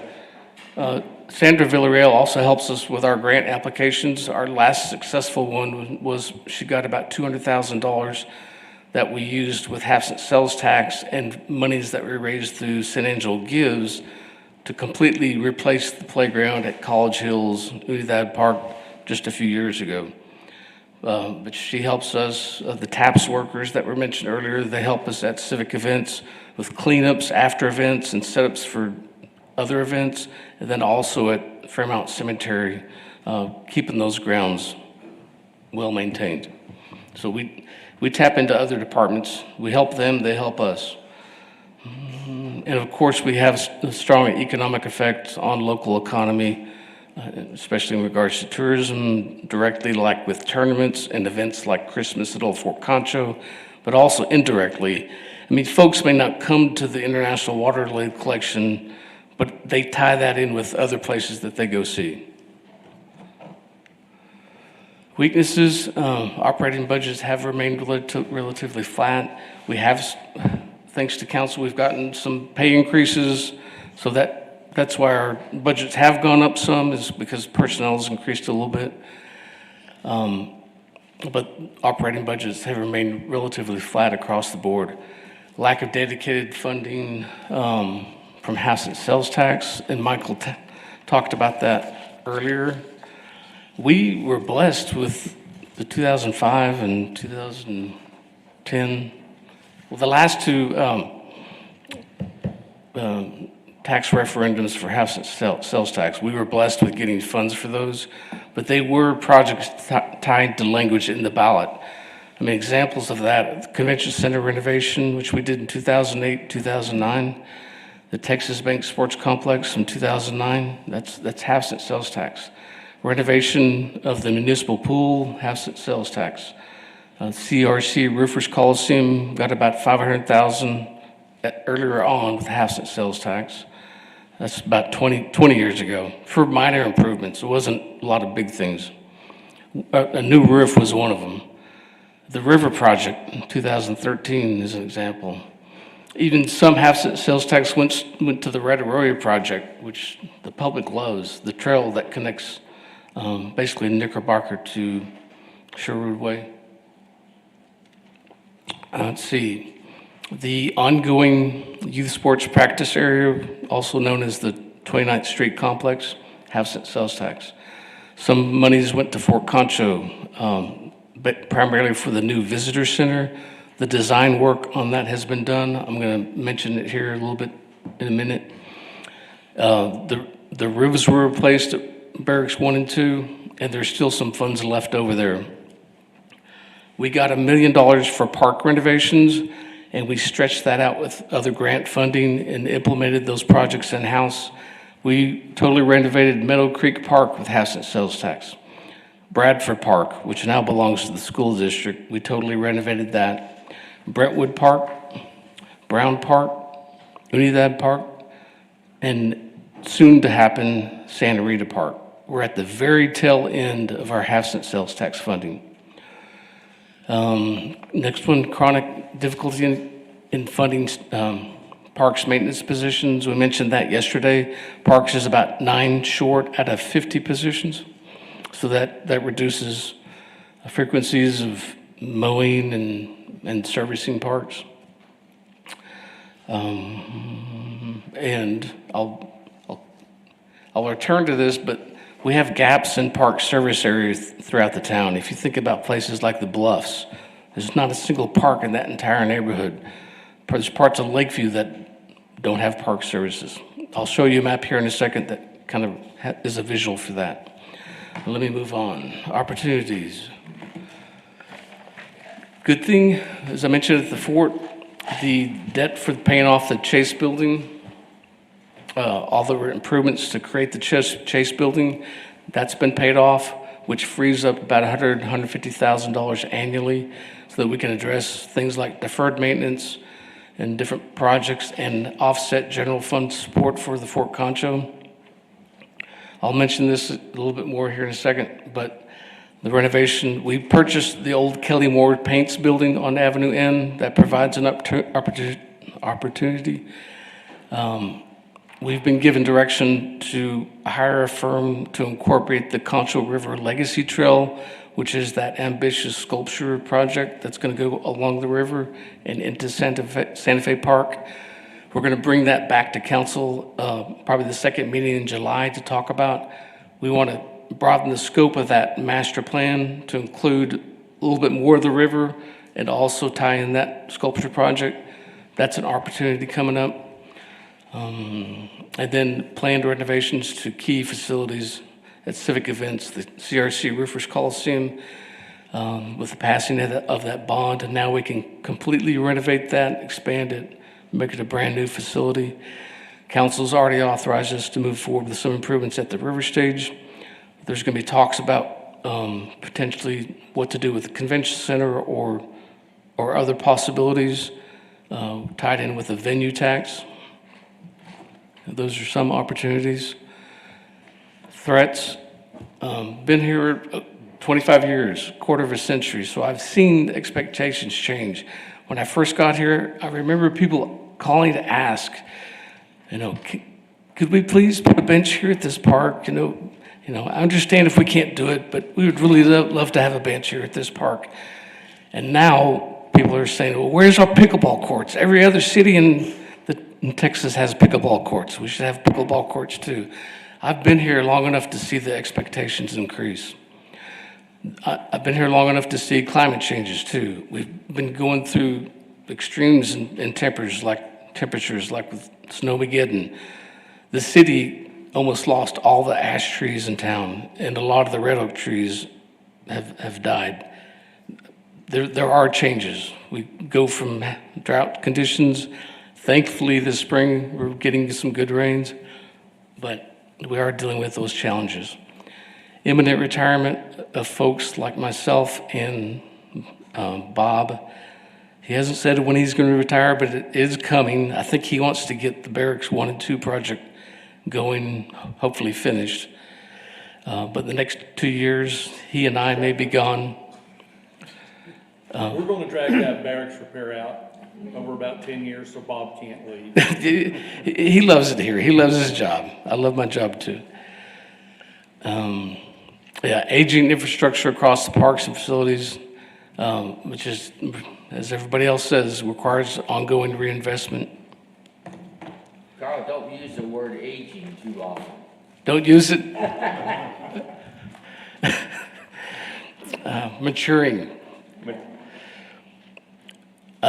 I'm a little different, so I've organized my goals here a little bit differently until we get into the 5 years. So I'm going to look at near-term projects that are approved, and there's many more projects than this. These are just the key ones. So near-term projects that are approved by council, near-term projects that we've been discussing, but they're not quite yet approved by council, and then longer-term, not really considered or approved yet. So this doesn't match within the slides. Near-term approved, the youth sports practice area, also known as the 29th Street Complex, that's under construction. The contractor's work should finish in July. We've got to follow up and get some turf established there. That's going to take a couple of months. We've had conversations about going back in and making sure those parking areas are in good shape, and then also the rest of the roadways in good shape to make sure folks can get there without messing up their car, and it presents a good view to everybody that, we're taking care of the whole thing. That is ongoing. The Phase 1A of the river stage work is about to start. That will address accessibility issues. It will add storage space to the river stage. It'll fix up all the back rooms at the river stage. It will improve that driveway coming down to the river stage. It will expand the existing ticket box concession building. It'll improve the entrance, and those are the main things. We've been given direction to proceed with the design work for Phase 1B, which will be a new restroom and concession building at the lower area, bigger than we have now, additional restroom up top, and new sewer work and lift station. So we're proceeding with the design work on that. We will need funding for those improvements.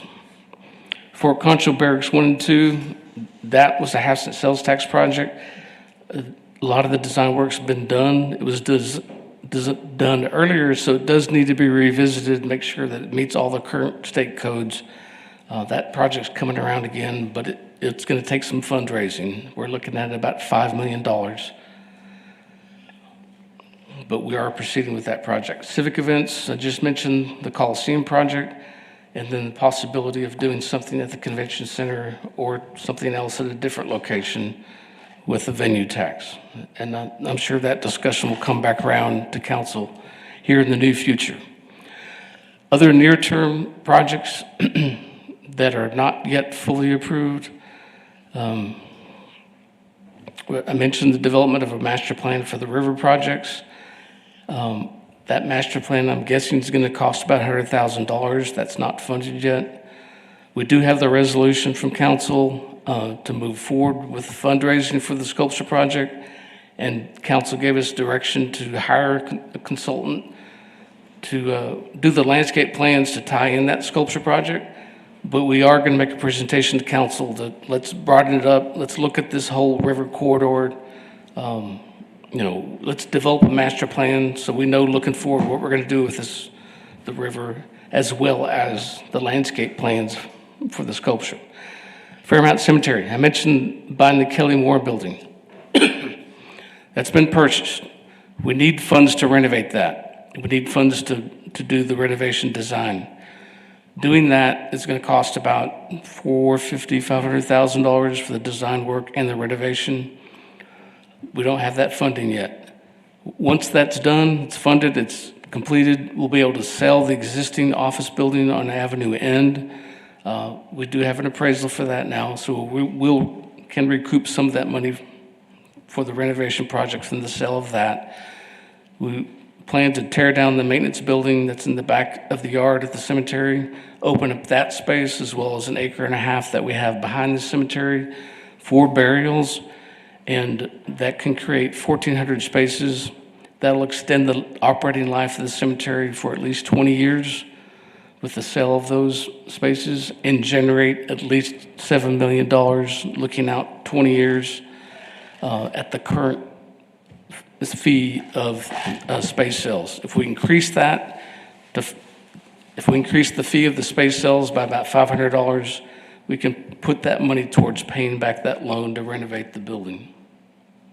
So that's a near-term project. The funding for that renovation hasn't been approved. Let's see. Other near-term projects. We need to renew our Parks and Recreation open space master plan. Ideally, you want to do that every 5 to 7 years. The last time we did it was 2020. Doing so helps us apply for, particularly TPW, Texas Parks and Wildlife Department grants, and be competitive with those grants. We've gotten, I think, about $2.5 million since I've been here from TPWD by doing this grant and being able to apply and compete for grants. So it pays for itself. That master plan does cost about $100,000. It is possible, I think, that it could be tied into the comp plan, as long as it still has the elements that are needed by TPWD. But that plan does help us identify what the public wants, and so it helps us focus on and gives us backing to get projects moving forward. I'm getting towards the end. Parkland dedication ordinance is something that has been talked about. It's not been fully approved. I want to pass this out.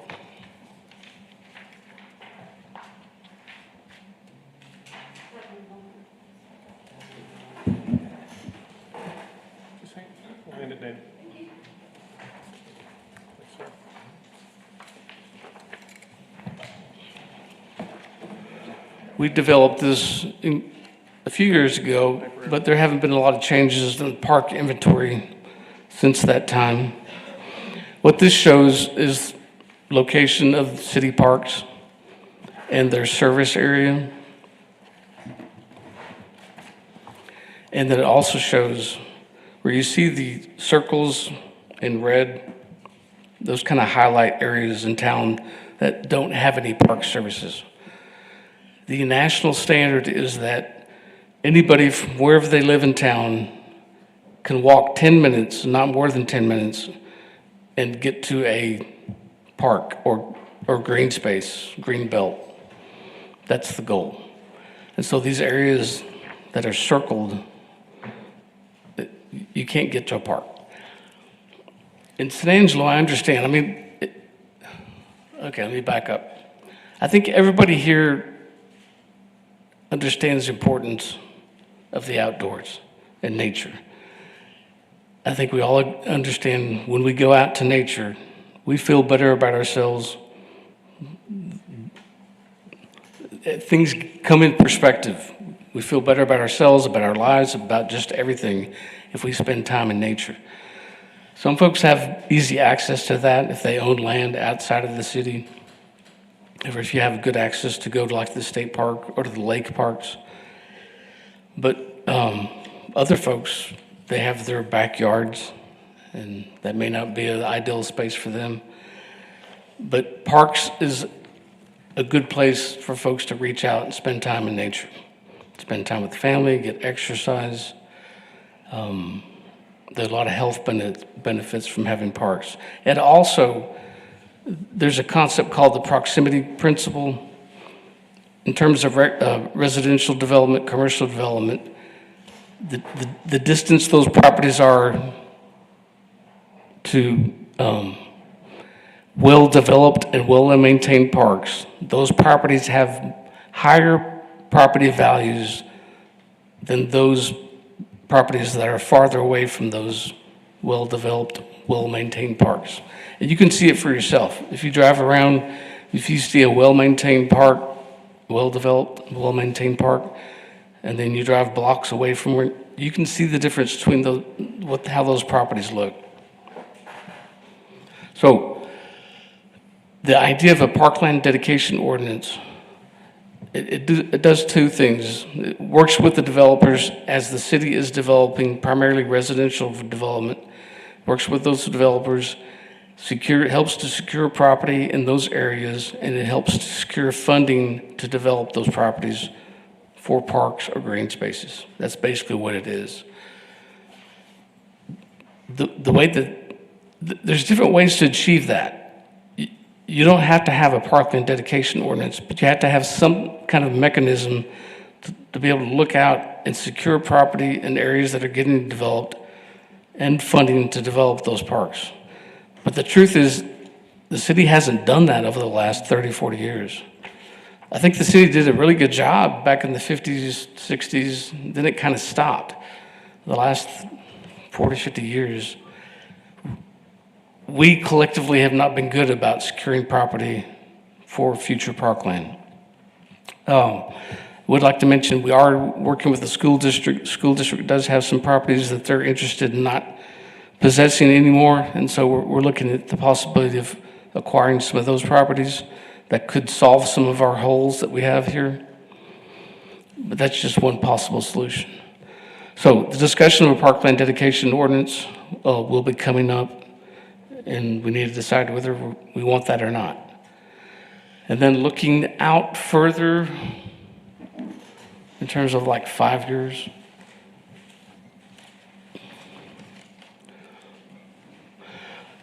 parks is, like we mentioned, the half cent sales tax. It's helped us take parks and renovate those parks. But we don't have anything else after that. We've got to have some sort of mechanism, a funding source that we could tap into to keep those assets renovated, refurbished over the future. That's long term.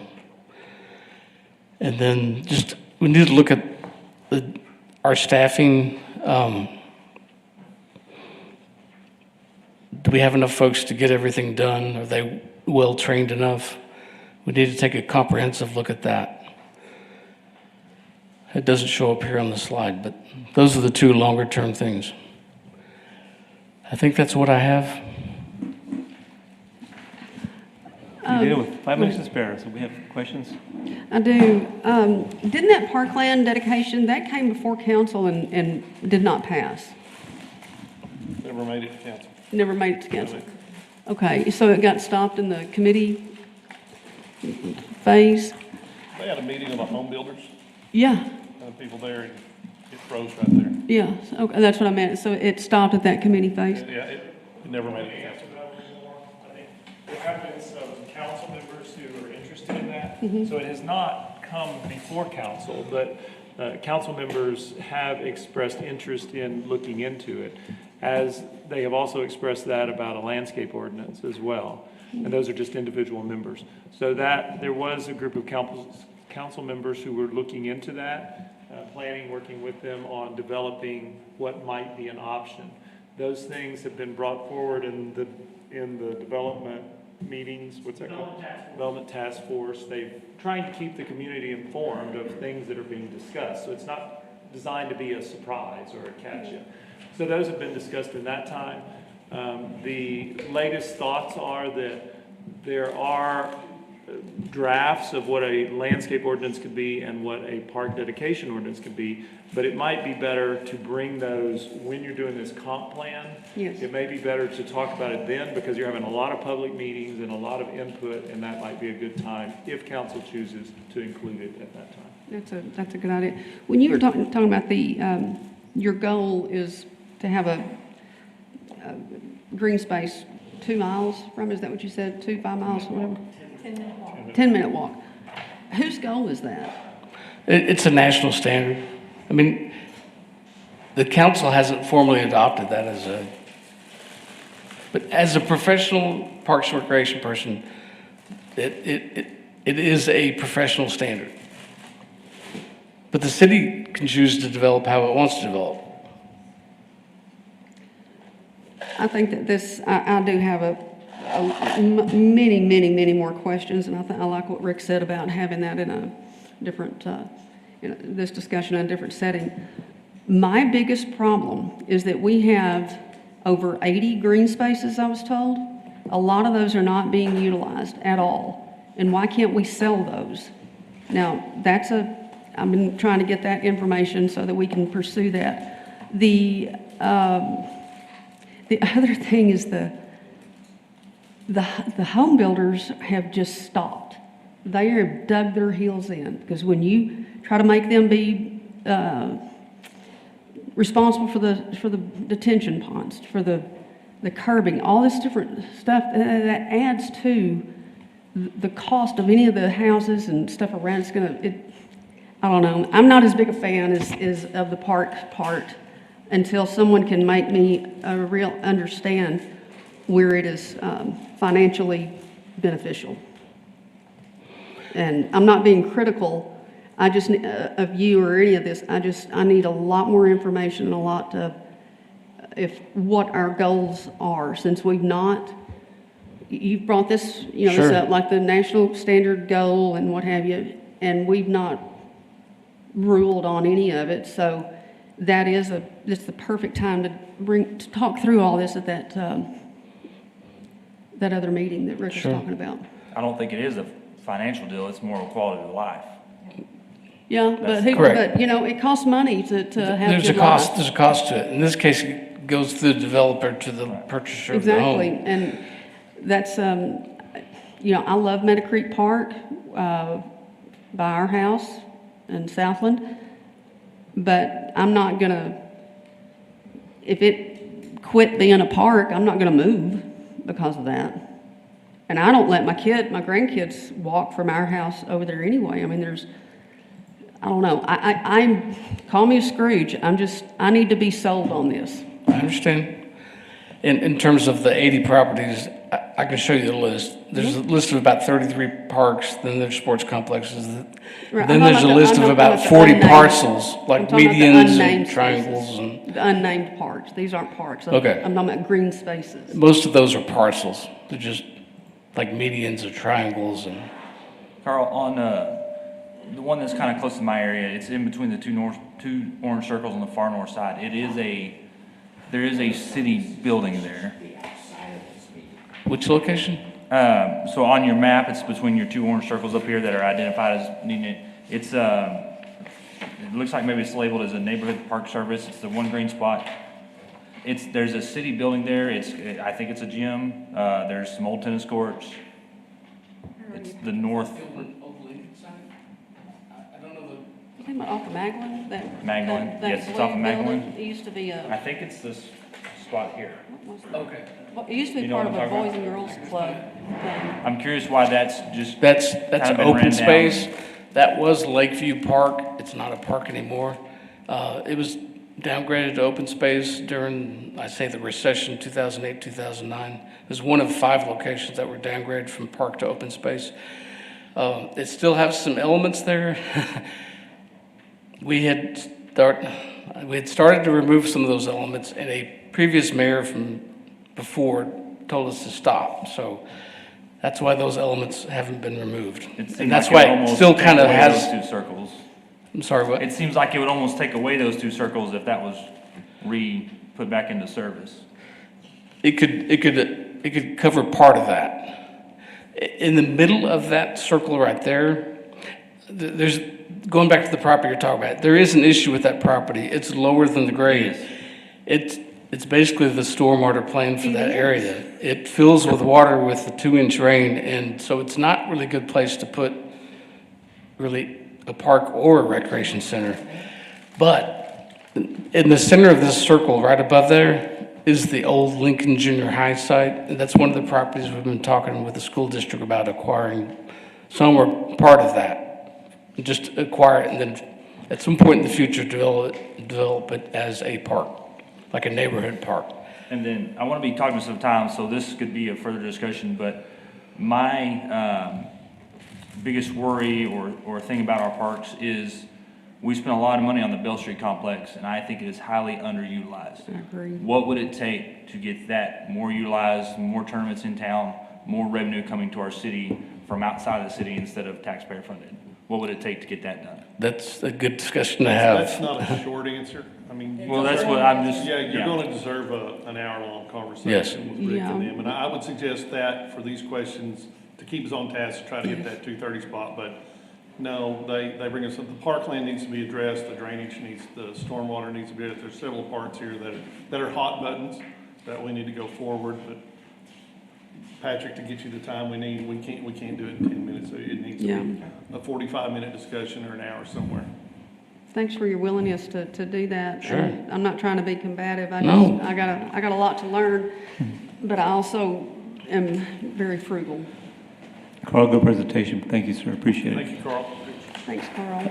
Up next is Lorelei with Communications, formerly known as Public Information, but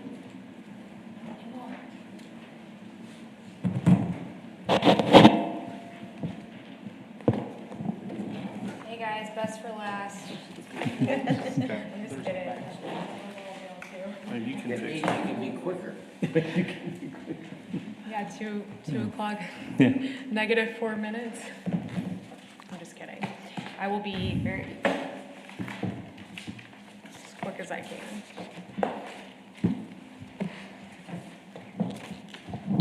Okay. So I am Lorelei Day. I'm the Deputy Communications Director.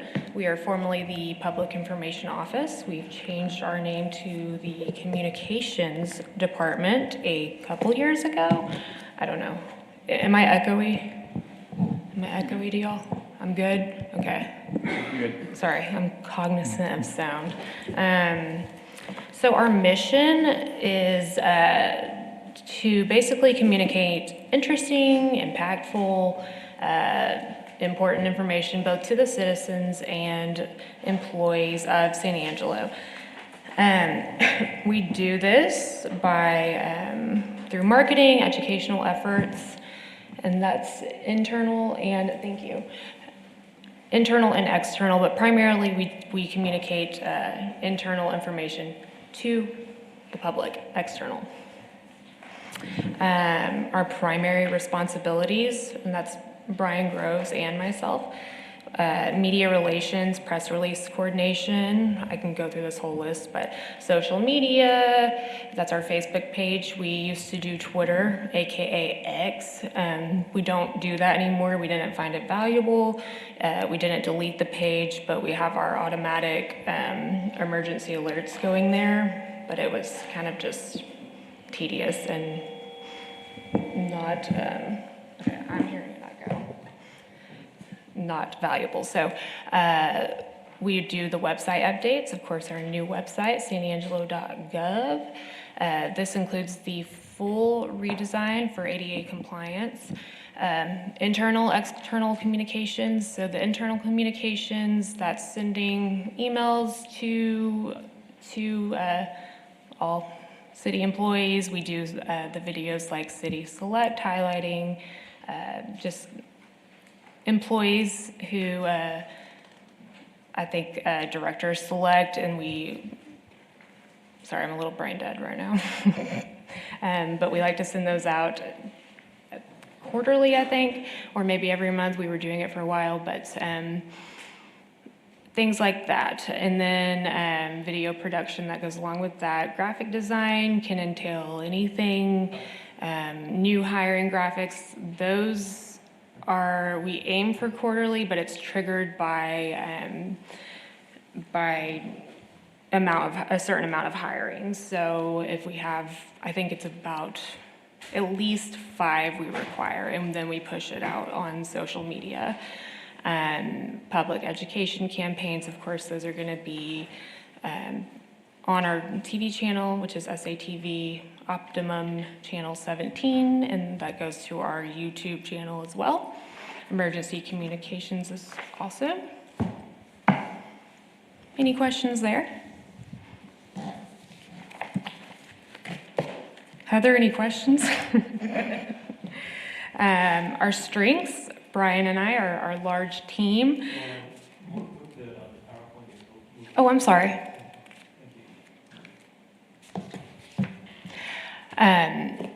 So Brian and I, we both kind of have our talents. I am the writer primarily. Brian is the video guy.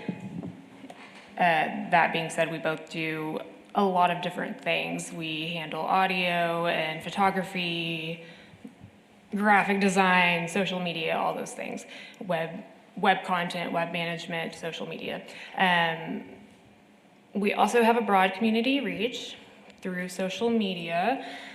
Tom, you were saying earlier that something about social media not being or we don't need to rely on that as our. People don't need to rely on those to make them subscribe to like. And Patrick pointed that out. There's 2 different trains of thought there. I'm not responsible, nor should the city be responsible for somebody coming to our page.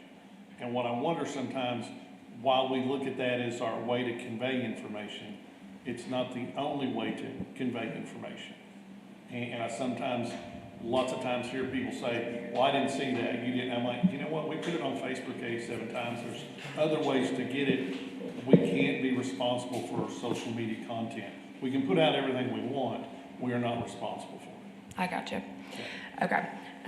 Well, just to give a little bit of context, we have about just a little over 40,000 likes on our social media page, or on our Facebook page. And that's kind of what we call a vanity metric. It doesn't really matter that much because just last month we had about 80,000 people reached from our content. You could dive into how they're seeing our things. You know, Susie shares this, Sally saw it because she knows her boyfriend's sister's cousin's mom, whatever. So our website, on the other hand, reached about 46,000 people last month. We haven't really stopped and analyzed that right now, just because we're kind of swamped, so. But that's still pretty good. Another strength, we've got consistent visual and textual branding, and what I mean by this, whenever we put our messaging out, you see our logo, you see our imagery, just the messaging, it's consistent, or we try to keep it consistent. We try to keep it sounding like it's from one person, you know, not somebody with multiple personalities. Careful there. Yeah, I mean, that's fine too. No offense to anybody who has that. So we believe that's a strength. Moving on to weaknesses, limited staffing, of course, is going to be a weakness, and then a lack of cross-trained personnel, which could support us, and that's gonna take some time to be able to do that.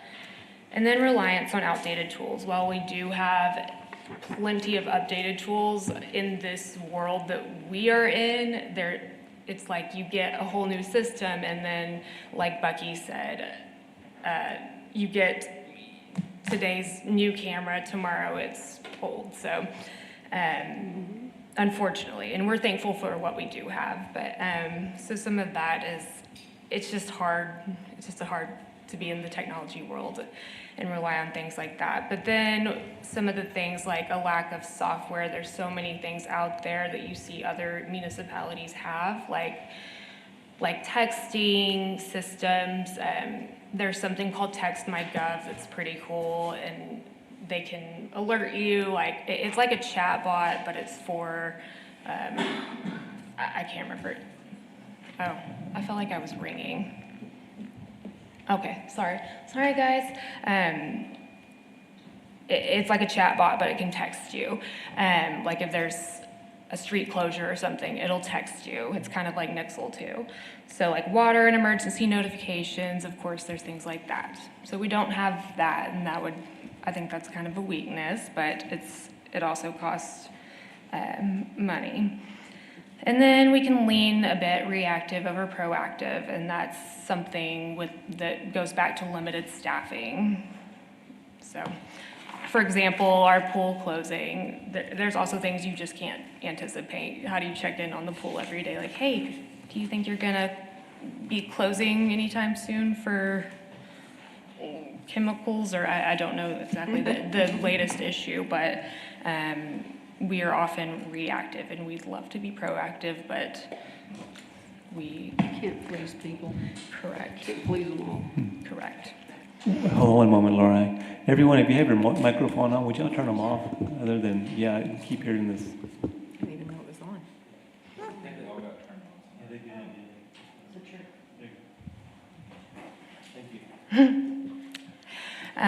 So for opportunities, when we have downtime, Brian always takes that opportunity to work on video content and increase our channel content. So for storytelling engagement, thank you. I can't do more than one thing at once right now. Transparency through live streaming, digital dashboards. What I mean by digital dashboards is like project tracking, public input, road repairs, things like that. That would be something to look into. I don't know specifics right now. It would be something to work with on other departments like the water department, development services. But yeah, there's a ton of software out there that we could potentially utilize. And then we know that we're growing, so we can always reach new people, new audience, and businesses. The threats, as we've seen, there's misinformation all the time, especially on social media. And from that, we have limited control over things like that, and not just from social media, but from, from Tom going to tell Patrick something. I can't control that. Or somebody else telling somebody else something. And then the budget limitations affecting our staffing and tools being software, and then the reach. So, questions there? Y'all are easy. I was just kidding when I said don't ask me questions. Okay. Our 1-year goal, we have pretty much achieved a good amount of this. So the Department of Justice has, yes, I'm sorry. God, I told you. The Department of Justice has set for, this is not just San Angelo, this is all of America.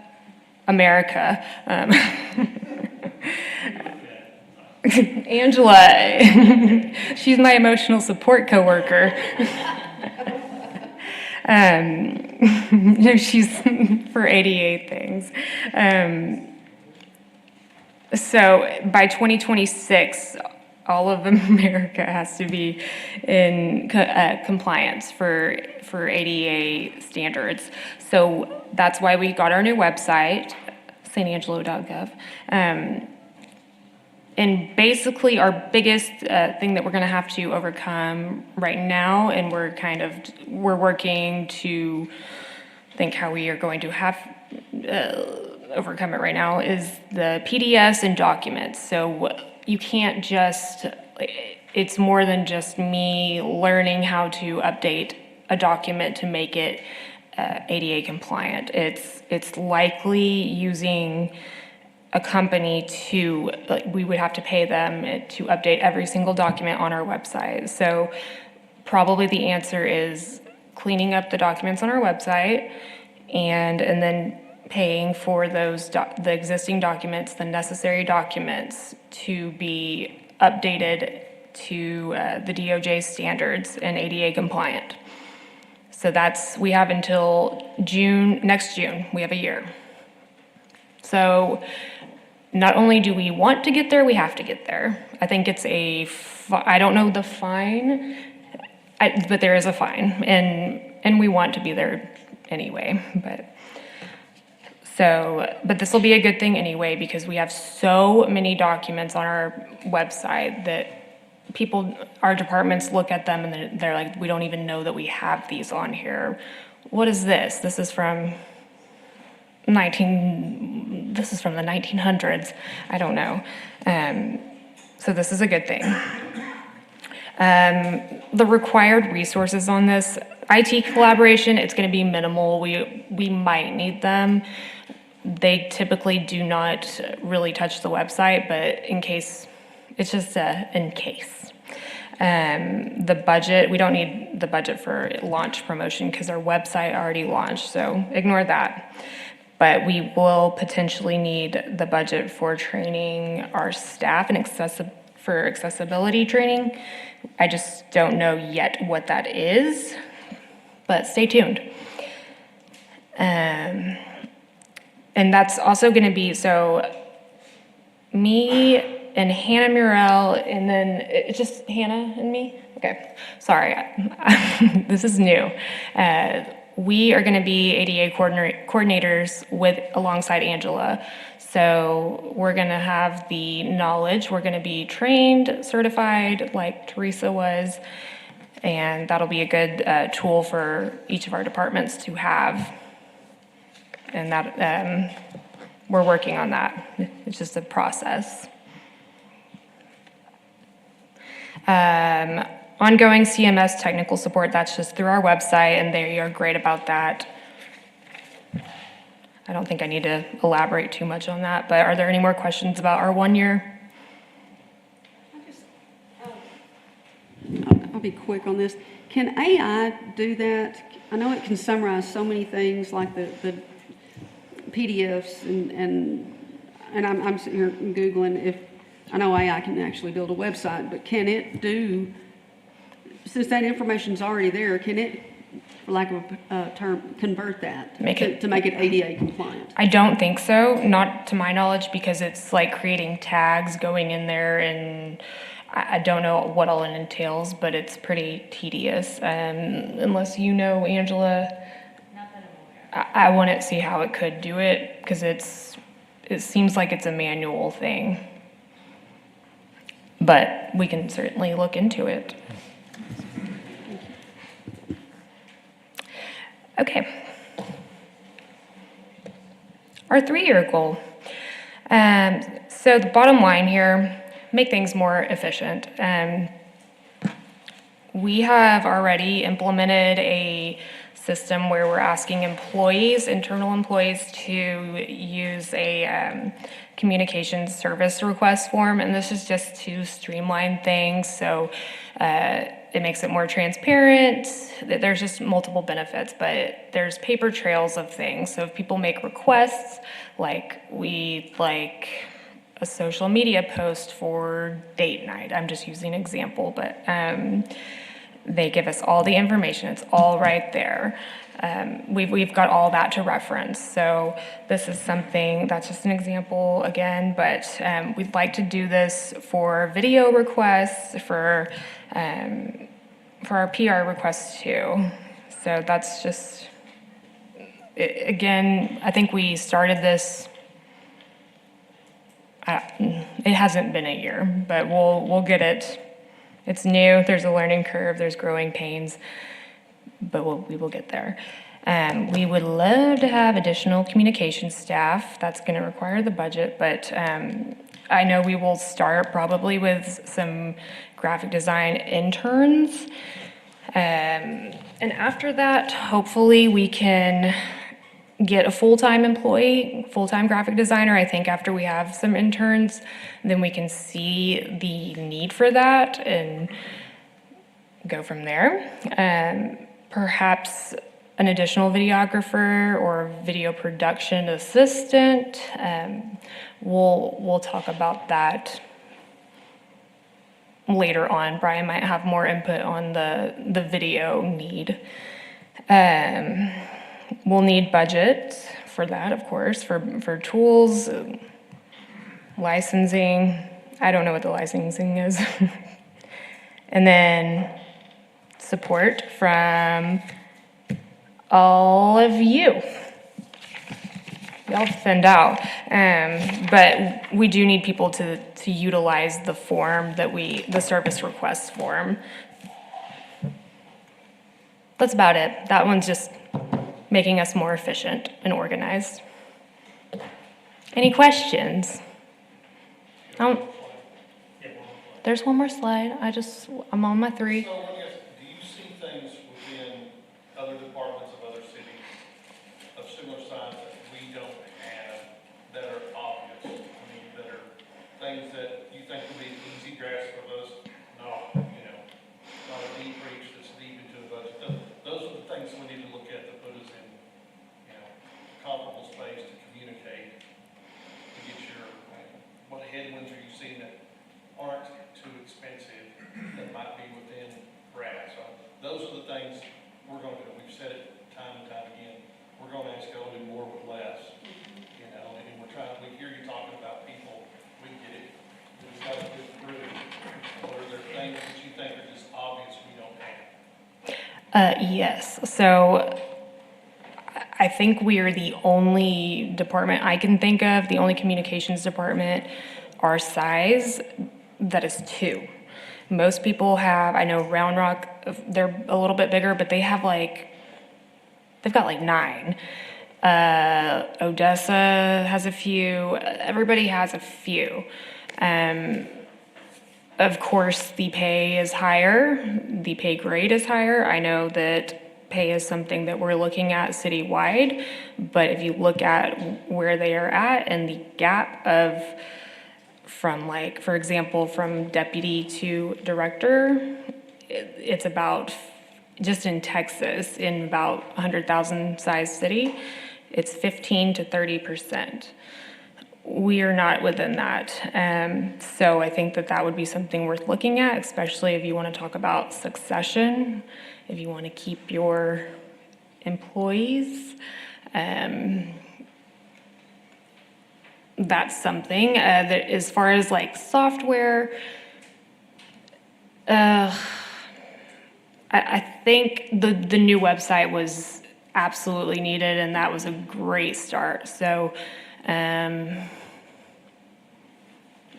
we've implemented Silk Tide, which is our our website scanner. It scans for ADA issues, for all sorts of issues. It does analytics on just the whole website. But so we've done some things that I think have silk tied. It's very interesting. I think that was a big one. So we have done some things, but there's like emergency alerts, and I think we need to work with some other departments. And if Brian were here, he could tell you a little bit more about that. But what is it called? Code Red. Like whenever people, instead of just Nixle, whenever people they opt in. I don't think they have to opt in. I don't know. But it's just more up to date. I wish I had notes, but I don't. If you had to pick one, say there was 35,000 in the budget, would you rather it go to raises for y'all and the rest software, or would you rather have an extra person to make your life better? I would rather have raises for us, because I think that you want to show that you value your current employees, and then we will go from there. You don't want to spread too thin, I think. Okay, any other, or are we ready for 5? Last one, okay. Okay, so this one, transform us into a fully staffed. So whenever I say fully staffed, I would envision that being a graphic designer. That's just a huge wish list for us. Like, it's top of the list. So a graphic designer, communications director, deputy director, videographer, and then probably an admin assistant to handle those calls. And then maybe you can call us public information again if you want. I'm just kidding, don't. But that's kind of the bottom line of that one. What we would need for that is, sorry, I'm reviewing this again.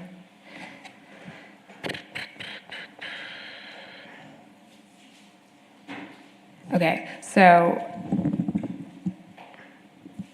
basically, in 5 years, if we have all of this, if we have more employees, then we would be able to kind of revamp our social media and have more graphics put out, have that graphic designer.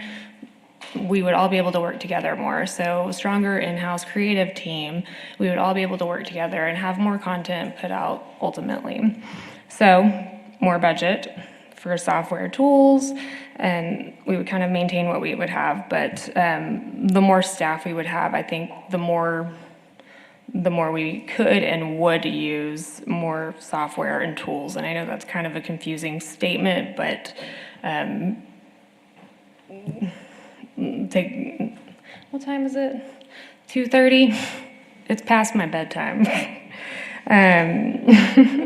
But cross-departmental cooperation, we need everybody to work with us, and like if we implement programs that I referenced before, Code Red, that is that emergency alert, the public safety, the fire department, police department, we would just need, or water department, alert systems. So speaks for itself, I think.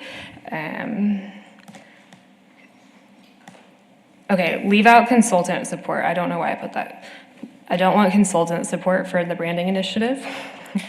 Branding initiative. So we could do perhaps a logo redesign, something like that, but I don't want consultant support. So that's not really a resource. And then as far as data and survey resources, that's, think like community satisfaction surveys.